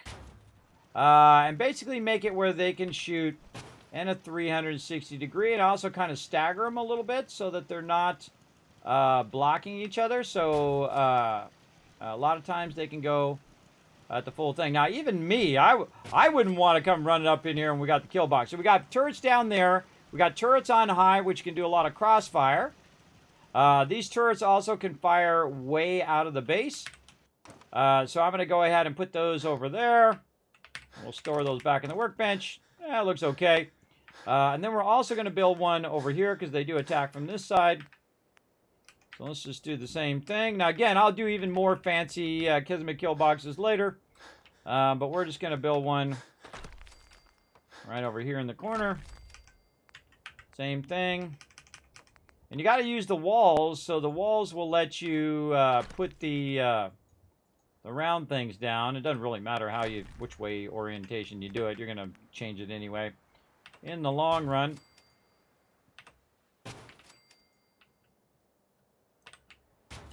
I just thought of a great trick. You could take this out. Oh, no. Take this out. Move this forward.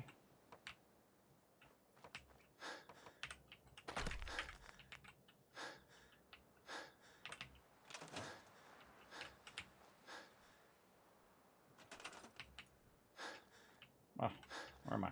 This way. Then you could do this. And then... Keep knocking me out of the workbench. Stop it.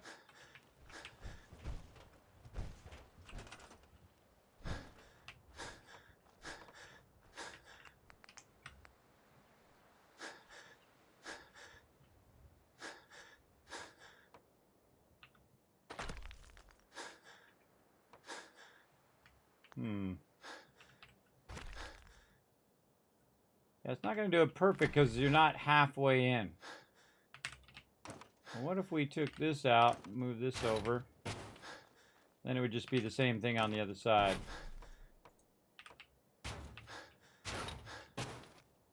But good enough.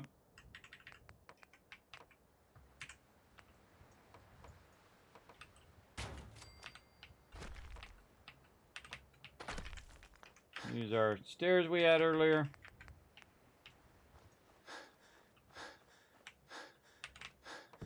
I hear a lot of heavy breathing. Now, the reason why we're putting it on the edge of the settlement so it can fire very far out of the settlement. And then also you're going to have a lot of crossfire. Now, normally I end up with about, I'd say about 12 turrets at each location. And that's just because I need to make sure that I counter the amount of purified water that I'm doing so that my defense up there is pretty high. Now, I actually want them to attack my base because the Kismet kill box will absolutely annihilate them. So we got one there, we got one there, and then we just have a bunch of turrets laying down here. This is what I call a top kill box here as well. Now, we can also take one of these turrets just for safety and set it down here on this rock. Let's say right there. Maybe a couple of these down here. Grab this one too. And that will keep the underside safe should some stuff get under there. But again, those explosive turrets are going to blast my food and destroy my food. Why is this guy not disappeared yet? Oh. Okay, so now that we've decided that this location is not good enough because we want to keep all that purified water going for our sorter, our other option would be Spectacle Island, but we're going to do a bunch of water there. We can't do Sanctuary because we're doing a bunch of water there. So really the other big area that we have is Abernathy Farm or the drive-in. Now the drive-in is in a pretty central location as well. And again, these are some big settlements that we can tap into. So let's go ahead and head back to the drive-in, and we're gonna go ahead and try it there.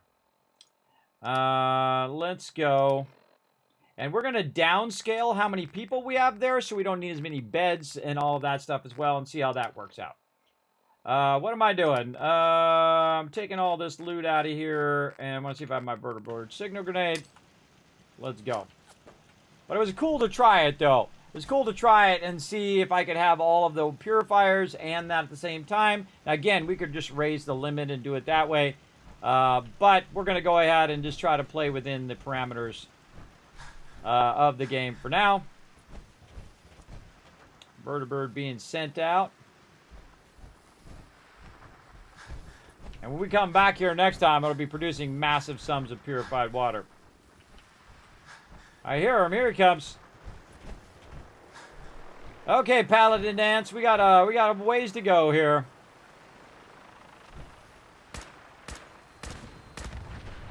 We'll just blow that up now so that it doesn't do it when we got peeps walking by it.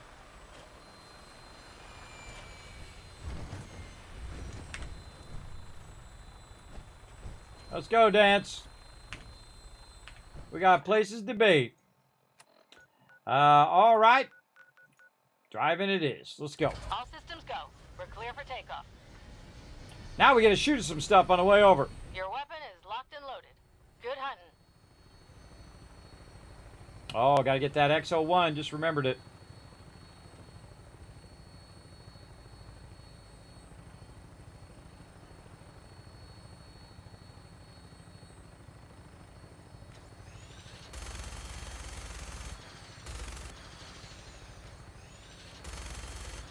Too far.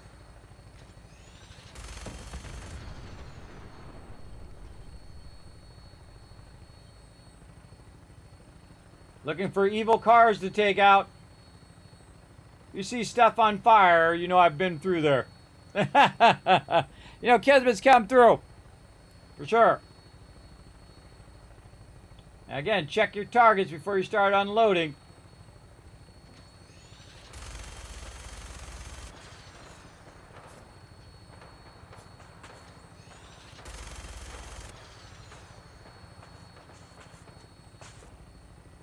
Don't make me come back there.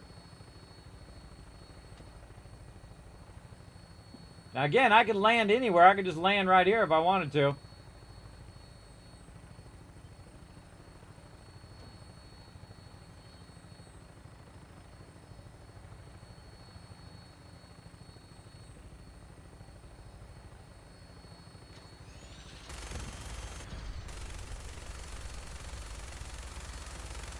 It was Grey Garden or something. No, nope. Target-rich environment on the freeway.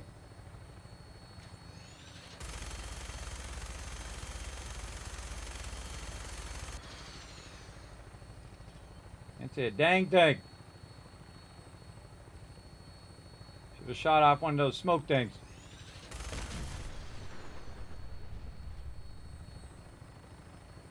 Look out. Up over the power lines.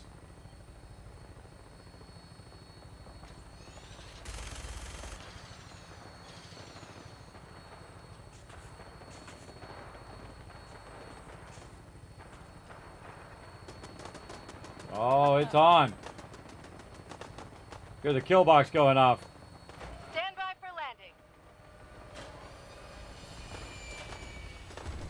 Slow and stupid loses the race.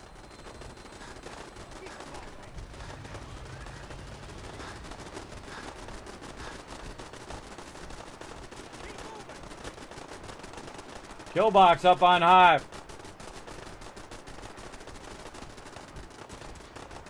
Look at all my settlers.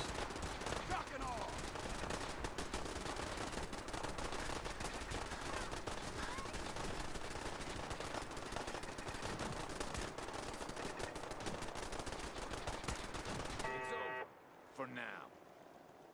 There we go. Okay, now I picked up all the loot from here and I took it over there. And now I end up coming right back again and putting all the loot right back in here again. I took about 13,000 loot from here. And took it all the way across the wasteland. Tried at Norhagen Beach. Doesn't look like it's going to happen, Captain. Now, one of the things that I like about the drive-in, and probably its most amazing thing that it does, is it recruits people like crazy. It's really great at recruiting peeps over here. But what we're going to do is we're going to try to keep this area at bare minimum. And we're going to try to see if we can put a sorter here and see how that goes.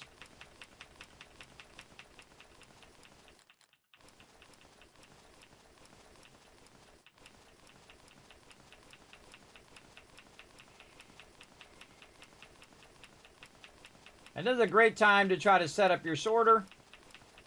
But at least we got Norhagen Beach up and running. And that's what we want to do for right now. Sure I don't accidentally put my gear in there. Yeah, I wish it would not show me my gear while I'm doing that. Let's do it. Now remember, when you take stuff out of the workbench, it's also going to have a problem as well.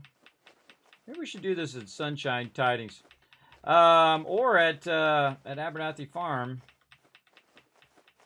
The reason why you want to have the ability to sort stuff and then have another settlement nearby is so you can just drop off that stuff at that other settlement.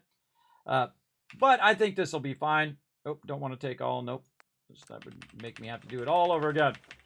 But let's go ahead and put all this stuff in here, because when I pull it out in the sorter, it'll no longer be available to everywhere else. So we want to watch out for that big time. But at least we have, wow, look at all those stem packs. Consolidated a whole bunch of stuff. The biggest problem is going to be the food. Because it'll pull the food out of the workbench, and then we won't be able to cook with the food. So we might have to choose another location to do our food as well. So again, we're going to put all of our stuff that we can in here as well.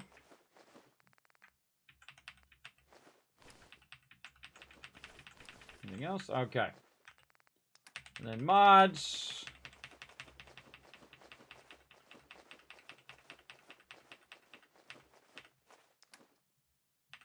Ammo.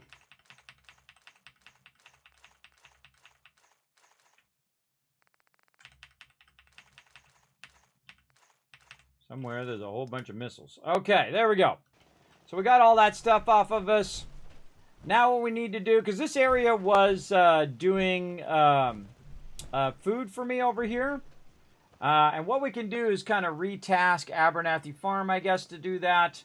Because we're going to have to downscale all of this stuff. Because you can see up there in the size that we're doing food here. But you need a big area to make the sorter work. So let's go ahead and downscale all of this stuff. We're going to take these out and just store the rest of this stuff. And we don't really need purified water over here for right now.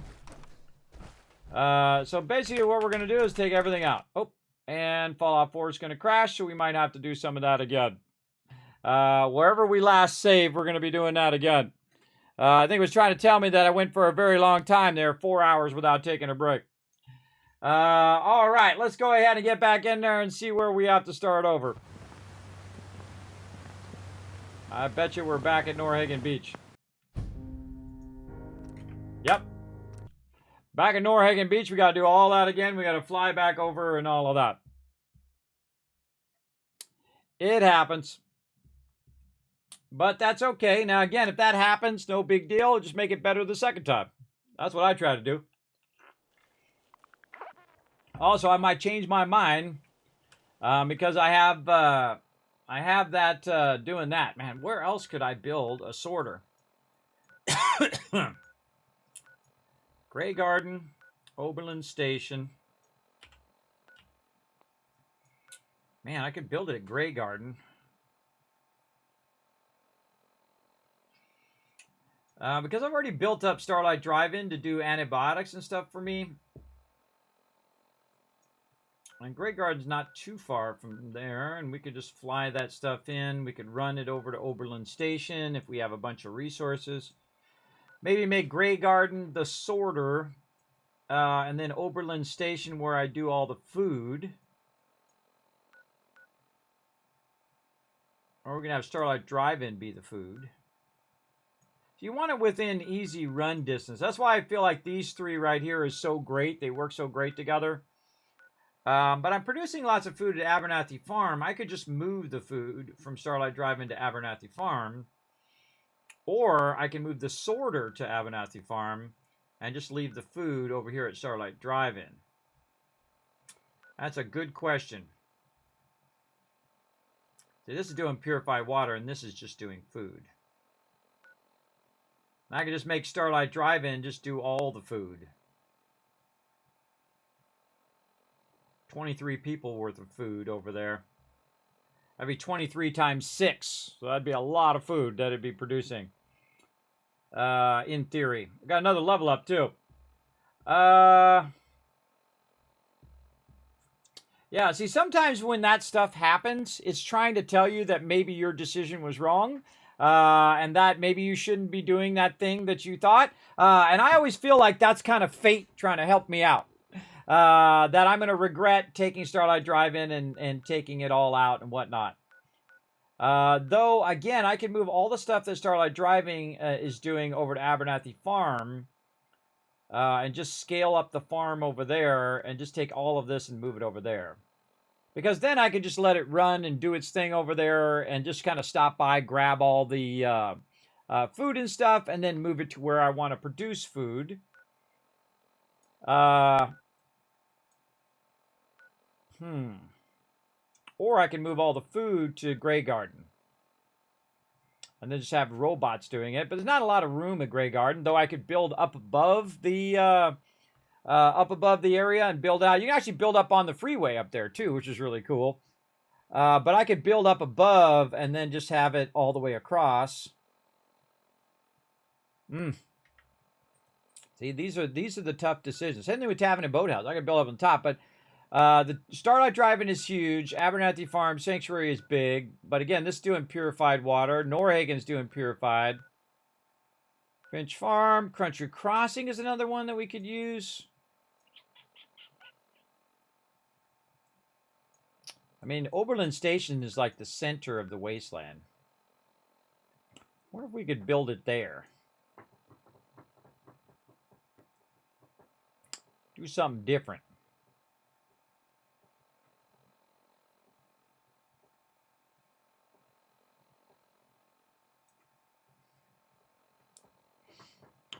Hard decisions, everybody.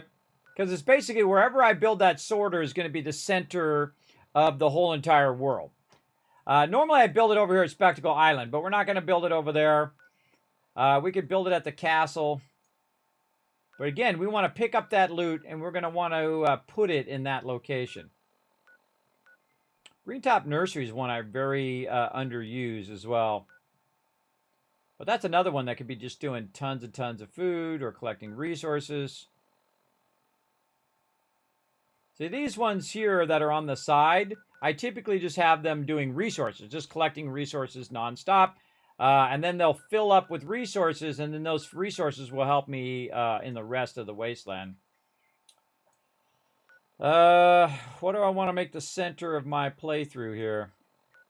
I'm feeling Oberlin Station right now, because Oberlin Station is pretty close to Diamond City. There's another one right here, but it's pretty small and hard to utilize. And there's some down here, like Jamaica Plains and Somerville. There's another one over here, too. It's along the edge here somewhere. Remember where that sucker is. I think it's right here. Which is even closer to Diamond City.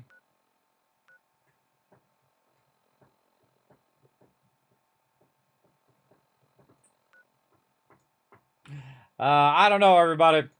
Let's do our level up while we're thinking about it. All right, level 48. What are we doing? 48 is going to be +1 agility. All right. There we go. We'll get that done while we're thinking about it. All right. The best thing to do when you need to think about something is to take a break. Take a break, walk around for a minute, and I shall be back in just a second. And you guys think about it in the chat as well. I'll be back. All right, I'm back, everybody. Put a 1 in the chat if you can't see and hear me. Don't forget to go out and also retweet and show some love over there. I just thought about it, and I thought, what's a way... You should stay on point. Your instincts seem to be right on target. This is true. Good foreshadowing. So, again, I feel like that's something telling me, hey, Kismet, you want to try something different. Now, I built the sorter over there before, a smaller version of it, and I built a massive sorter here. But we want to think about this differently. As we're moving our way down the map, and we've gone to all of these different places, our particular need to sort is going to move downward, right? So we're going to be getting more loot in this lower area than necessarily the loot up in the top area. Like Sanctuary, the only reason we're going to be going to Sanctuary now is basically to collect purified water, right? So we go over there, we collect the purified water. Now, any of the actual other resources that we might need, like all the junk, that stuff we can take and we can put in Red Rocket. Now, at this point, we have literally thousands of food that we could go ahead and move, which I did move it down here, but now I have it on me right now. Or I am going to have it on me. I can't remember if I took it out before I saved. And then we're going to take all of that, and we are going to figure out a place in which where we're going to make the food. So, if we look at our current settlement setup, and we have a bunch of other settlements as well, do we really need these ones in the beginning here to be doing anything but collecting basic resources? And I don't think so. I think basically make yourself your own food, so 24 food, and then every single person who's there should be collecting random junk, right? And the same thing at Red Rocket Truck Stop, just collecting junk. 10 Pines, collecting junk and not so much food anymore. Outpost Samanda, collecting junk. Wow, there's 22 people over there I haven't gone and done. Green Top Nursery, collecting junk. Slot, collecting junk. Finch Farm. Any of these kind of satellite ones that I'm not really using. Country Crossing. Taffin and Boathouse. And then we want to have one place that's just doing nothing but food generation. And then just doing a lot of that food so that we could use that. Sunshine Tiny is another good place we could put a sorter, but that's kind of off to the side. Again, what we're doing is we're working our way down into the lower section down here. So I kind of feel like we want to be by Diamond City because that's really where we're going to be, you know, kind of going and using as a central place. Now, there's other places that we want to go to that eventually have vendors and things like that as well. I can't even remember where it's at now. I think it's actually right over here. If I'm remembering correctly. But there's a whole bunch of other places that we want to go to, and they're in the lower map down here. And then, of course, all of the remote ones should just be generating us resources. And this is a different way than I normally would. Normally, I'm doing a kind of a balance between all of that stuff. But since we have the ability to fly around now, we'd only want to fly, you know, not as far, right? We want to fly all the way back to Sanctuary every single time we want to sort something.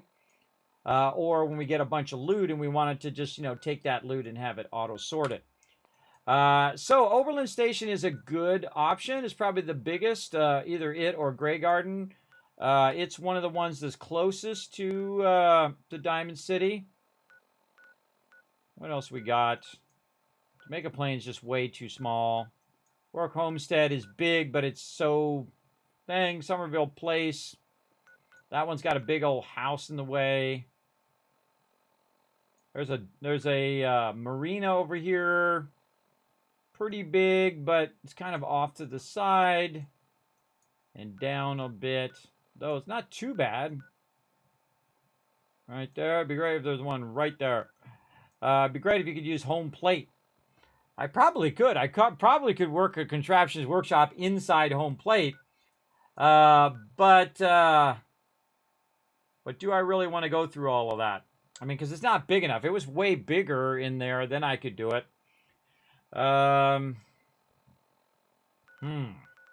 And do I want to do it with robots, or do I want to, you know, utilize all the people I can get there too, and then do robots on top of that? I would think that I want to use robots wherever I'm sorting so that I don't have to do beds and I don't have to build a building and, you know, keep all their beds in there and make them a bunch of food and stuff. So I'd want to take everybody in Oberlin Station and send them elsewhere. Is what I'd want to do with that. And then turn off the radio beacon. I don't think I've ever done that with Oberlin Station. And the trick is Oberlin Station big enough? I could always do multiple levels. The trick is we need to go to Oberlin Station and see if it's viable. That's what we're going to do first. All right, first thing, though, we're going to put our kill boxes back in over here. So let's start with that over here. And I'm just going to go a little bit faster here. I hope you guys don't mind because we already did this once. And if you have any questions, feel free to ask in the chat. So let's go ahead and do a little bit of research. Now, again, everybody, remember, not the backseat game. Remember, sometimes I'm just talking out loud, getting a little bit of my ideas and thoughts as well. So don't say, Kismet, go do this, or Kismet, go do that. Because that's what they call backseat gaming. Don't do it. All right, let's go. All righty. Now, this time, I'm just going to put the turrets up there from down here, because you guys kind of saw what I was doing there. And this one needs to go a little bit this way and a little bit forward. Center that. Again, just doing a little bit faster. And then you can actually use your scroll wheel to just put them up there. You don't need to use the stairs and all of that if you don't want to. And I should have saved before I left. I don't know why I didn't think of it, but such is the way it goes.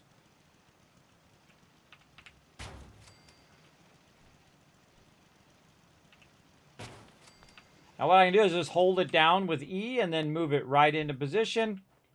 And let's see, where am I putting this one? Toward this side. Yeah, right here in the corner would be nice. I'll move it over here. Because this way it can fire way outside the base as well as protect all the way across. Though they do come in the center here. Maybe I like this a bit better. Over this way. There's another cool thing about the kill boxes. You can move them around until they feel like they're in a good spot for you. Again, I like to put them right up against the edge of the base. There we go. Very nice. And now we need another one over here. Now, again, you can see I can build it twice as fast the second time. In fact, I can go even faster than this, but I usually slow down on the stream because this way you guys can see what the heck I'm doing. Because sometimes people go way too fast, and you're like, what the heck did they just do? It didn't put that one down. The third one down. There we go. We're going to put this one a little different. Instead of putting it on the house, we're going to put it on the other side over there. I'm going to change my mind on that one.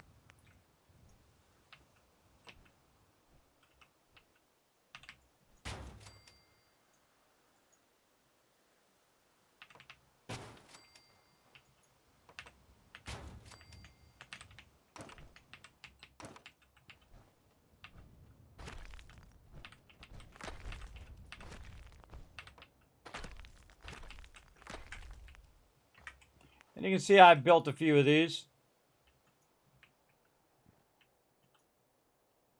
Why are you not snapping? Oh, this thing's in the way.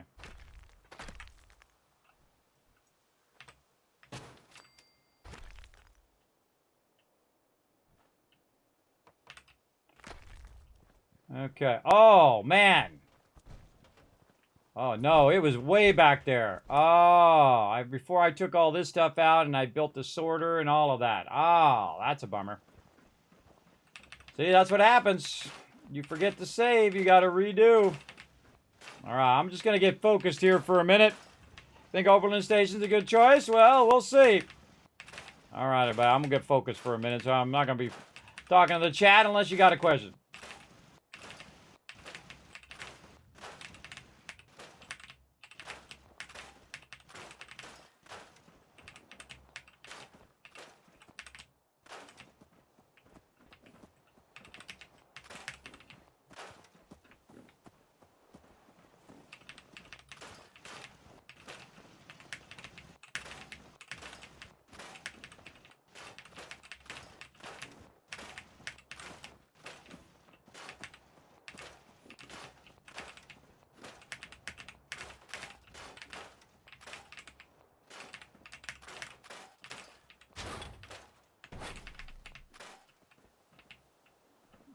Okay. This one here on the high side. And this one here on the high side. Okay. Go over here and I gotta remember to save after this, because holy mackerel, I totally forgot. I thought we were a little further along, but yeah, that was before I took all that stuff out. Now the problem is, when you haven't saved in a while, and you're like, well, Kismet, why don't you just go to the menu and save? Well, that's because it doesn't do that in survival mode. You can't just go to the menu and save. You have to sleep in a bed. But it's not too hard. I'm just sitting here at my base. I should have been able to do that, but I didn't think of it before I left. Now I'm going to hold down E. I'm going to move this whole thing all at once. And I'm going to move it over here onto the high side. And now we got the kill box over there. All right. Oh, the other thing was the moo-moos, because I can see one wandering around right there. You know what? Maybe we'll just move this back even further.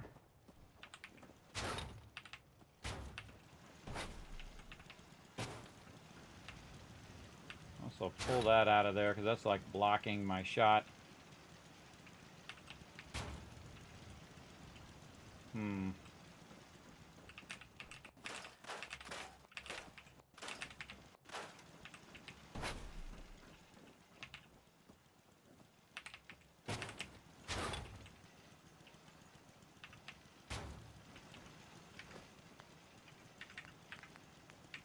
And some other things we needed to put in last time were troughs, so we'll put the troughs down here. I want a maximum of 3 of those. Don't need more than 3. And then back into the sorter.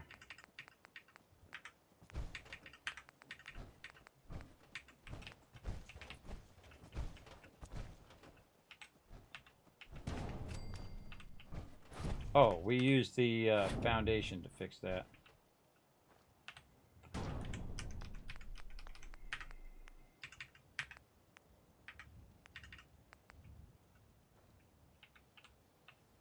Use the foundation to make it easier for us to line up the extractor. Hold it down and get both of them.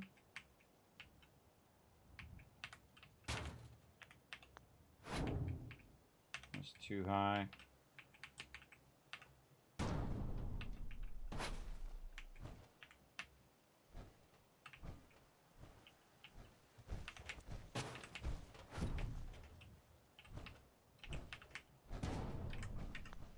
It's easy when you know what you're doing, right? You know where you're going with the next step.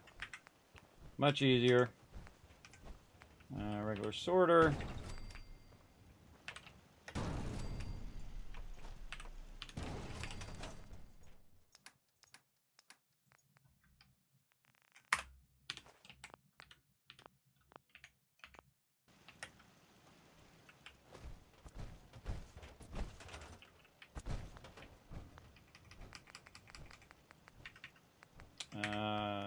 These.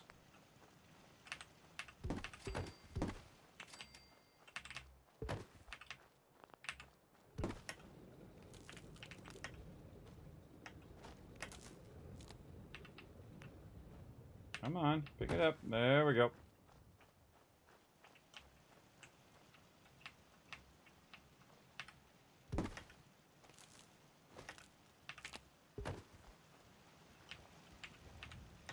Maybe get away with 2 of those. Oh yeah, look at that. We improved upon our original design. We did 2 of them instead of 3.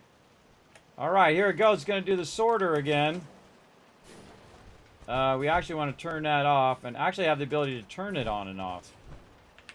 Even better idea.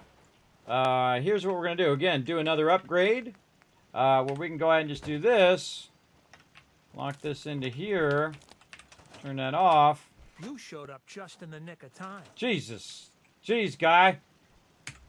I was glad to help out. I can't argue with your timing. Who knows what would have happened to us if you hadn't been here. Anyway, we appreciate the help. I appreciate you not sneaking up behind me, Captain Creepy. Okay. Tying that right into there. All right, now we have the ability to turn that on and off. So I don't have to take all those resources out of the workbench. Okay, so we got all that done. Let's go ahead and save that. That's why I end up with like 5,000 saves at the end of every playthrough. Okay. Got that. Kill box over there. Kill box on that side. Everything looking good. Maybe I should move this up so this has a bit more crossfire. I want to have crossfire across to there. So maybe right there, because then this one can shoot this way too and also protect this side, so you have this kind of crossfire that happens. Those turrets there, these turrets can shoot backwards. Much better, I think. Okay, let's hope we, let's see, did we do all these things down the bottom? We did. All those people were working on that. I'm going to send a bunch of people over here from Oberlin Station, I think. And then we'll come over here and rework them later. Oop, elbowed my microphone. Yeah, we're going to rework all of this now. I feel like we got to do a major overhaul to all of our various locations. But should we take the loot with us? I think we should. I think we should take all the loot with us. Why are you bothering with that junk? Come on, Dance. We got to go. Let's save, though, before I go. Yet again. Like this. Then we'll also... Oh, it's about to be... Oh, wait. Now it's dark because there's a rainstorm coming in.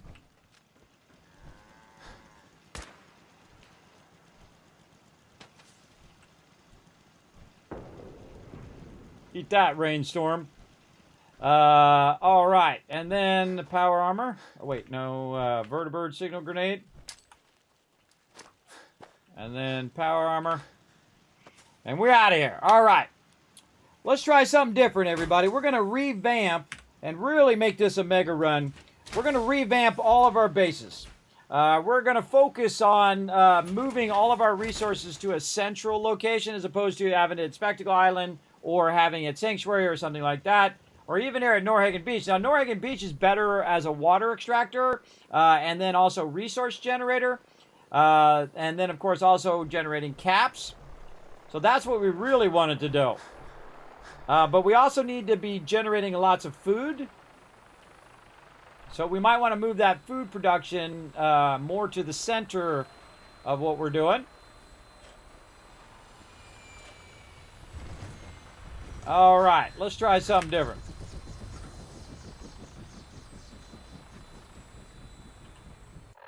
Okay, let's go ahead and go to Oberlin Station. Let's see what we can find over there. Your minigun should be loaded and ready to fire. Good shooting, sir. Let's go. Let's shoot some stuff.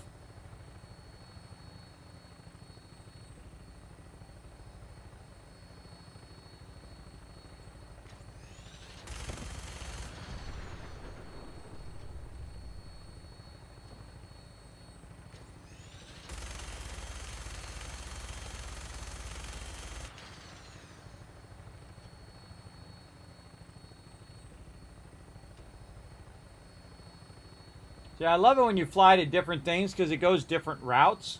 And thus you have different stuff to shoot at. Which I think is super fun.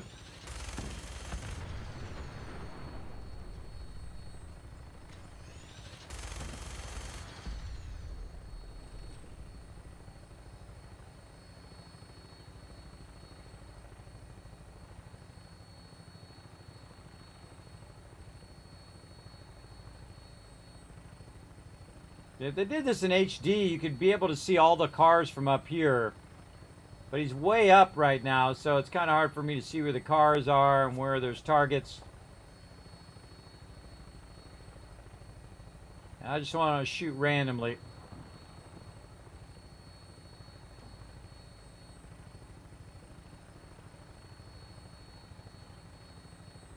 So cool.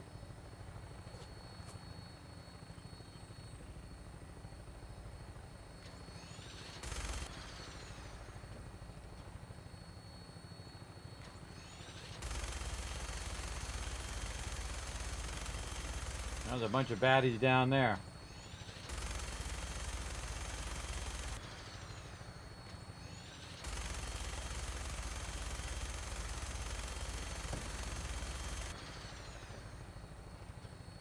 Well, that one's gonna blow up for sure. Oh, look what we got right here. Ah, right there, everybody. Oh, I didn't even see it happen. All right, Oberlin Station.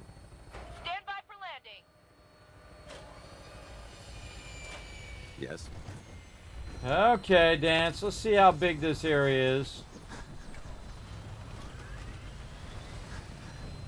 Now, what if we went really high? How high up can we build? Don't come over and talk to me. I'm busy.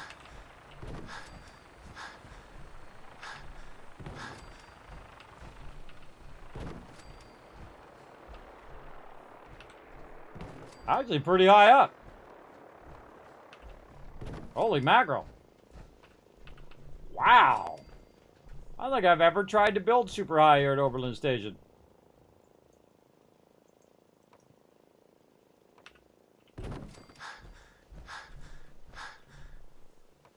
Okay, yeah, that's as high as you can go. See how I turned it away from the edge of the settlement and go back this way just to see if I could build up there. And I can't. So, yeah, that's pretty high up. Let's see how many levels that is. 1, 2, 3, 4. 1, 2, 3, 4, 5, 6 levels up. From the low side. Probably you could call it 7 if you went from the real low side. But let's call it 6 levels up. At least it's up high enough to where I can avoid all of the current stuff. It's going to be at least 4 levels up to miss that building. All these people got to go.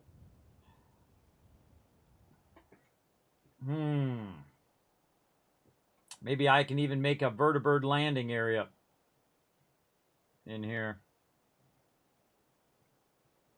I'm building it in my head right now, everybody. I'm looking to see if it's going to be enough room for me to build it. That's the thing, right? If we look at the total size, it's not very big. It's not very big, but it is in the center of the wasteland, and we could just build it literally on the top there and try to utilize every bit of space up as high as we can. And that might be a pretty good little sorting area, but we need to get rid of all the rest of this stuff first. And we need to get rid of all these people. Because if we keep the people, we need beds.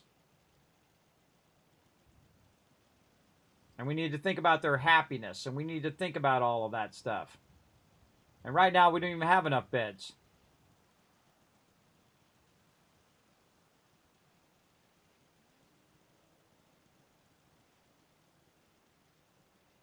Well, one way to find out, go to it.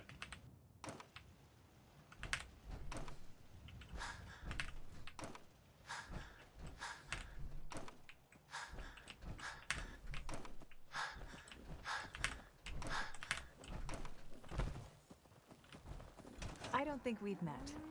What can I do to help out? Lady, I am busy. I ain't got to talk to you. You go do your thing. Figure out something to do on your own. Why do I got to micromanage you?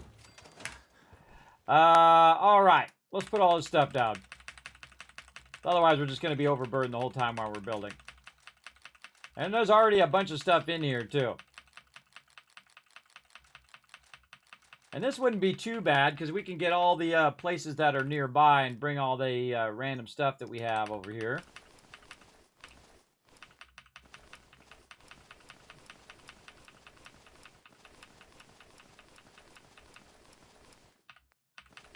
I'm looking for a long-term sorting spot. Or this will do a lot of the work for me.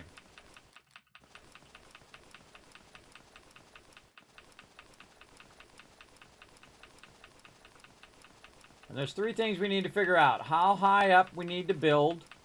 how to pull the stuff out of the workbench. And then, do we want to keep the people here? And we probably don't, because if I have the people here, I'm going to, again, have to reduce my overall build size to accommodate those people. But it does come at a cost of, you know, I got 22 people that I could have here doing something. But I could also just, you know, call it a net positive by basically making this one just a sorter area. And not anything to do with actually producing resources.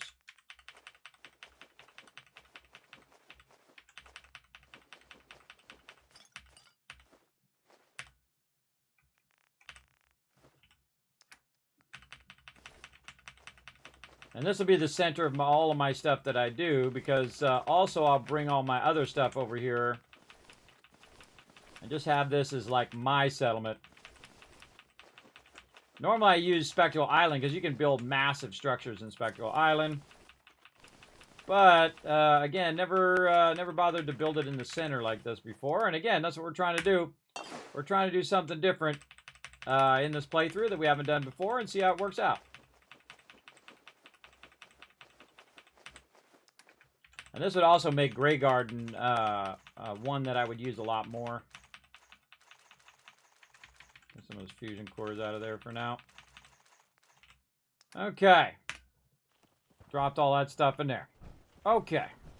Hope you ain't one of them synths here to spy on me. First thing we need to do is remove all the junky power. Store that in the workbench for now. And then we need to move all these people out of here. Move. Norhagen Beach. Move. Norhagen.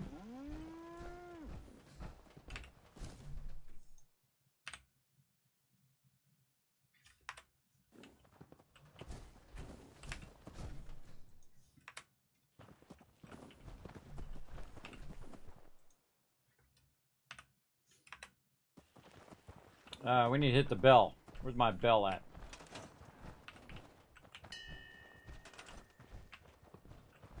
I move you already? I think I did.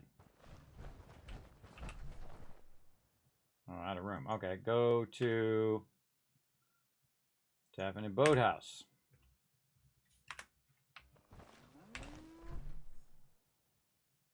Oh, it's full too. Send him to Boston Airport, but that one's totally useless. Yeah, I like the castle to fill up with Minutemen. All right, we'll send you to the castle. Oh, castle's now full too. So our only option now is Grey Garden. Fine, Grey Garden it is. Or we can go ahead and get another settlement. No, we'll go ahead and send them over there. Need something? Need all you people to get out of there.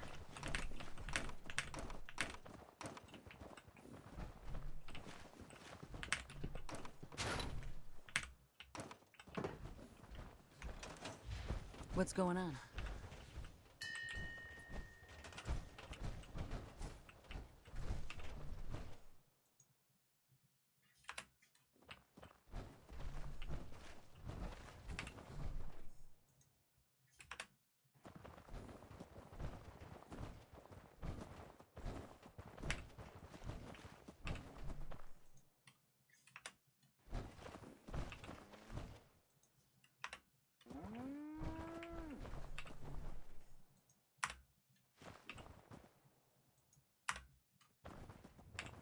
I'm watching the upper left corner to see if my people are going down. They absolutely are. I'm down to 5 now.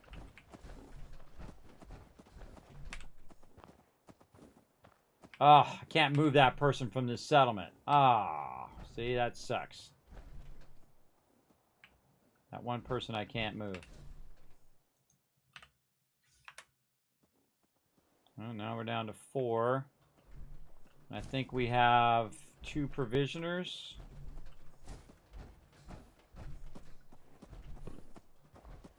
Okay.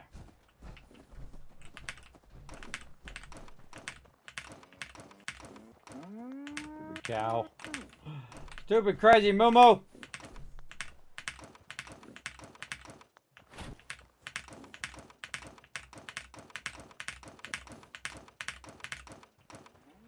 Okay, people, hit the road.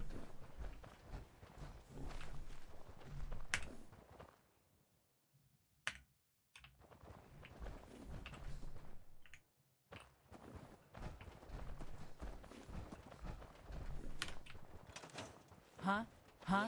You should know. People have been complaining a bit about the bed situation. Mm-hmm. Okay, what I want to do is get out of my power armor. Oh, this guy right here, he's totally a slacker. He's one of my peeps doing nothing. Move. Yep. Oregon Beach. Go. Okay, and I think I have 2 provisioners. One that is going all the way to the castle, and one that's going to Grey Garden. And I can't move that lady off of there. I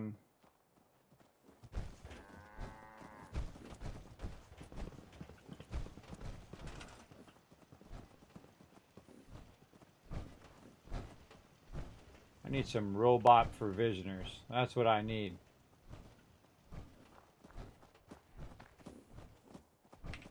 She can be a supply line, though. Yeah, I can't move her, but I can turn her into a supply line person. Now, you work that one move through while I take the rest of this out.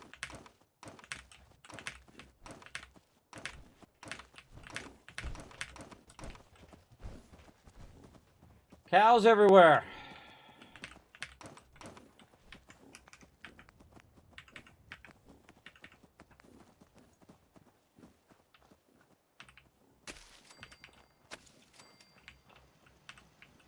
Them cows down the hill.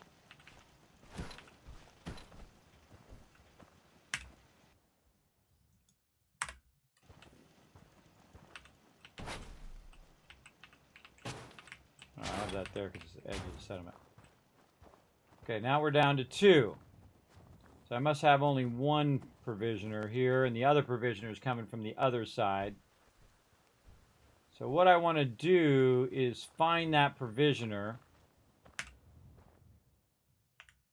Find that provisioner and send her from the other direction. Send her from... so send this one to this one. So this lady here, from here to over there is the provisioner to Grey Garden. And then I only have 1 person here. They ain't looking for trouble, I hope. Yeah, she's still... Alright, let's forward time a little bit before she sits in my chair. We'll forward time and these people will disappear. Because they'll go on to do whatever they need to do. It's getting late. Should we bivouac out here or find a place to stay? Good question. What are you doing? That's another guy who needs to get out of here. Okay. So what we need is we need to know where our other provisioner is. That's what we need. Alright, so what I'm trying to do is I'm trying to reduce the amount of people that I have at this location to do... so I can do sorting, and thus I can use, I can reduce the amount of stuff that I have here just for them to do, in this case, to be my provisioners. So I'm going to go ahead and forward time here and see if my provisioner shows up.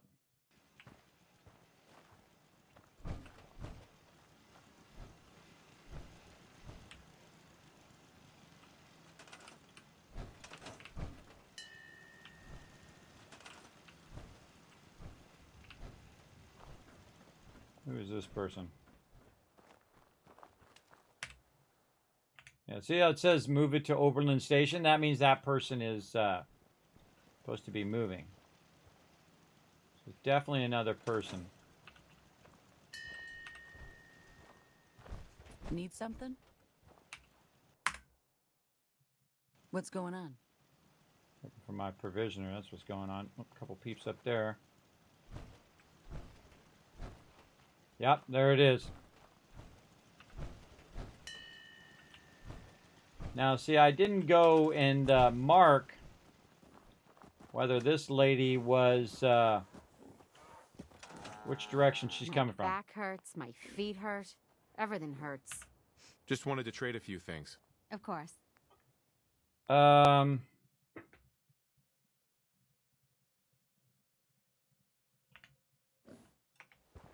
I gotta move that closer to try to catch her. I don't think I'm gonna catch her. Dang it, get out of VATS.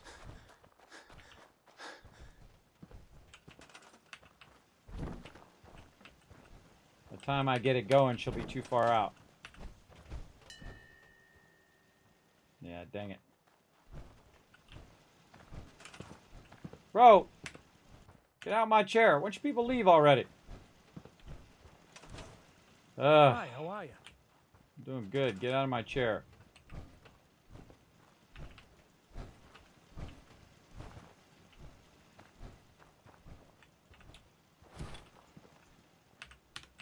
Need something?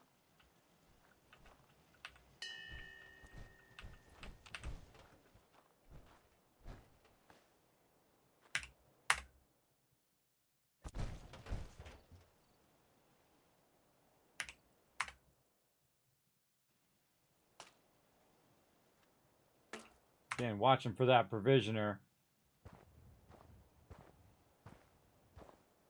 I think I have just the one. If I had caught that lady, I could have told her to go elsewhere.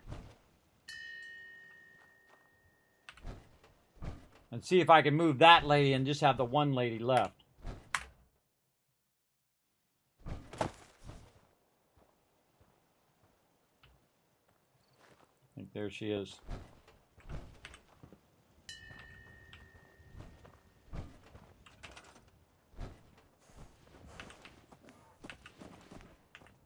Ugh. Get out of the way!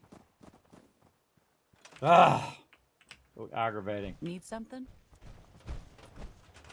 Aggravating. Okay. What I tried to do is grab her, and the second I'd hit E, the stupid Brahmin would get in the way. Very aggravating. Go forward a couple hours. Hit the thing. Hey, dance. Hey. You point, I shoot. Go there. Over here. Got it. Stay there. Wait there.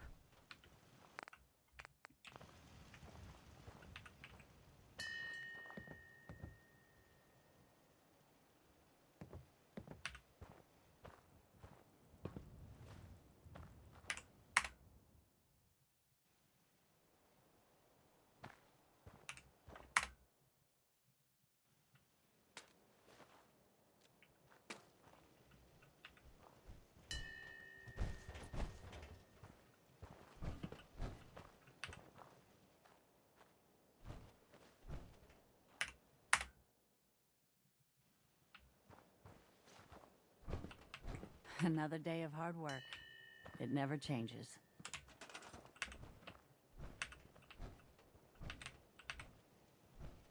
Ah, I got her that time. See, I told her to go over here. So that I could tell her what to do.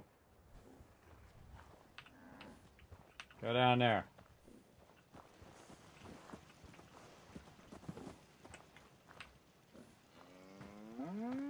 Move. Okay, yeah. See, it says that I can move her to Oberlin Station. Which tells me that she is not from here. That she is from the castle.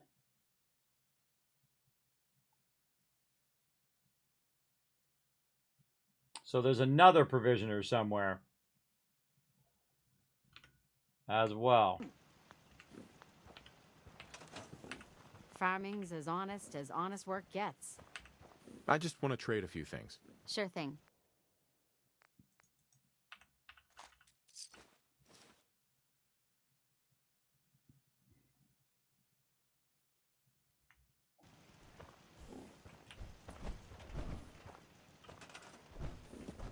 There's somebody else. Because it says 2 people.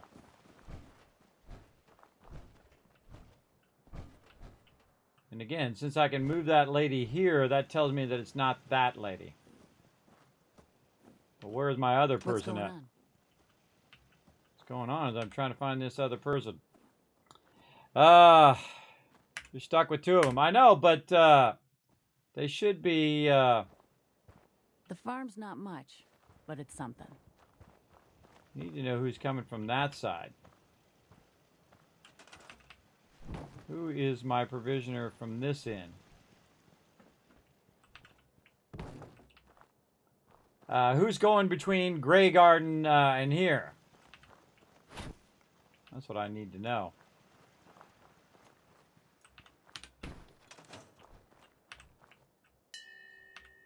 I know I set a provisioner up that does that. Ah, well, there you go, Indiana. Thanks for coming in and hanging out. Right now, I'm trying to figure out the mystery of who the second person is. If you ain't been up to see Grey Garden, you should go. Whole place is run by robots. I have been to Grey Garden. Wow, where is that other provisioner? Huh?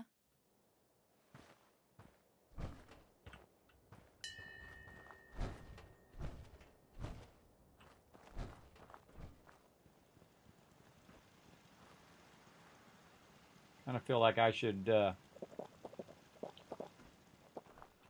run over to Grey Garden. What do you need? Need to know where this other person is. All right, let's go ahead and worry about our food and water. I don't have to worry about that much until you start really taking damage. When you start taking damage, that's when you need to worry about it. But also, it affects your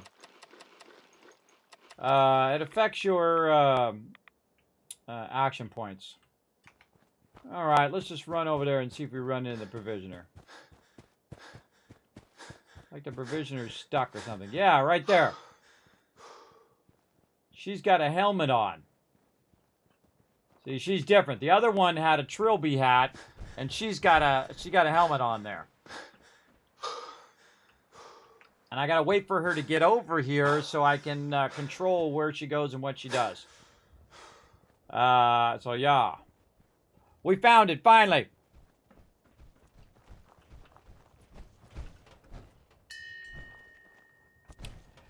I think you heard something about sending someone away. Perhaps they stay on the counter until they make it to their new home. Sorry if they consider that backseat gaming. Yeah, no, they'll stay there until I forward time enough to where they go away, which they did eventually.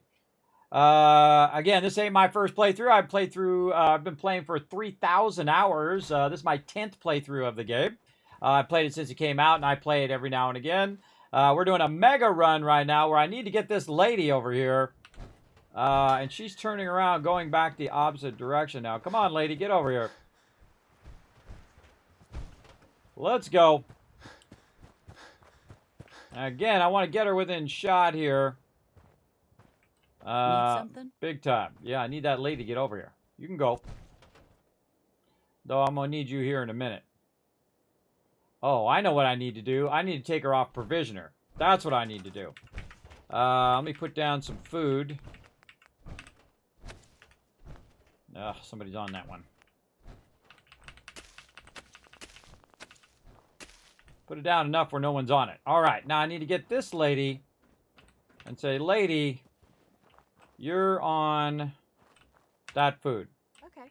So I can switch her off of provisioner and then make her on food, which should cut my Grey Garden link, and it does. So now I know that lady goes from here to Grey Garden. Now, can I take that lady and move that lady out of here? No, I cannot move her. So, yeah, you're stuck with these 2 people that are here. So what I really want to do is take the castle link, and actually, eventually, I'll change that link from the castle. I knew I should have got that other place right there. Because I could have sent her here and then send the one from the castle over to this one here. And then when I get the other one that's over here, Jamaica Plains, we'll go like that. Or I could send her down to Somerville. Man, so many other settlements I still need to get. So we know that she was going between there. Okay. So she's already set and ready. She got a little bit of armor, so we're going to put her back to Grey Garden. Okay, back you go. And then I'm going to have both these people not hanging around here, I think. Or do I need to keep one person doing food? You know what? I'm going to keep this lady doing food. And she can do enough food for the peeps. All right, that's what we'll do. That's what we'll do. So now we got that mystery solved. We can take out all these scavenging stations because we're not going to have all these peeps here. Now our goal in this particular location is to go in and revamp it from it was producing resources and all of that. What we're going to do is we're going to make it into a sort area. Let's move our vertibird landing to over here. I'm also playing in survival mode, the hardest mode that you can play. And really, we only need one pump here. So let's take all that down and take all that out. Right here, we only need the one pump. And we'll just have it right here under the stairs. Now, we have a bunch of other stuff that we have as well. Let's just put that along the road. And we want to build this up so it's just for us. Now, there's only one food right now. So let's go ahead and put a second one down. And if we're going to do, you know, food, we might as well do enough for 6. So 1, 2, 3. 1, 2, and 3. And we'll put it here in the center. Then I'll take this one out. And she'll automatically switch over to those. Because it's just the one lady. We also have 5 beds, which we don't really need. So let's scrap those, and we'll put that back to 2 beds. Because you need also stuff for the provisioner as well. And our goal is to reduce everything that we don't need to maximize our ability to sort stuff. And let's pick up this kill box and move it over this way a little bit. To kind of move it out of the way for a minute. Okay, now to get the maximum amount of room out of this area, we're going to need to build up a bit higher. So let's go ahead and work on where we want our height to end up. And we really want to key off this building right here and get that going. So let's go ahead and get that going. Now, this is the first time I've tried this at Overland Station. Because normally I'd put it in a very large settlement, like something like Sanctuary or Norhagen Beach, or especially Spectacle Island, which is one of my favorites, to build the gigantic mega sorter. But maybe, because this place is really underutilized, I find, in most of my playthroughs. But it's also in a very central location. It's very nearby Diamond City. We're just trying to get up above the top of the roof area there. We might be there. Let's go ahead and grab some of these floors that we already used earlier. There we go. In another build. I feel like we're just not quite high enough there. So let's go ahead and hold down E, and we'll move this up a bit higher. And we got to take the side things off.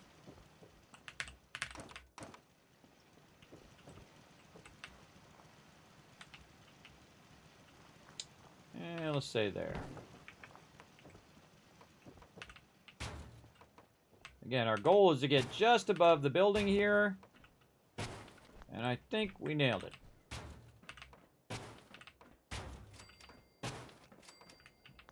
How close are we to the edge? Wow. It's almost like I did that on purpose. It's not squared off to the edge, though. The edge is rarely square anyway. Like if I start building out this way, It doesn't really matter because it's not really going to be that square. But man, we got lots of room there. Okay, we got lots of room in that direction. Let's go this way. Again, I'm watching my size up there as well. So we got to about there. We're very crooked on this side. This is going to run outside the edge of the base, so we got to kind of fix that. Rotation edge, or we could just probably back this up by 1 and just say, oh well.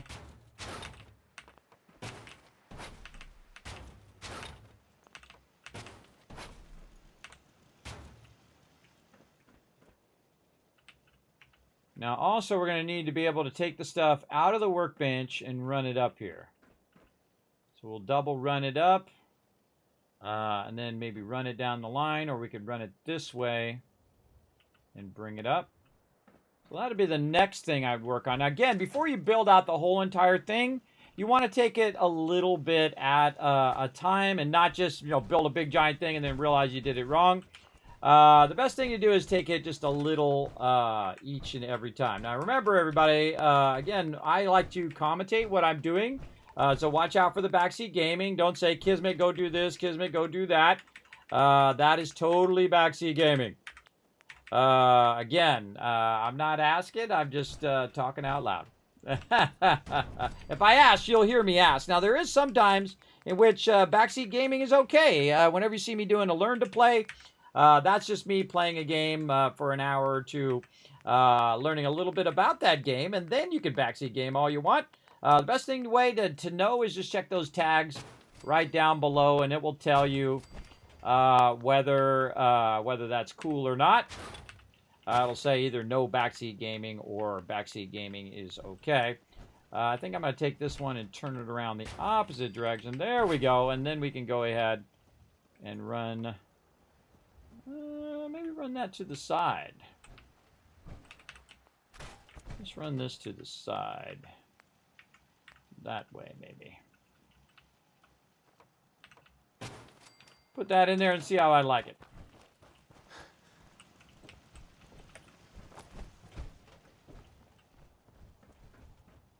Not bad. Not really all that squared with the thing, but it is squared with the workbench. So I kind of feel like maybe we'll want to adjust this, or we could just leave it. Now what we want to do is utilize the minimum amount of space to bring that up here. And so that stuff's going to drop out of there. One of the things we could do is fix it by putting a hopper in. But I don't know if that hopper is going to be very good right there. But we can just put that in and rotate it. And then trying to figure out how we're going to work that in there. That's too low. Too low to put a thing there. That's okay. We might use that later. But what we want to do is drop this down so that we can utilize it again. We can go one higher, I guess. Let's try to go one higher. Again, using this kind of backward momentum. And then use the one that we've got here to maybe drop it on this other side. And then use the hopper.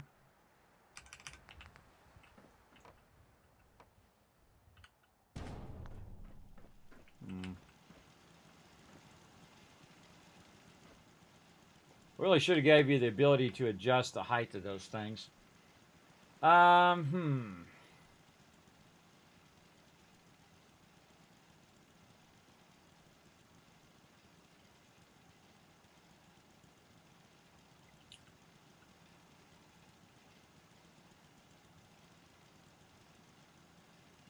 Don't know.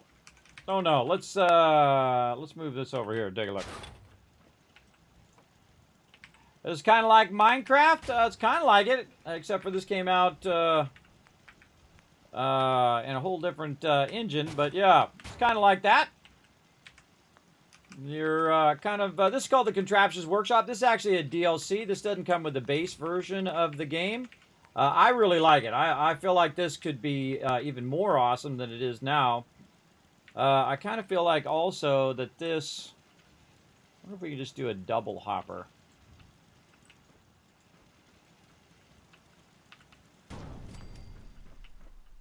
Yeah, getting it to go from that one into this one's going to be tough.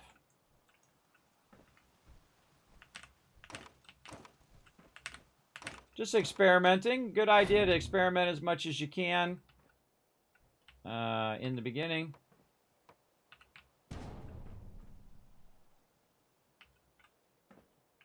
See where it'll take you.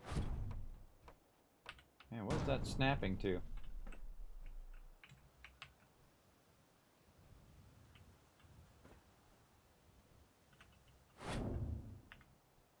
Snapping to something.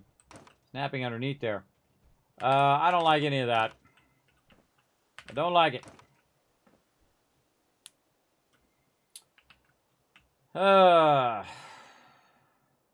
It's all about the heights.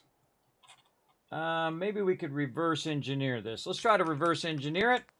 So where we start from the end and work our way backwards. Let's put our little concrete things back in here. And let's say we want something to end up in the in a storage. So we'll get to manufacturing later. So say we want to have something end up in a storage. Like this. Maybe like this. So say something like this. We'll just center that there. And then we want to bring up the stuff and end it up in there, but that one's not going to go there. Let's say like that. Okay, so we got it to there. Let's jump down and see what magic we can work here. Of course, right where I put the mute fruit. Doesn't matter where you put it. It's always in the way. Wherever you put it, that's exactly where you're going to be working. Move over here, lady. Okay, so I kind of feel like this should turn the other way. And this is I feel my favorite part of the whole entire contraptions workshop is the going in and figuring out a way of making it work, but not just a way to make it work, but make it work the way you want it to work. That's always the trickiest part. So there we go. And then we can maybe go this way. Okay. Now we're getting really low there. So we can't snap that. And that's going to be a problem. We can't get that to go up into there. We could take the workbench and we could move it this way. Hey. What do you want? Move here. I'm on it. Hold position. Oh, and Dan's standing right in the way. Doesn't matter what I'm doing, there's always somebody standing right there in my way. All right, and we'll put this over here. So what I really need is the ability to pull it up and then move it that way where I want it to go. Now, I could just do a flat thing like this. This way. And then try to turn it backwards with one of these. Yeah, see? Not snapping because that thing's in the way. What if I take it out first? Then I put the thing in. Then I put this in. Oh, okay. Now we're getting somewhere. All right.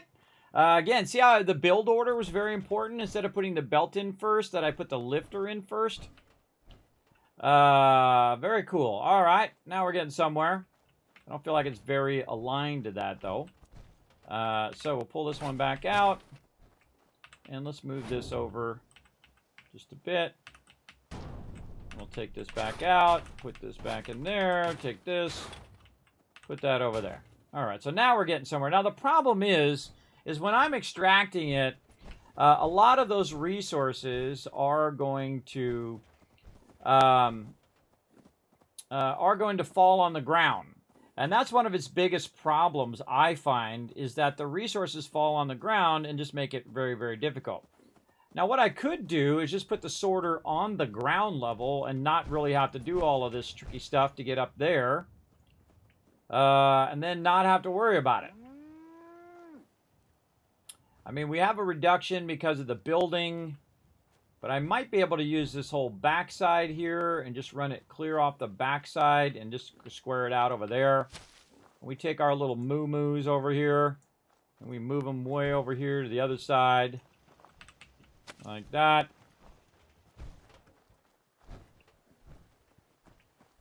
We take this one over here. Put that way over there.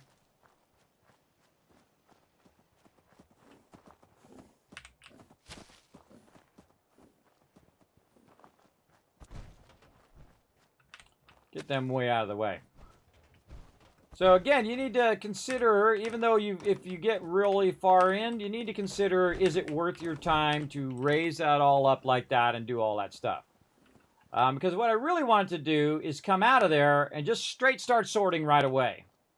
So the first thing I want to do is eliminate the stuff that I want to keep. So the first sorter is always like keep stuff. So, oh, and this is going to go this way, too. Ah, I forgot it does that. So it's going to go that way. So that's going to make it more difficult as we get further along this edge that it's going to go into that. Maybe we might want to start this way first. Dance! Yo, bro! Hey. Go ahead. Here. Don't make me dismiss you, Dance. Don't make me do it. Stay there. Roger. Holding position. Dance. All right, let's try this first. Let's go this way. Oh, and this might be a little too high, too. All right, we'll go this way. And then we could have it go...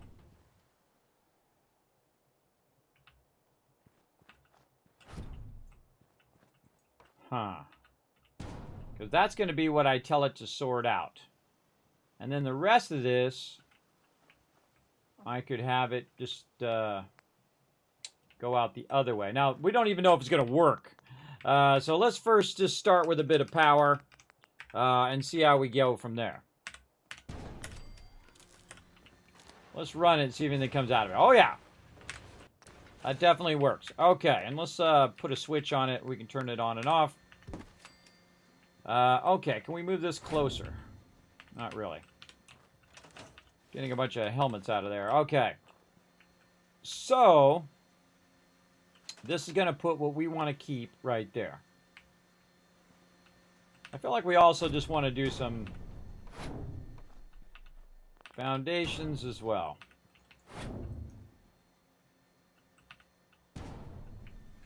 Just to make this easier in the long run. Might elevate it too much, though.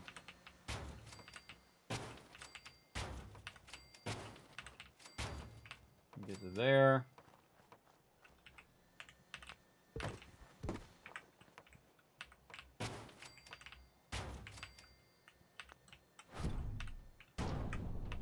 Oh, that's not too bad.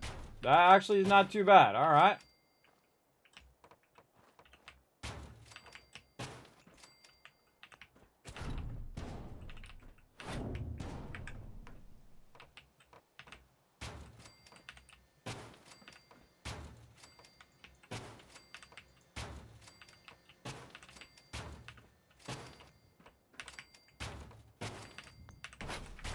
All right, now we're getting somewhere.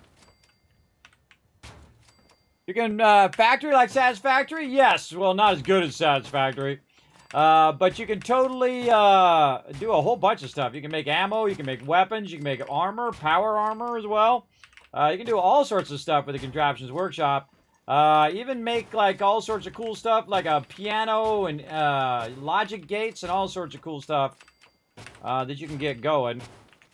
All right, I feel like okay. Now we got some more room to make this happen. I think that's as far as we can go.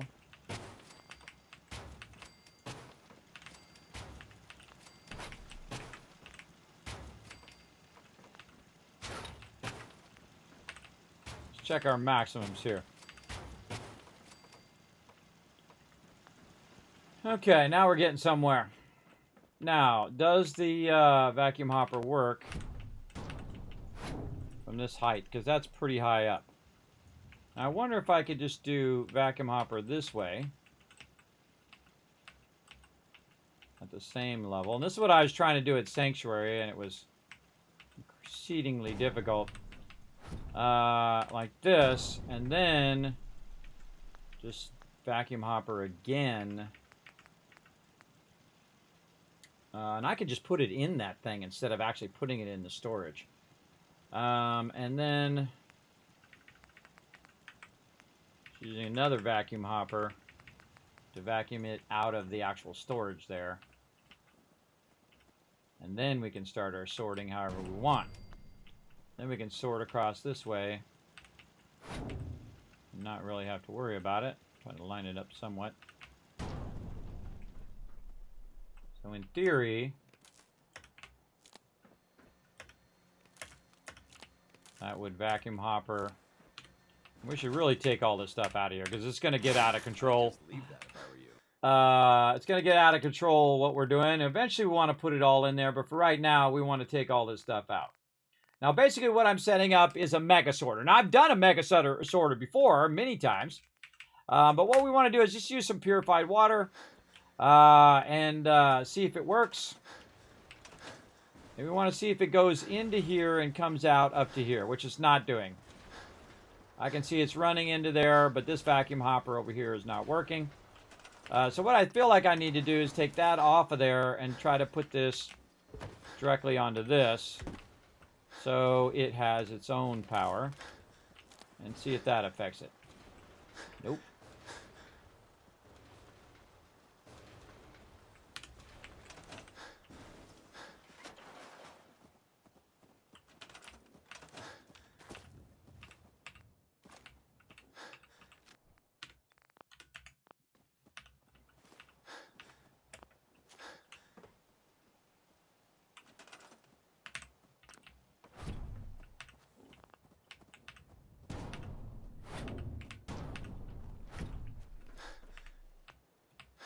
Ugh, it's got to be difficult. Just put it over there.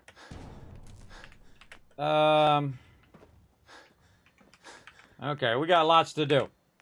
This is super fun, everybody. This is the part that I really love. Oh, God, we're running over again. We got to stream tomorrow, too. We're going to be playing some 76. So we can't run over too long. Man, I stayed up way too late yesterday on YouTube. Now, I also stream on YouTube, youtube.com/KismetBP. So if you want to see more of this, I'll be back after this playthrough, or after tonight, also on YouTube next Sunday, doing this mega run. All right, we're going to put this in its own storage over here. Oops, I didn't want to do that. What was that? No, yeah, I did want to do that. That was an old gun of mine that I put away. 10mm. All right. This will all be worth it in the long run, everybody. It'll all be worth it because it'll do all the sorting for us automatically. The problem is having enough room to sort all this stuff, because this is a lot of various stuff that needs to be sorted into different areas. Stuff we want to keep and stuff we don't want to keep. You want to try to store stuff. Maybe we should do the stuff that we don't want to keep first. That might be an idea. That might be easier to sort it because it's coming straight out of the thing. Yeah, that might be a better idea. Oh, look at me improving upon the idea right at the very beginning here. Alright, way too much stuff on me there. And now this is a bunch of loot that we've gotten from all over the place. And we've brought it all together. Now that we can travel using the vertibirds, we get that going. Yeah, when you take the settlement over, there's 2 working land already. Yeah, some of it you can actually, sometimes you can move them off there even though they were there already.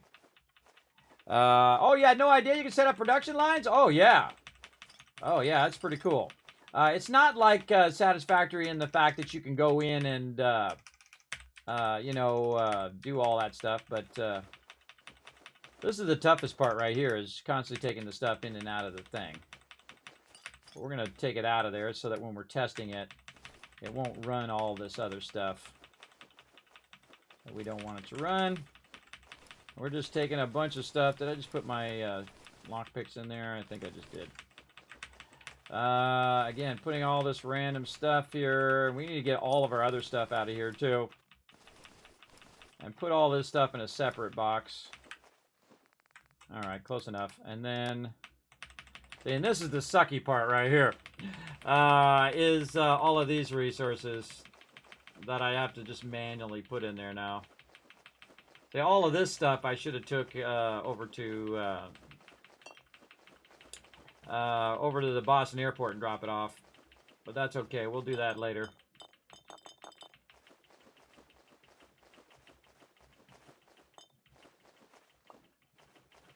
So you want to test it all first before you put a bunch of stuff in there. Otherwise, it's just going to not sort and you end up picking it up and doing it all over again anyway. And I'm putting it in a separate container. This is one of the things I wish they had in Fallout 76, where you had a separate container that you could put stuff in there that you're just saving for later. And don't necessarily need to work with at that moment. Like right now, all these mods. I don't need to work with all these mods right now. So we're going to put it in a separate container so I'm not overburdened the whole time while I'm trying to work here. Look at all this ammo we got too. Just tons and tons of ammo we've collected. Oh yeah, look at all those missiles now. Yeah, there we go. Mini nukes, gamma rounds. Alright, good enough. Now's a good time to save too, so let's make ourselves a bed here. Bed. Because we don't have to redo all of that. Alright, there we go. Actually, we'll just... I gotta help Norhagen Beach. Well, it's gonna have to be another time. I'm working here. Also, it's nighttime, so I'm going to go ahead and forward time. Let's go 10 hours so that it's not nighttime while we're trying to build, because that sucks.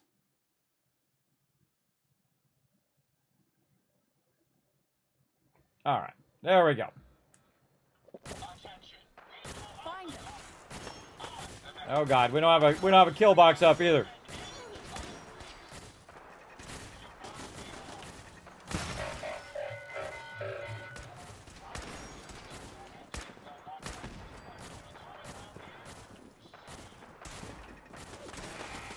Oh, we do. I did leave the kill box up.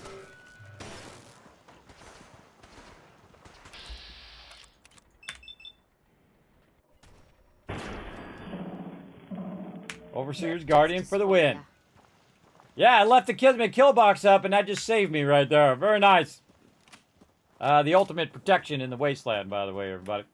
All right, you little robots. Thanks for all the loot. Oh, I got new mods, too. Now, this is part of the DLC. It's called the Contraptions Workshop.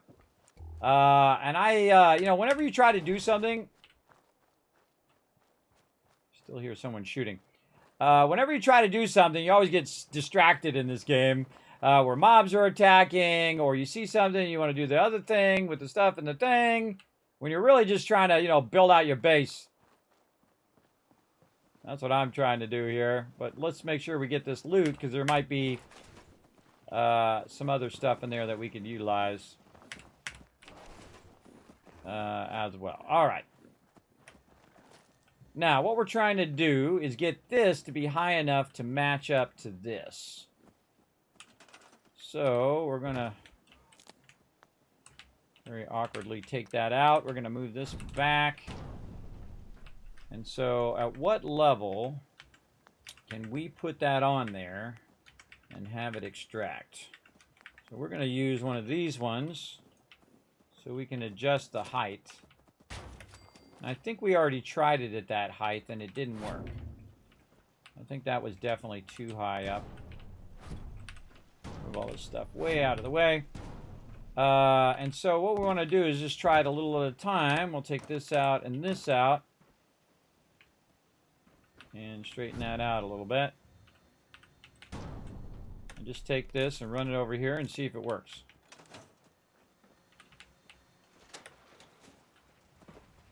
No. Not working. Okay. Take this, hit E, hold down E, and scroll down. Oh, that's as low as that'll go. Okay, so we can do a little trick here where we back this up a little bit. Let me take this off first. Where we hold down E. Oh, not like that. Hold down E on this. Get everything else? No. Hold down E, get that, hit E, and see if we can scroll it down just a little bit. And see if that made any difference. Let's put one in the back.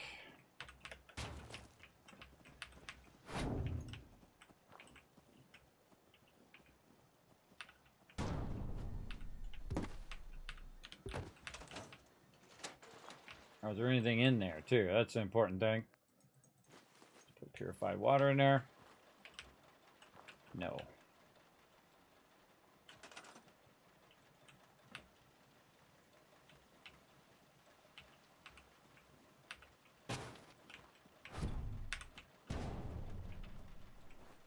Still on. No purified water coming out. Still got to go lower.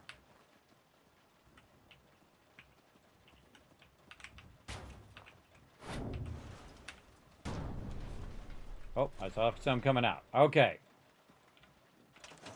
So that does work at that level.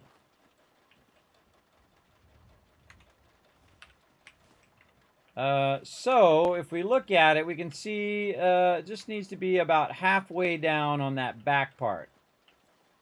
Maybe we can get away with it being a little bit higher. Let's see, a little bit higher. Okay, or don't do it. Whatever you feel like doing, bro. Trying to scroll wheel it up a little bit, but it's just totally not letting me do it. That's awkward.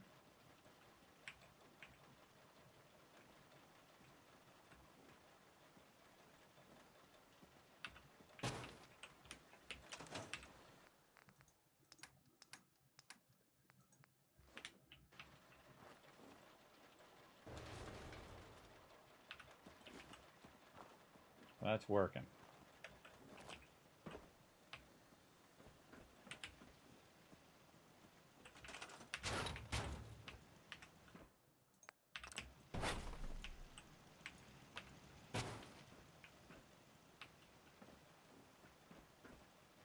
It's just above ground level there.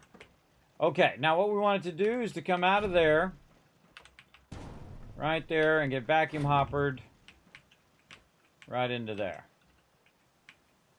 If we can get it to do that, then we're styling. All right, one more purified water in there.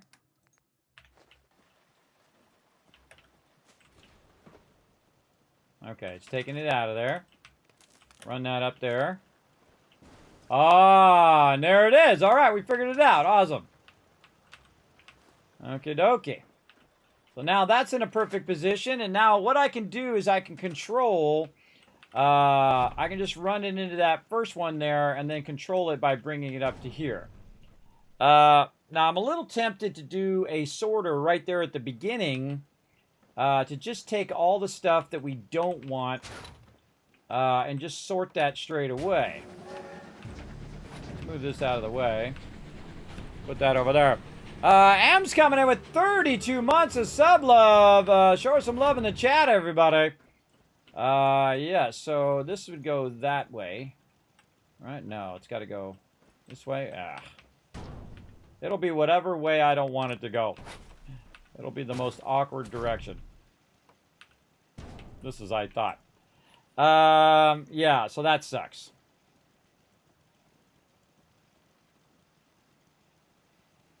That sucks big time.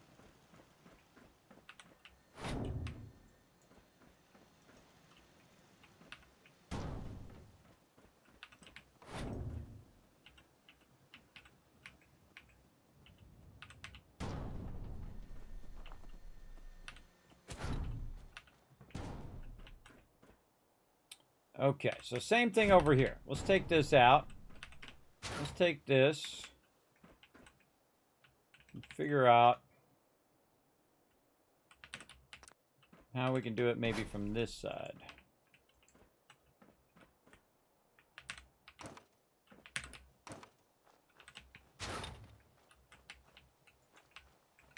What if we do something like a dish?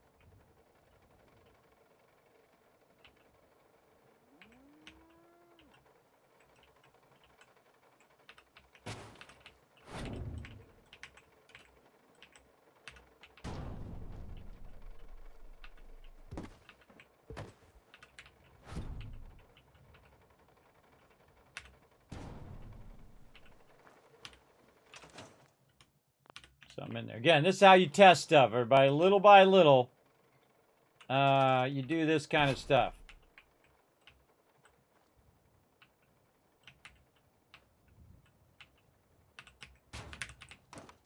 Until you get it to do what you want it to do.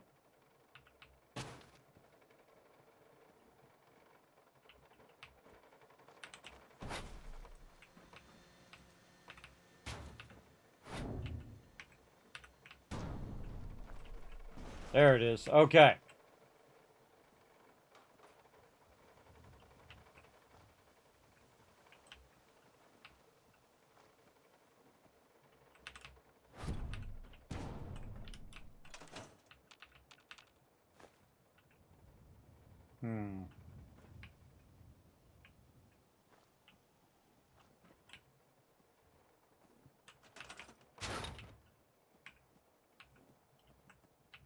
Love to move that over a little bit.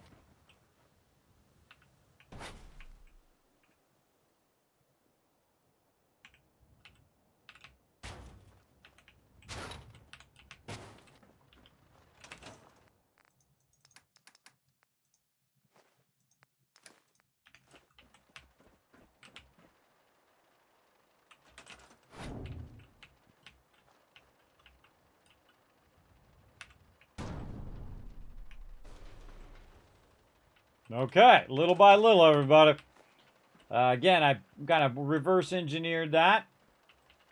Very nice. Okay, now, what we wanted to do is we want to actually go in the other direction. So we want to grab it.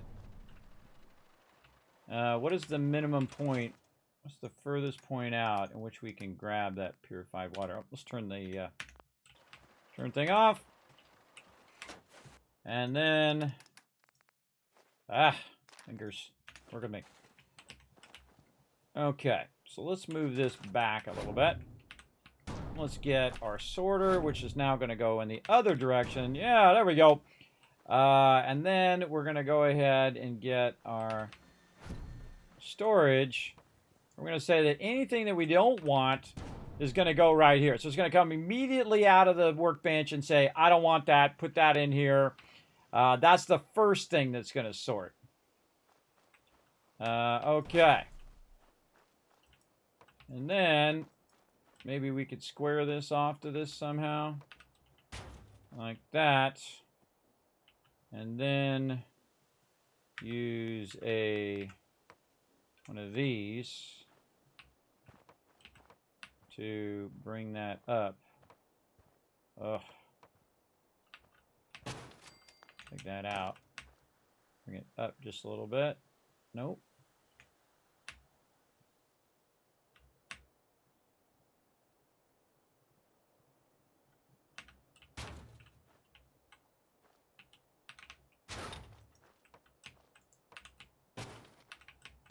Yeah, it's about the same height. Okay, there we go. Now we square that off. I was holding down E, and then I hold down E again to use the scroll wheel to make it go out. 32 months, where's the time gone? Exactly. And more loot to empty out the inventory. Yeah. We need more loot. Okay, so that's going to go that way. And then now we've kind of squared it off to the building. And now we've kind of squared this off to this. But what we want is we want this to go here and that to go down there. And then we want this to end up being another storage. All you have to do is get this front part working. The rest of the storage stuff is easy. So again, we're going to put stuff in here that we don't want. So it's immediately going to go put all that stuff in here, and that's the stuff we're going to scrap or sell. And then anything else is going to go down the line. And then that is going to go up to this higher level that we're going to do. Right over here. We're going to rework all of this. It's a bit more squared off.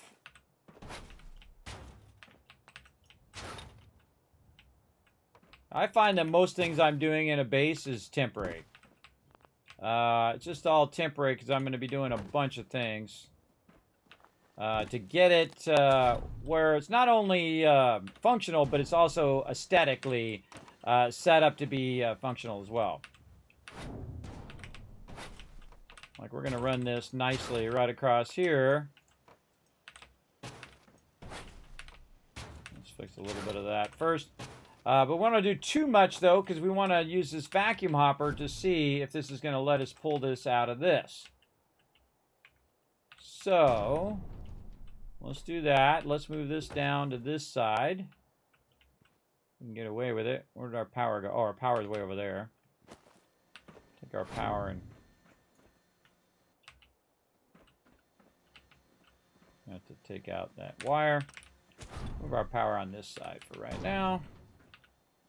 This is going to just make it easier for us to see what's going on over here. And that there. And run this here. Okay, so this is all good. Let's go ahead and put something in here that we want to do. Purified water. And see if that's close enough to grab that. Yes, it is. All right, so that's close enough to go there. I didn't tell it to sort that, so it should go right here. And then that should be grabbed up here. And see, that's the problem, is the elevation. That's what's really throwing us off. Is I failed to hit Norhagen Beach. Sorry. I'm a little busy. It's the elevation of us trying to grab it out of the workbench. This needs to go up just a little bit. This needs to go down a little bit. But we had it working before, so we know that's possible. Let's pull this out of here. Take this one out. We'll take that one out. We'll hold down E on this one. And then just bring it up. Just oh, that's not a... darn it. That's not a... on the ones we want. Okay. We gotta go get one of those. Not one of the ones we want. We want this. Put one there. We'll take this one out. And then we'll put that one there. There we go. And then we'll take this one out. We'll hold down E. Ugh, I hate it when it does that. Hold down E. Okay.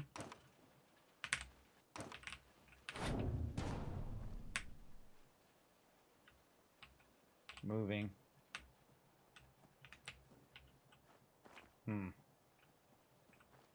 Maybe we should do it back here.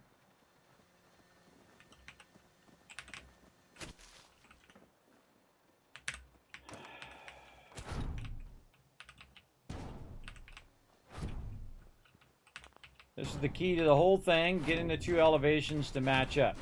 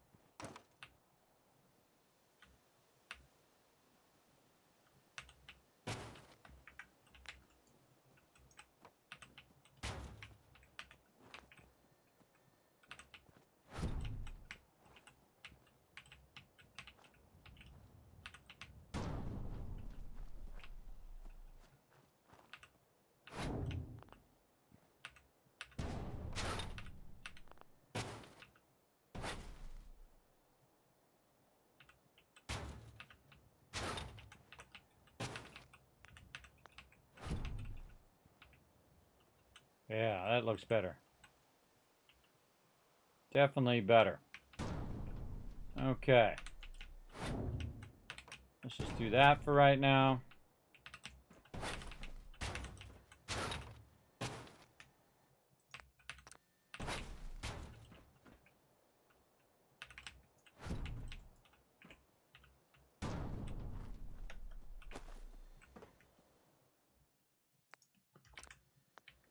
And then we got to put our little thing back in.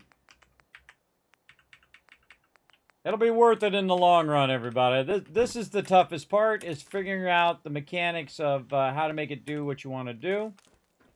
Once you have this part, all the rest of it's easy. Okay. What do we got in the workbench? Nothing. Okay. Purify water there. There's one already in there. Let's take that one out. Yeah, see, it's just not low enough to where it'll let us get that. No worries. We got this. We did it once. We'll do it again. Take this out. Take this. Put that over there. Take this and move that back there. This. Let's go over there for a second. Take this out. We got to go down just a little bit on this one. No.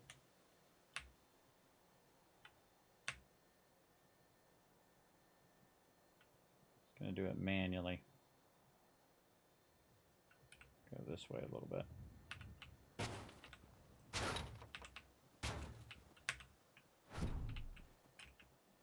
feel like really all we need to do is get this one working.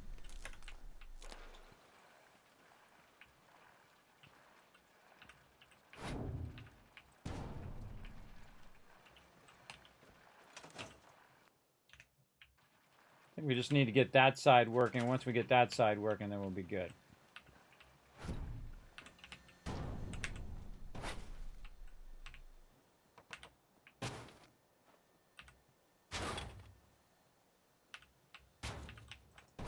Little by little.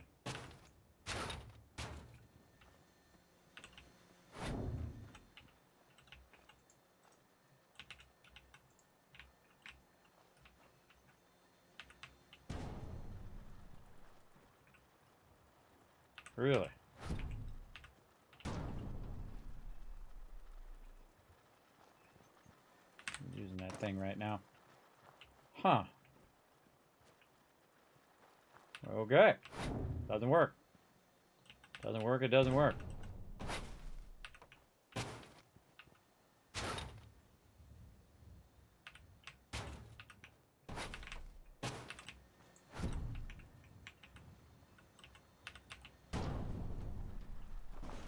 Oh. All right. A lot of work. A lot of work getting this to go. All right. Now it's not squared off over there either. Okay, but we know where we want it to go. That's the important part. All right, go over there somewhere. There we go. Now this has got to be squared off. Okay.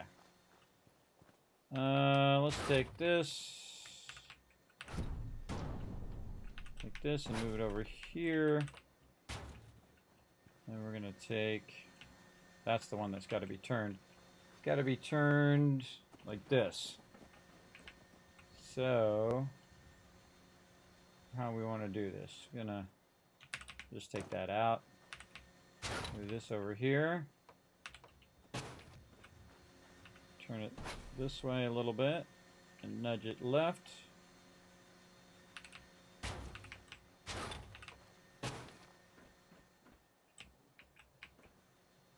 Better.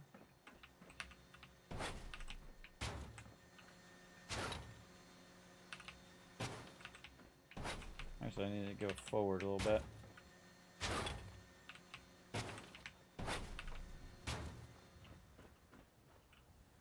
Oh, it's not square to the workbench. Workbench is at an angle. Well, what we're trying to do is give ourselves maximum room here to build. All right, let's double check that it is working now that we moved it.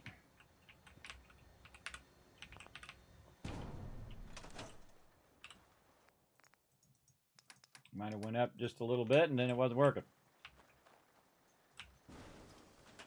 No, it's working.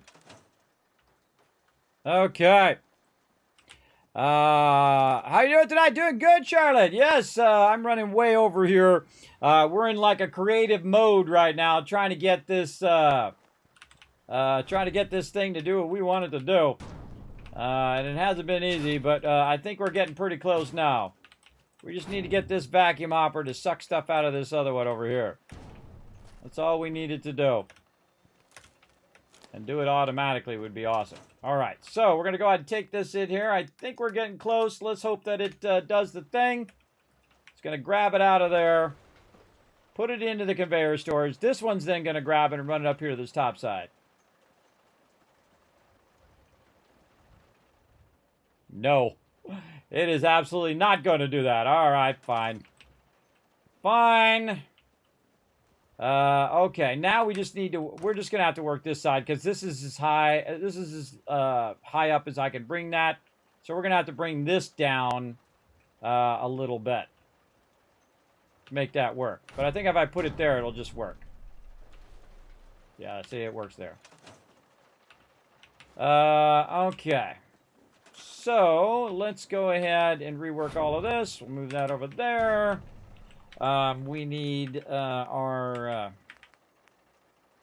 concrete floor like this. And we've got it like that.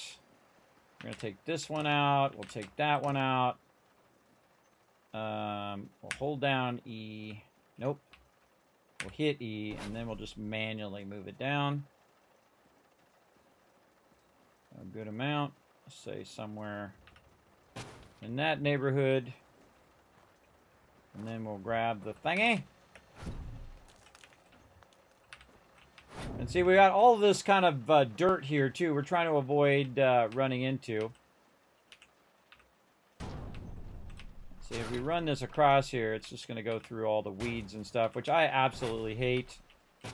I hate it when you got the dirt and stuff in your base. All these things. They fixed this in Fallout 76, but it still affects your stuff that you put on top of it. When you have a little hill there. It's just annoying.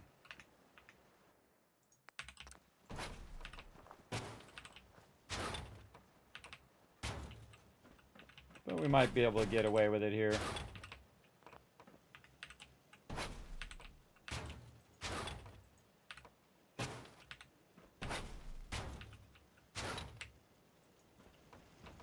Ugh. Happens when you have stuff at two different levels.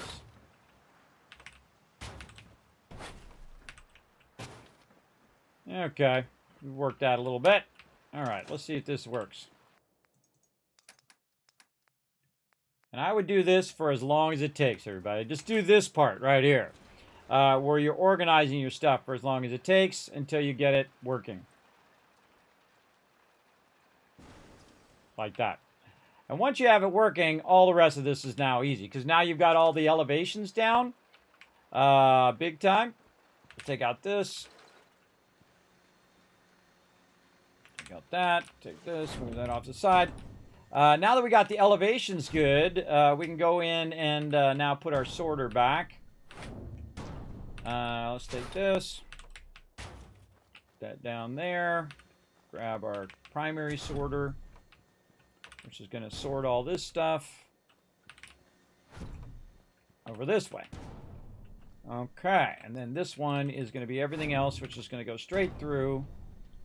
And then this. Move that way over there.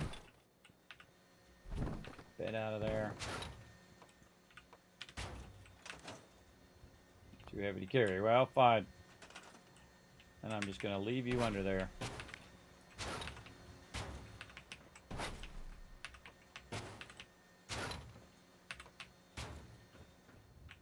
Okay. This whole thing is crooked. This thing is a crooked.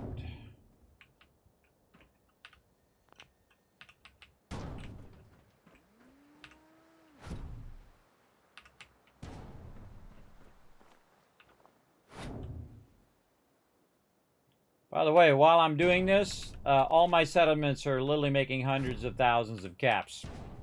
Right now. Right now while I'm doing this. Which is awesome.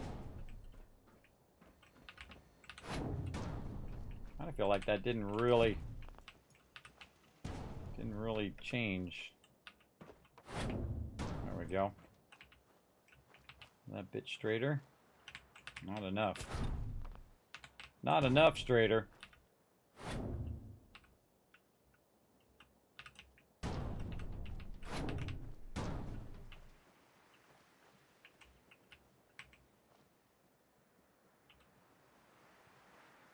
Good enough. All right. Good enough. Go there. Over this way. Put some of these down. Oh, come on. Go down there. Lay down here, so... Oh, that's not going to go there. I'm going to move this first. Again, build order. Very important. Let me put that down there. Oh, no, because the water's there. Water's in my way. Yep, that's exactly what it was. All right. Okay, and then this is going to be here.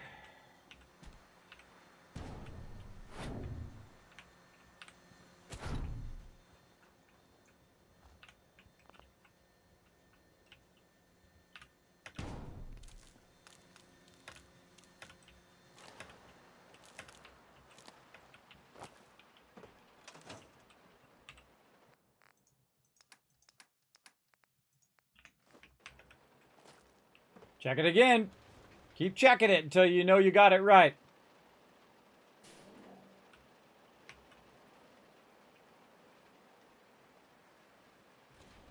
Okay, I was a little worried there it wasn't going to come out. All right.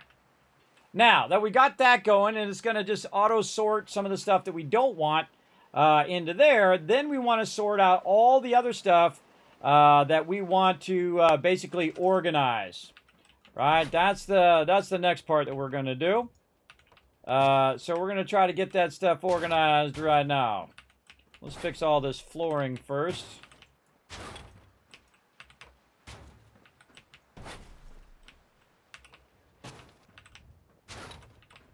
It's a little lower than I want, but oh well. We'll roll with it. I'm going to make this faster.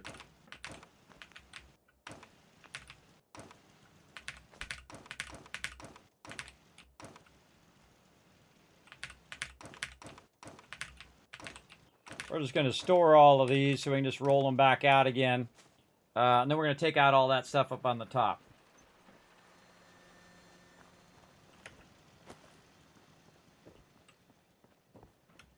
Oh, there's another storage down there. I can use that. Put that down there. Oh, I can just go up there and get that. That's why I'm not making more of these things than I need to and wasting my resources.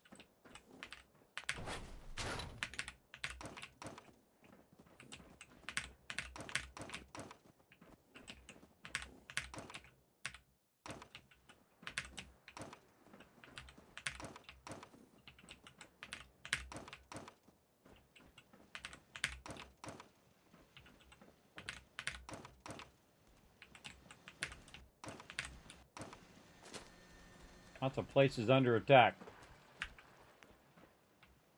I wonder if we can just jump and get these. Can't get that one. Can't get the other one. Fine, I'll put the thing back in there. I'm ignoring the cries for help from all my settlements right now. Because Kismet trying to figure some stuff out. Alright, let's get rid of all of this too. And just kind of use this whole side area here for all this sorting. Okay, now we took all that out. Now we just make this easier by just take the 58 of these that we have stored down there, which is way more than what we need, and build this out.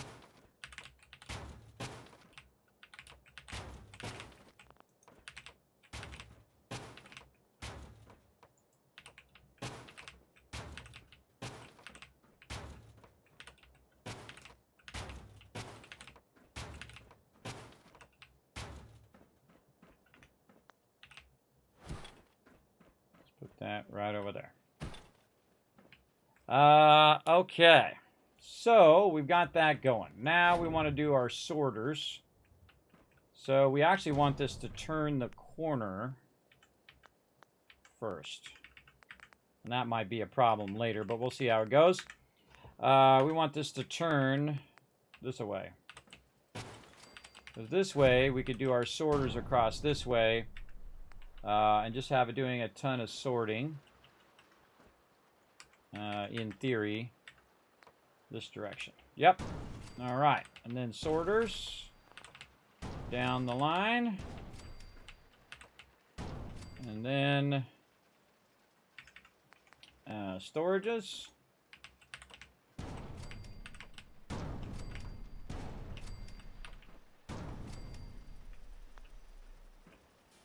Or we could go this way and then come back that way. Oh, it's already doing it. Uh-oh, uh-oh. That's okay. It'll go into the in-storage. Oh, wait. No, there's no in-storage. It's going to drop it on the ground. Oh, God.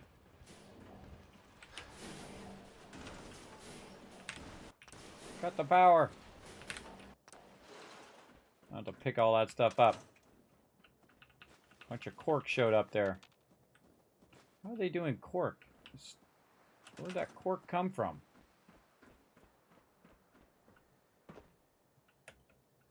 I don't have any, do I have one of those little junk things around somewhere? Where'd that cork come from? Because I don't have one of those little junk collector things going on. All I have is 2 mute fruit. That's weird. That's weird that that would show up. Okay. Now, should I make this go this way and then come back? We're getting there, everybody. Oh, you know what we should do? We did all that work. Now's a good time to save, so we don't have to do all that again. There we go. Oh, that dance party is part of our stream raiders, our stream avatars, by the way. It doesn't work unless I have my stream avatars up in that bottom right corner, and I usually only do that during the day, during the week. So, watch out if you're doing any of those that are purple.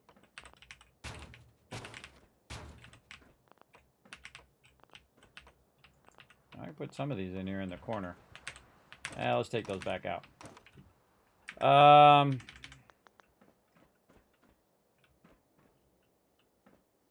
think that we can get a second row and then have that second row coming back this way. I'll put our bed here. Bear storage there. So we got 4 sorters there. We got the junk sorter that we don't want.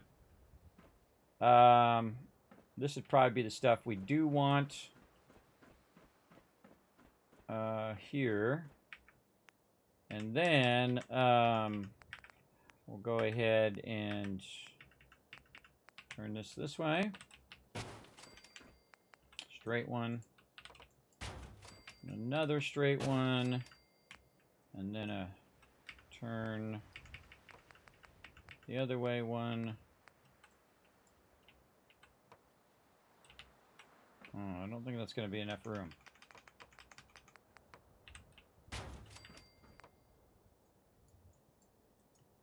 Yeah, it's got to go the other way. this. Then we're going to do another sorter. How are we doing on space? Oh, plenty of space. Then we need more sorters. I'm going to go inward.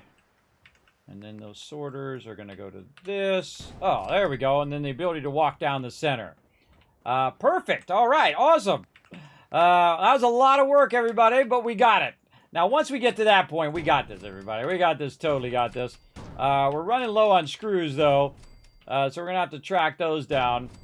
But we are looking good for right now.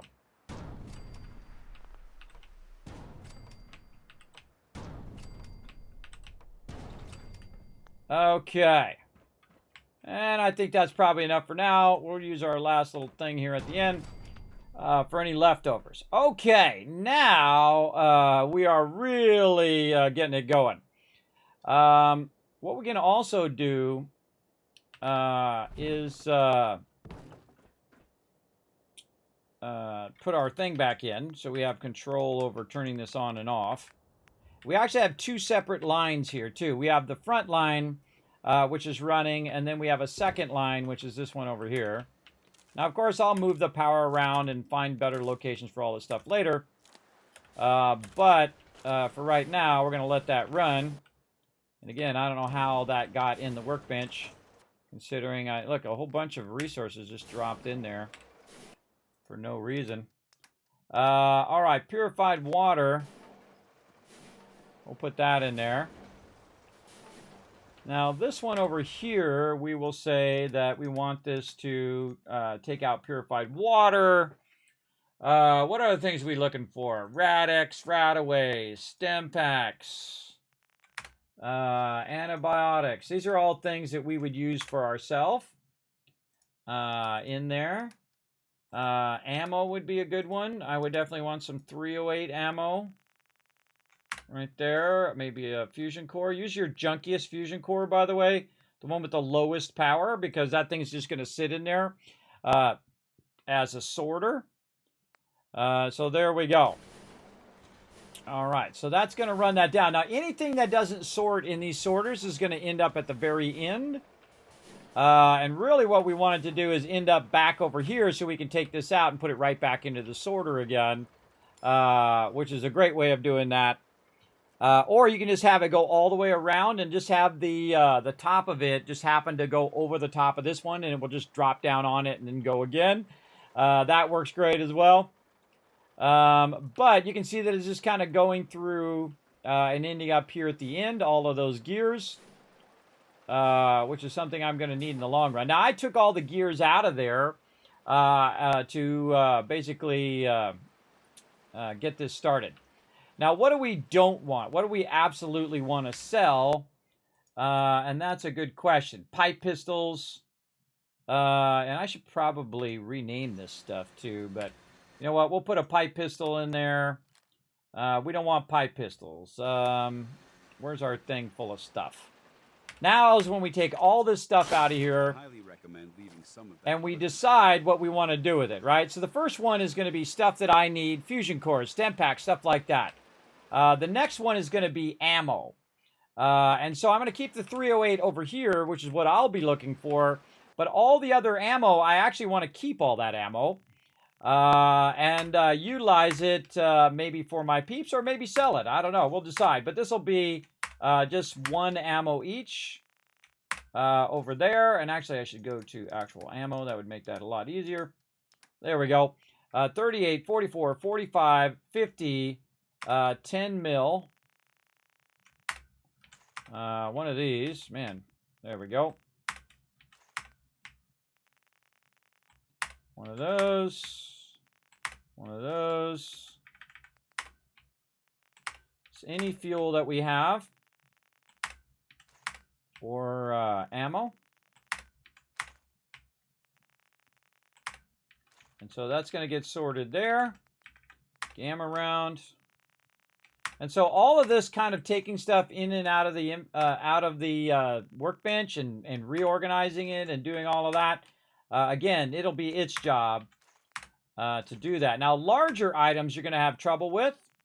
But basically, one of the things that I will do after stream, is basically just let my character stand here and process all this stuff, and it will automatically sort it all. So the second one's going to be ammo. So stuff I want to keep, stuff I want to get rid of over here, which would be pipe pistols, a 10mm pistol. We'll go ahead and put that in there. Assault rifles, don't need it. Laser pistols, no. Bats, no. Boards, no. I don't want to put a legendary in there. Bottle cap mine, nope. Board, get rid of that. This is a bladed board, so let's just say board. It should take the variations of that thing in there. Combat knife, no. Combat rifles, maybe. You know what? Let's put that in the next one over here. Let's say, you know what? We'll just put it in here. I don't think I'm going to use it. I'm going to eventually get to the point where I'm just making them a bunch of chain guns anyway. Combat rifle, combat shotgun. That's a 10 mil. This is a laser rifle. Cryomind. Flamer's a good one. Definitely not going to use that one. Fragment grenade. No. Fragment mine. No. Combat shotgun. Hunting rifle. There's a sniper rifle and a hunting rifle. Yeah, I'll put the hunting rifle, sniper rifle. Laser pistol. Knuckles in there. Probably could pull that other laser pistol out because I have a laser pistol right there. In fact, I've got another laser pistol there. Machete. Rocket launcher. Oops. I don't need 2 rocket launchers in there. Molotov. Now, you just want to put one of each thing in there. And what it's going to do is set up the sorting. And there's just a regular pipe pistol. Let's put that in there, and then we can take this other thing. Do we have just a regular hunting rifle? We have a sniper rifle. Oh, we already got one in there. And then what we're going to do is we're going to run this stuff through here and see if it works. That's important. This is a pistol, pistol, pistol. Plasma grenade. Let's put that in there. Plasma mine, pool cue, pulse grenade, board. These are knuckles. This is this. Baseball bat. Combat thing. Pipe rifle. Let's put the pipe rifle in there. I think that's different. Sledgehammer. 44 pistol. Submachine gun. Oh, Vertibird signal grenade. We definitely, if that's in there, we definitely want that to sort to us. What was that under? Weapons. So those accidentally get in there for some reason. We'll have it sort to us. Okay, that's weapons. Now, apparel that we do want to save. So we have a bunch of apparel that we want to save, like helmets, army fatigues, army helmet. That's a metal helmet. That's combat armor, but we don't want to do that. Do that one anyway. Dog collar. I think we want to use the heavy stuff. Dog collar, dog helmet. That's a metal helmet, so that doesn't matter. Faded trench coat. Farmhand clothes, yes. Fashionable glasses, yes. No. Heavy combat armor. That's it right there. You're like, well, Kismet, why aren't you going to use that armor? Well, the reason why I'm not using that armor is because I want to use it for sorting right now. Laundered dresses. Yes, we want all of that. Laundered stuff. Pink dress, rose dress. Leather, no. Light dog armor. All right. We'll keep the dog armor. Long johns, mechanic jumpsuit. Yes. Metal helmet, which we already have. We can take this one out. Just put a regular metal helmet in there. We don't need all the other stuff. Military fatigues and military fatigues. See how those two are separate? Minimum outfit, definitely. We don't want patched. Just looking for anything armor-wise that I might want to keep. Red dress, yes. Sequence dress, yes.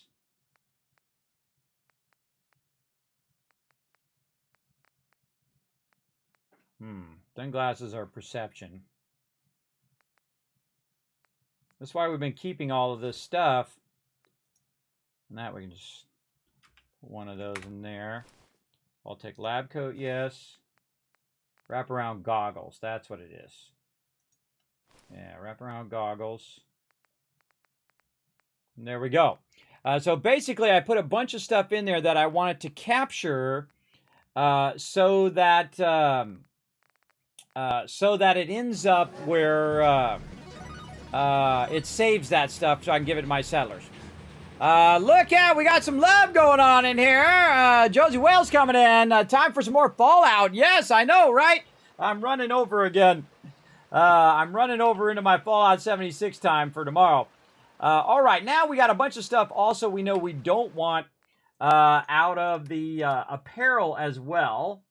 We don't want gas masks, baseball caps, uniforms, fedoras, even though I like fedoras. Black vest and sat. We don't want that. Bowler hat. Actually, I want to keep one of those for the dude, but I can always get his later. Let's see. Let's just go to dirty suits. Now, what's going to happen is some of the stuff you're not going to have in here, and then it's going to go all the way to the end, which is cool, because then you can just take it and say, oh, okay, wait, that's the wrong thing. Flannel shirts, formal hats, gas mask with goggles. This is the hardest part, is telling it what you don't want, because this is a lot of work here.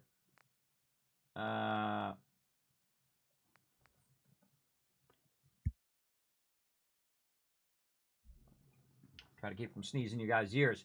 Right, leather chest piece. Now, what you want is you just want the, the basic stuff, because that's going to get all the stuff that's modded usually. So we got chest piece, we got left arm, right arm. We've been saving this the whole entire game. We didn't sell it to the vendor just for this reason when we get here. There's a Raider piece there, long johns. And metal chest piece, left arm, left leg, right arm. Now, this is all a whole bunch of stuff that I want to get rid of. Mining helmets. That suits. That in there. And postman unit, press cap. Raider chest piece. Oop, I already did chest. Oh, there's a whole bunch of different chest pieces there. That's weird. I think I only need the one. Raider leathers. Let's get those chest pieces out of there. I don't know if I need that many chest pieces. It might grab it, even though they actually show is different in there. We'll find out. Where we at? Raider leathers. Raider left arm. And again, what we're doing is we are queuing up some sorting here. Torso. Raider power armor. No. Don't want that. Don't want this. And I'm basically telling it what I don't want right now. Road leathers. Robot chest piece. Right arm. Right leg. Sack hood. There goes straps. Cat. Skull bandana. Spike armor. Interesting one. Sturdy metal chest piece. Put that in there. Oh, wait. We probably already have Raider chest piece. Yeah, so we don't need the sturdy version of it. Sunglasses, suspenders, sweater vest, t-shirts, trilby hat. Undershirt and jeans. Worn fedora. Light helmets, yellow sticker hat. Okay. So there we go. We got that going. Now we need to sort food. So that's going to do that. This is going to do that. And let's have this doing food. So what we'll do is we'll go in and we'll sort the stuff we want to keep. Really, the smart idea is just to let the food go all the way to the end. That's what we're going to do. We're going to let the food go all the way to the end. Yeah, we're going to let the food and all of the junk go all the way to the end. Okay. Now we're ready to test this baby out. All right, let's see what happens. First thing I'm going to do is put all the weapons in. Now, the weapons get big, and sometimes they come out of there and they get stuck and messed up. A lot of this stuff drops on the ground. That's the most annoying part about it. But again, what I'm trying to do is get it to do a lot of the work for me, even though it took a lot of work to set it up at this point to do what I want to do. But again, I want to basically sort the workbench. Whenever I bring a bunch of stuff over here, I'm just going to drop it off, and then it will do all the work for me, for sure. I should really just take these legendaries out of here. Let me just take all the legendaries out. So I know eventually that's what I'm going to do with those anyway. And we'll put those in a separate thing.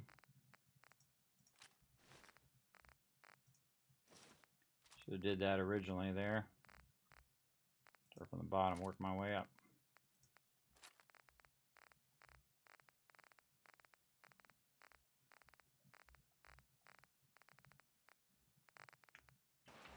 Let's put all the legendaries over here so we don't have to micromanage those. And this becomes overwhelming after a while where you just have way too much stuff. And you can just sell it to the vendor, or you can utilize it as resources. Whatever you prefer to do. You got a lot of legendaries.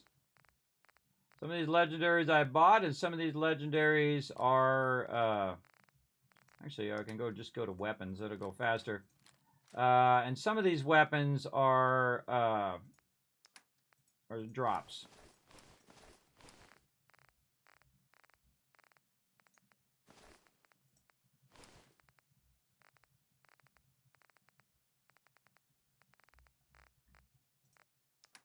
All this other stuff, there's no legendaries in these. So it'd really just be in your weapons and your apparel.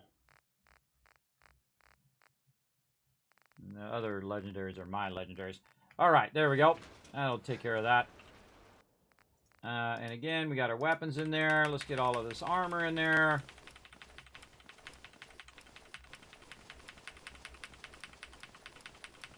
And whatever makes it to the end, basically we're going to take and put back in there again. And then figure out where it goes.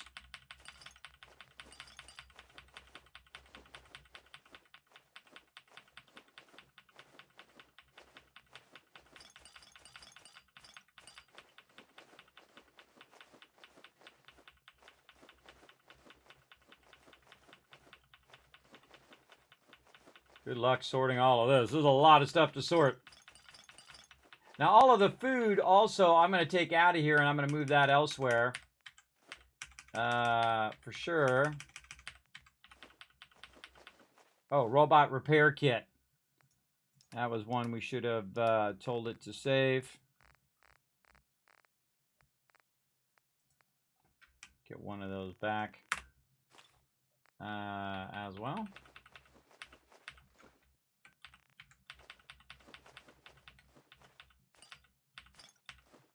And we'll just let the food just go through because we're going to take the food and move it elsewhere. All this miscellaneous, we'll put that in a separate one. All this junk we're going to take out of here. Mods. Ugh, that's a good one. We'll just let the mods go to the end as well. Ammo, we'll put all that in there.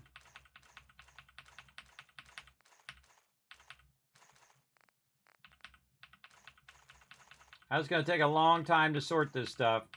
So off stream, I'll let this stuff run. All right. Now it's already doing its thing. It's taking the 10mm pistols and it's running them in here. And there we go. So it's already sorting some of the stuff that I don't want. And see, some of those 10mm pistols see, one's an auto pistol. Right? So even though it's not exactly the same as the one I put in there, which just says 10mm pistol, it is sorting those out as well. Man, I got a lot of 10mm pistols. All right, here comes some shotgun ammo. Shotgun ammo going to move its way over to this, and then it should move its way up here. There we go. It's going to bypass this one, and it should go through. It should go through this one, end up in this one, and then end up over there. There we go. And then more ammo going down that way. All right, it's working. That's so sweet. Oh yeah, fusion cords going down there. Other ammo going this way. That is working good. Now what we need is we need to make this go faster. Because this ain't going fast enough. Alright, power. Where's my thing? Miscellaneous.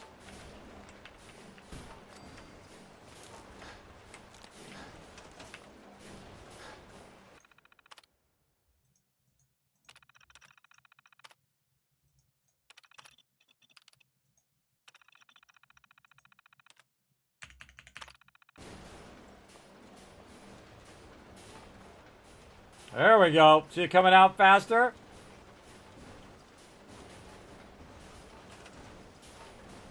Get this rolling.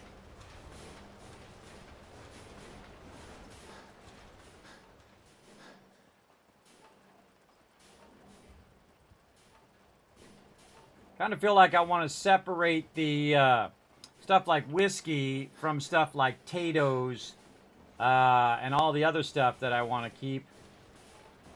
Same thing with food. I could have used the different recipes and made one of each recipe and then put it here so it sorts it into my food. And I like to just put it all together where I can just grab it at one time, though I could put it as individual ones if I want. We got that done, everybody. That's good. Though, you know, I'm going to work on it a bit more. I'm going to go ahead and save. I'm also going to go ahead and forward time here by about 8 hours so that it goes during the daytime so we can watch it. So we can watch it do its thing without having to look at it in the dark. There we go. Starlight defended itself. Awesome. Lots of potatoes coming out of there.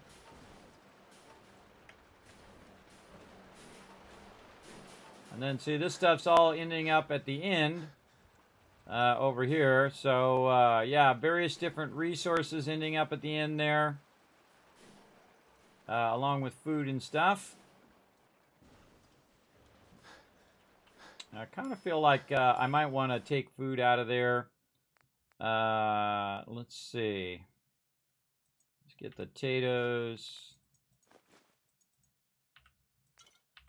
Give us something to do while we're waiting. Do I really need whiskey? Do we make anything in the thing? Now, this is when you want to think about your actual recipes. Over here. I had one over here. I have one right down here somewhere. Maybe not. That's okay. I'll make another one. So now we want to think about our recipes. Beverage. Yeah, so this uses whiskey. So whiskey, Nuka-Cola, mute fruit.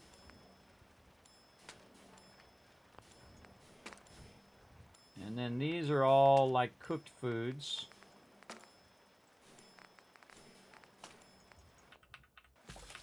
Make some of these real quick.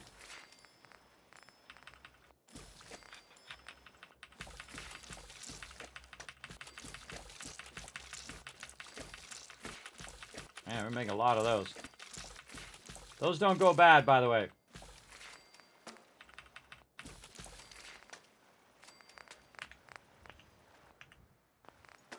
Soup. Noodle soup.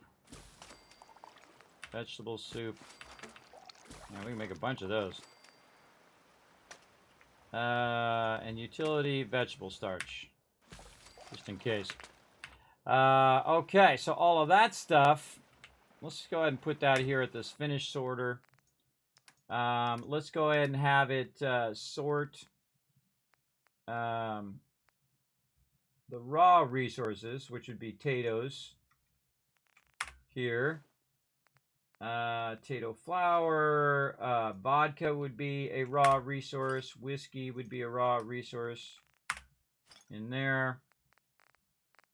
And again, you want to keep coming back and fine-tuning all of this stuff as well.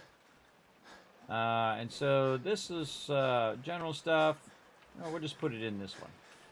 Oh, wait, that's That's going to be army fatigues. This one. We'll have this do like finished food. So crispy squirrel bits, deathclaw steak, iguana, Moonhound chops, mutt chops, noodle cup, ribeye steak.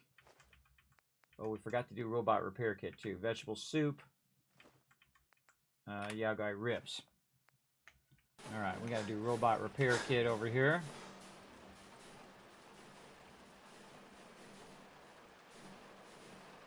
See Nuka-Cola coming down the line too. I could be diverting those Nuka-Colas. What am I doing? Robot repair kit in there. Yeah, let's put these Nuka-Colas in here. Nuka-Cola, Nuka-Cola Quantum. In there.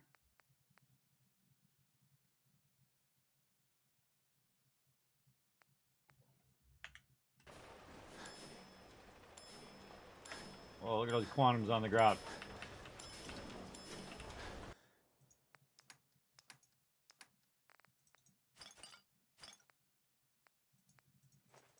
See if this is going to work. Put all those back in there. Potatoes in there, vodka, whiskey, ribs. Let that do its thing. For the Nuka Cherry. Let's put a Nuka Cherry in there. And again, you want to just keep fine-tuning this as it's working, as you're going along.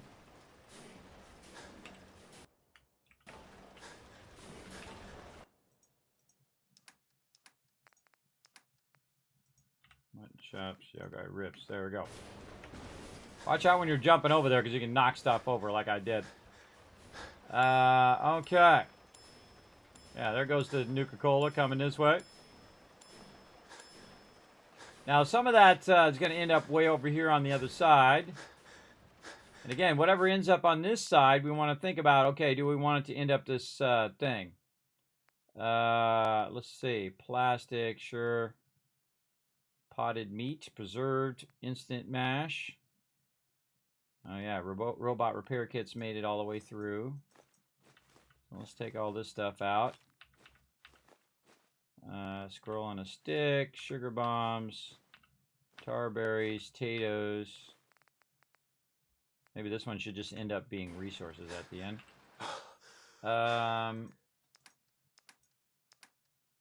Okay. What do we want here? Tar berry. There. And then over here on the food, why are we so overburdened? Why am I so overburdened? This is, we got to label all of this stuff eventually too. We want to label all of this so we know what's up with what. But we're going to basically sacrifice one of each of these so that it'll micromanage it. Now, do I want to save sugar bombs? What in here gives you radiation? Potted meat is going to give you rads. So we want things that don't give you rads. Mutant Hound chops, -5 rads. Oh, I didn't know it did that. Actually, minus 5 rads there. Almost works like a rad away, it looks like. I think that's all good. And then this stuff. This stuff that we got,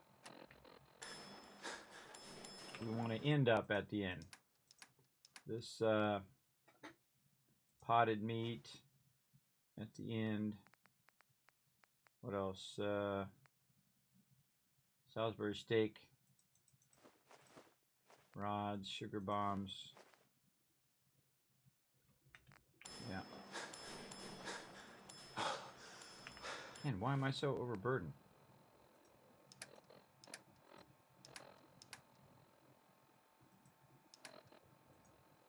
Oh, it's all the junk and mods. Alright, let's put all this junk and mods here at the end. Over here. Actually, we'll just have it sorted for us. Go right here. There we go. Sort that for us. Now what I can do is re-inject it without having to put it... oh, Country Crossing, you need help. Re-inject it into the sorter without having to put it in the workbench over here. And these are a whole bunch of other stuff that I want to keep separate.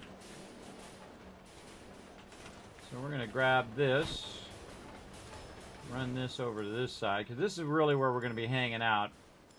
So let's run this one, let's say there. And then we're going to go ahead and do another container here. And this is going to hold all of our other junk. And I'm going to just put it right over there.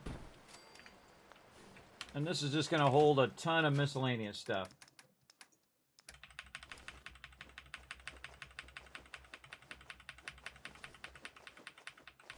Anything I can get off of my character, I'm going to throw into here.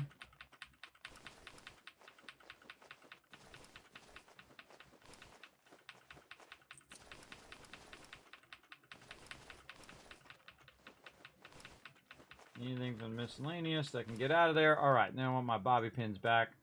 Oh, that's another thing. Just in case we put our bobby pins in there.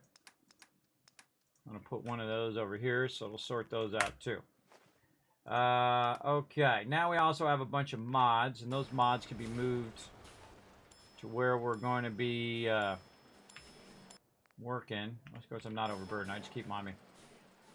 So again, the whole purpose of this thing is to sort the stuff out for us. Now I could take the mods and put them in a sorter, but there is a place in which we want to craft too. So what I'm going to do is probably sort here, and then do a lot of my crafting over at Grey Garden. Since they're pretty much in the center of where I'm working right now. In Oberlin Station is going to be the sorter, and Grey Garden is going to be the one that where I go do my crafting. And whatnot, because all of the stuff here is not necessarily going to be in the workbench. It's going to take all the stuff out of the workbench and then sort it down the line. And you can see it's doing a whole bunch of stuff. And it's got a massive amount of resources still to go through.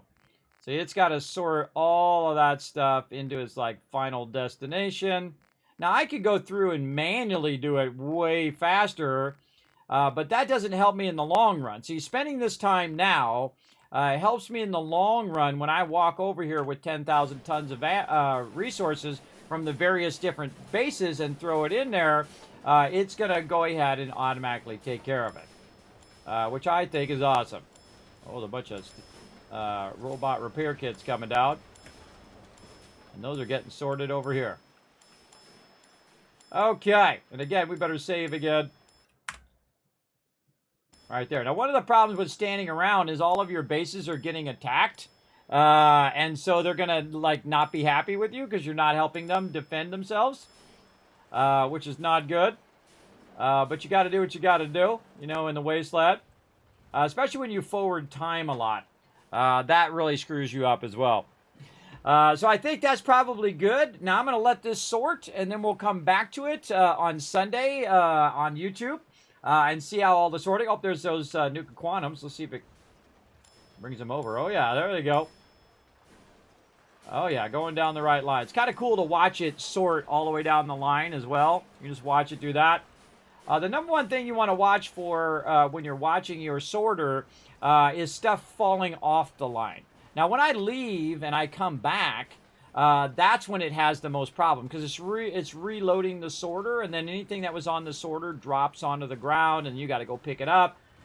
So if you are going to sort a massive amount of stuff like I'm doing right now, like literally hundreds of mute fruit. In fact, I could probably grab this mute fruit and just put it right over here because I feel like it's going by right now when it could be going right in here. Right there. And then we can just grab the mute fruit out of here and just manually put it in here. Manual sorting. There we go. And now, instead of it going that way, you'll see that the mute fruit goes this way. Now, I should probably do the same thing with the corn and all that other stuff. So let's take a minute in here and see. Carrot's a good one. Carrot flour. I think I already got that. Corn. What else? Gourd. Gourd blossom.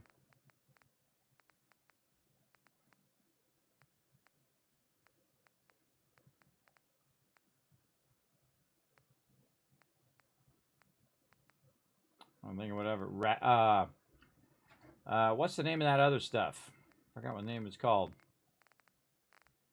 Starts with an R, but it's going right. Oh, blood leaf. It's another good one. Blood pack, I guess. Brain fungus.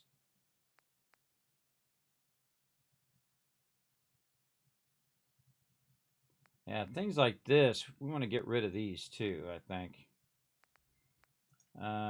Buff out. I'm not going to use those. Jet. Medics. Intense.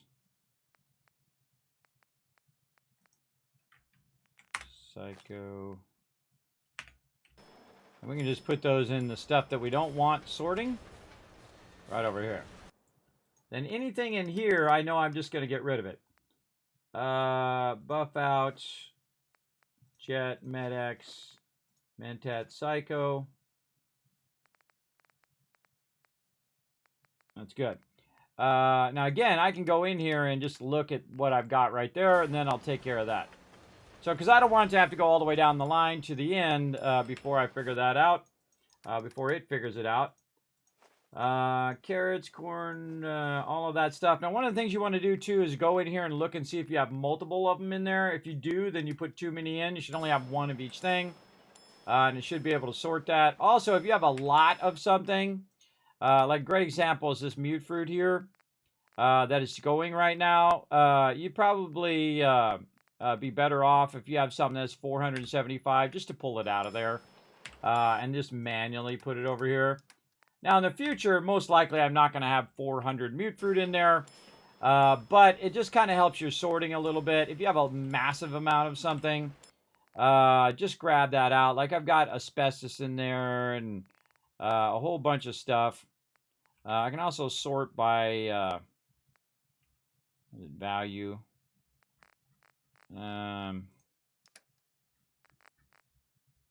Let's see, is it value or is it weight? I think it should be stack weight. That's right, I don't have stack weight in this game. Stack weight would bring the thing that has the most weight to the top. And most often, the most of whatever it is. It's got mute fruit in there. And it's still running out the mute fruit there. Oh, there we go. No, wood. Wood is going to be a thing with a lot of stuff in it. Let's check wood. Usually wood and steel. Which wood do I have in there? 300, yep. Steel. No steel, really. Alright, take wood out. Throw that at the end. But again, the whole point is that this works in the long run, not right now. right now I'm kind of overloading it with just a massive amount of resources. But that's so I can sort it and see what ends up at the end. See, we want to do this multiple times. So you sort it all the way to the end, and then anything that makes it to the end, that's where you go back in your sorter and you say, okay, wait, I want to sort this like this. So you kind of have to wait till that stuff gets all the way down there, and then see how it works out in the long run. And that's what I like to do. Just let it run and run and run. Telephone's coming out. And I don't really need to sort all of that stuff, because I know that stuff's going to end up at the end. So you know what? Let's just make this easier. And pull all the junk out of there. Because I know all the junk, I'm just going to take that and bring that over to somewhere else.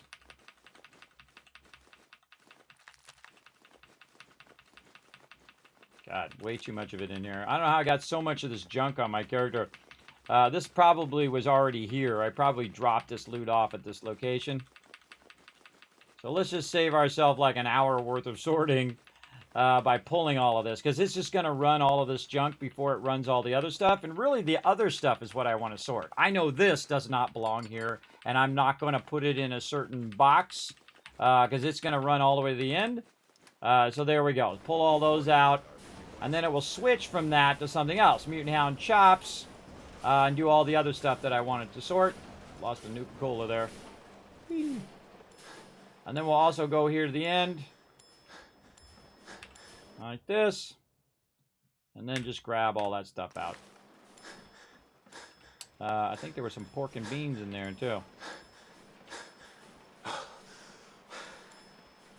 We really do need to label these like armor, food. Does pork and beans give you rads? It sure does. Alright, so we'll run that to the end. Or we can make that something that we know we want to get rid of. So we could have it sort right up the front.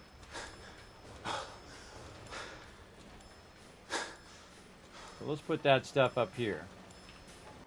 And we're going to go under aid. There we go. And aid over here. What do we know we don't want to eat? Pork and beans. That's got rad. Potted meat, no. Salisbury steak, get rid of that. That's actually not too bad. Squirrel bits, we want to keep those. But does this stuff make other stuff? See, that's the question. Can you take Salisbury steak and make it into something else? Squirrel bits, we want to keep those. Sugar bombs, maybe not. Let's go see.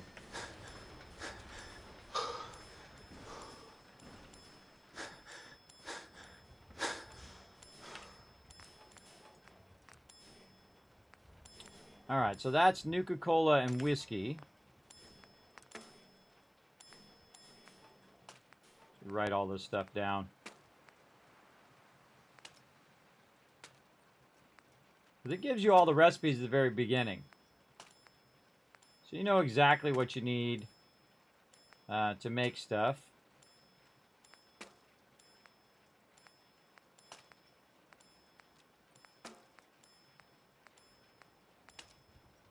Wow, look at that one.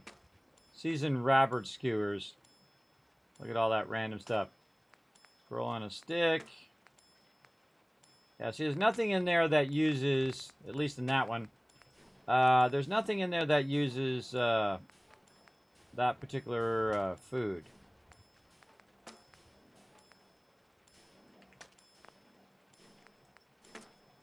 Again, I don't see anything in there that does, so we'll leave it in there and see what happens. Because otherwise you're just saving that stuff for no reason. When Salisbury steak and sugar bombs and potted meat and pork and beans don't actually make something else. So you just got all this random stuff that you're not utilizing to make other stuff from it. Now, it might be in another bench that we are not looking in. It might be in the chemistry bench. So let's pull all the chemistry bench out as well.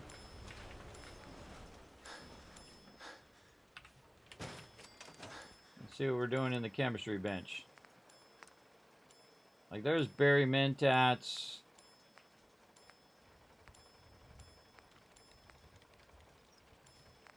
Hub flour. Yeah, see, we can make jet fuel there. Overdrive from Acid, Nuka-Cola, and Psycho. Again, if I was using this, now the only thing I would use here is grape mentats. So I could actually have it grab just that stuff for making grape mentats and put that into a separate box. But I don't really need higher bartering. It's not going to help me. By the way, I really like the berry mentats in this game versus them in Fallout 76. It actually sucks in that game. Same thing here. We could just have it grab just the stuff we need for that. I don't see anything that uses any of the stuff we're using. Yeah, there's melon blossoms and stuff there.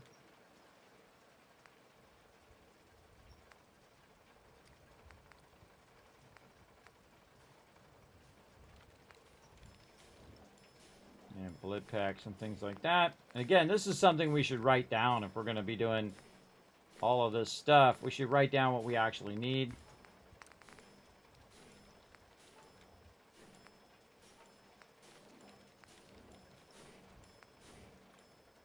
I don't think I've ever made anything in here. Trying to find anything that uses sugar bombs. Or any of that other stuff that we just used. Nope. I don't see anything in there that uses sugar bombs or Salisbury steak or any of that stuff. Oh, look at this. Irradiated blood going down the line. Kind of feel like that's one you might want to keep. For crafting. Oh, melons! Forgot to put melons in there. I knew there was something I was forgetting. Right here. Got melon out of there. There we go. What else did we just do? Irradiated blood. So we want to use that for crafting as well. What we got over here? Mirelurk egg gauntlet. Look at all this stuff that we didn't put in there. Mirelurk stuff. Alright, our Mirelurk stuff did not go and get sorted. Let's get that in here. Mirelurk cake. Omelet. Mirelurk queen steak. Mole rat chunks. Oh yeah. That stuff did not get sorted. Now we can also just save ourselves the time now that we know it's in there and just put all this in here.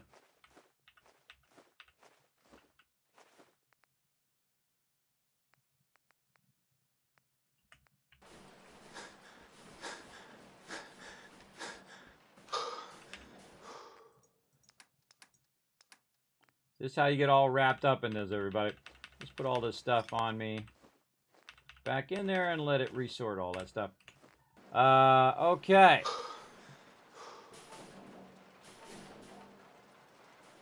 Yeah, let all that stuff get to the end. Your old ragstag. Okay.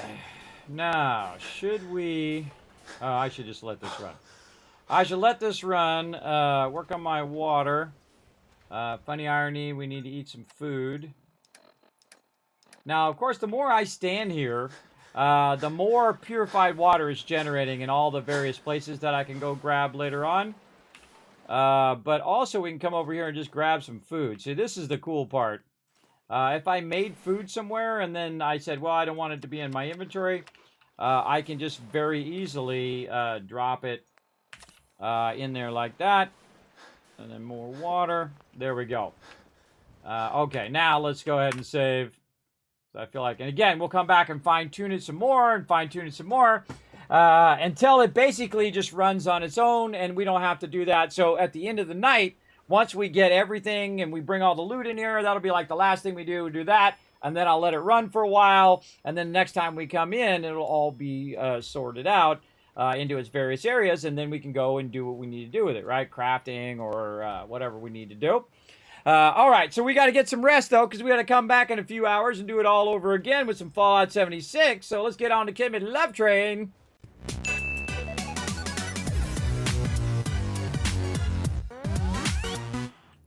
Oh, I just saw some gourds. Do I got gourds in here?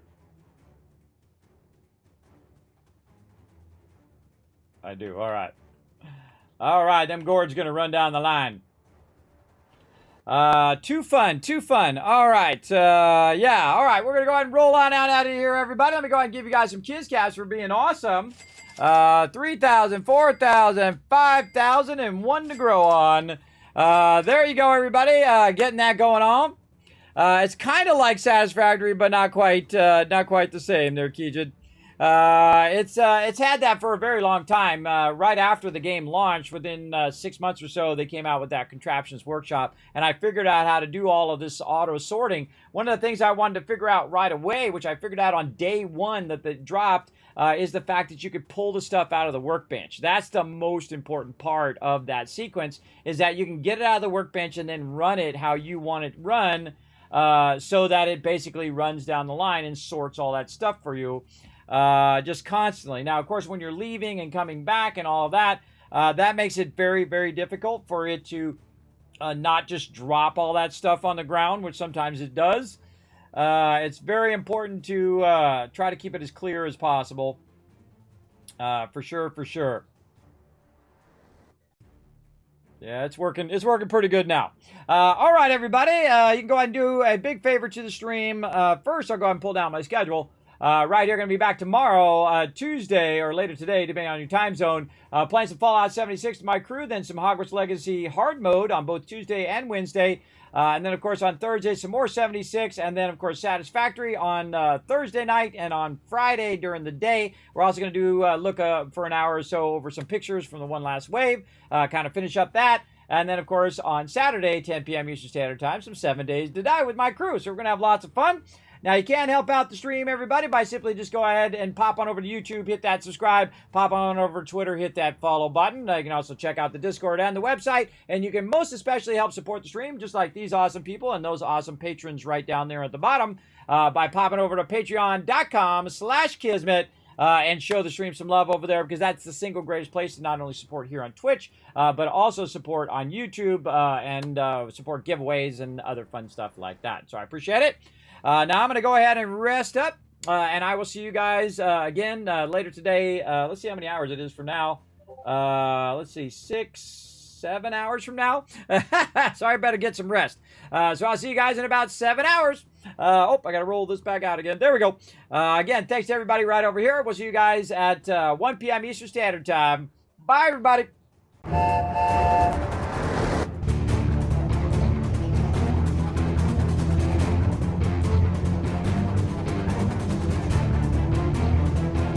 Hi, this is Norbert. Thanks for watching. Hit the subscribe button. We'll see you all next time. Bye. Hey, thanks for watching this video. Help support more videos just like this one and keep the Kismet love train a-going by dropping by my Patreon and showing your support. Big thanks going out to Resident Spike, Rotisserie G, JC Hunter, AMZ, Carlos, Jeremiah, the Notorious TDK, and Scriptlin. Click to watch more videos, and I'll see you next time.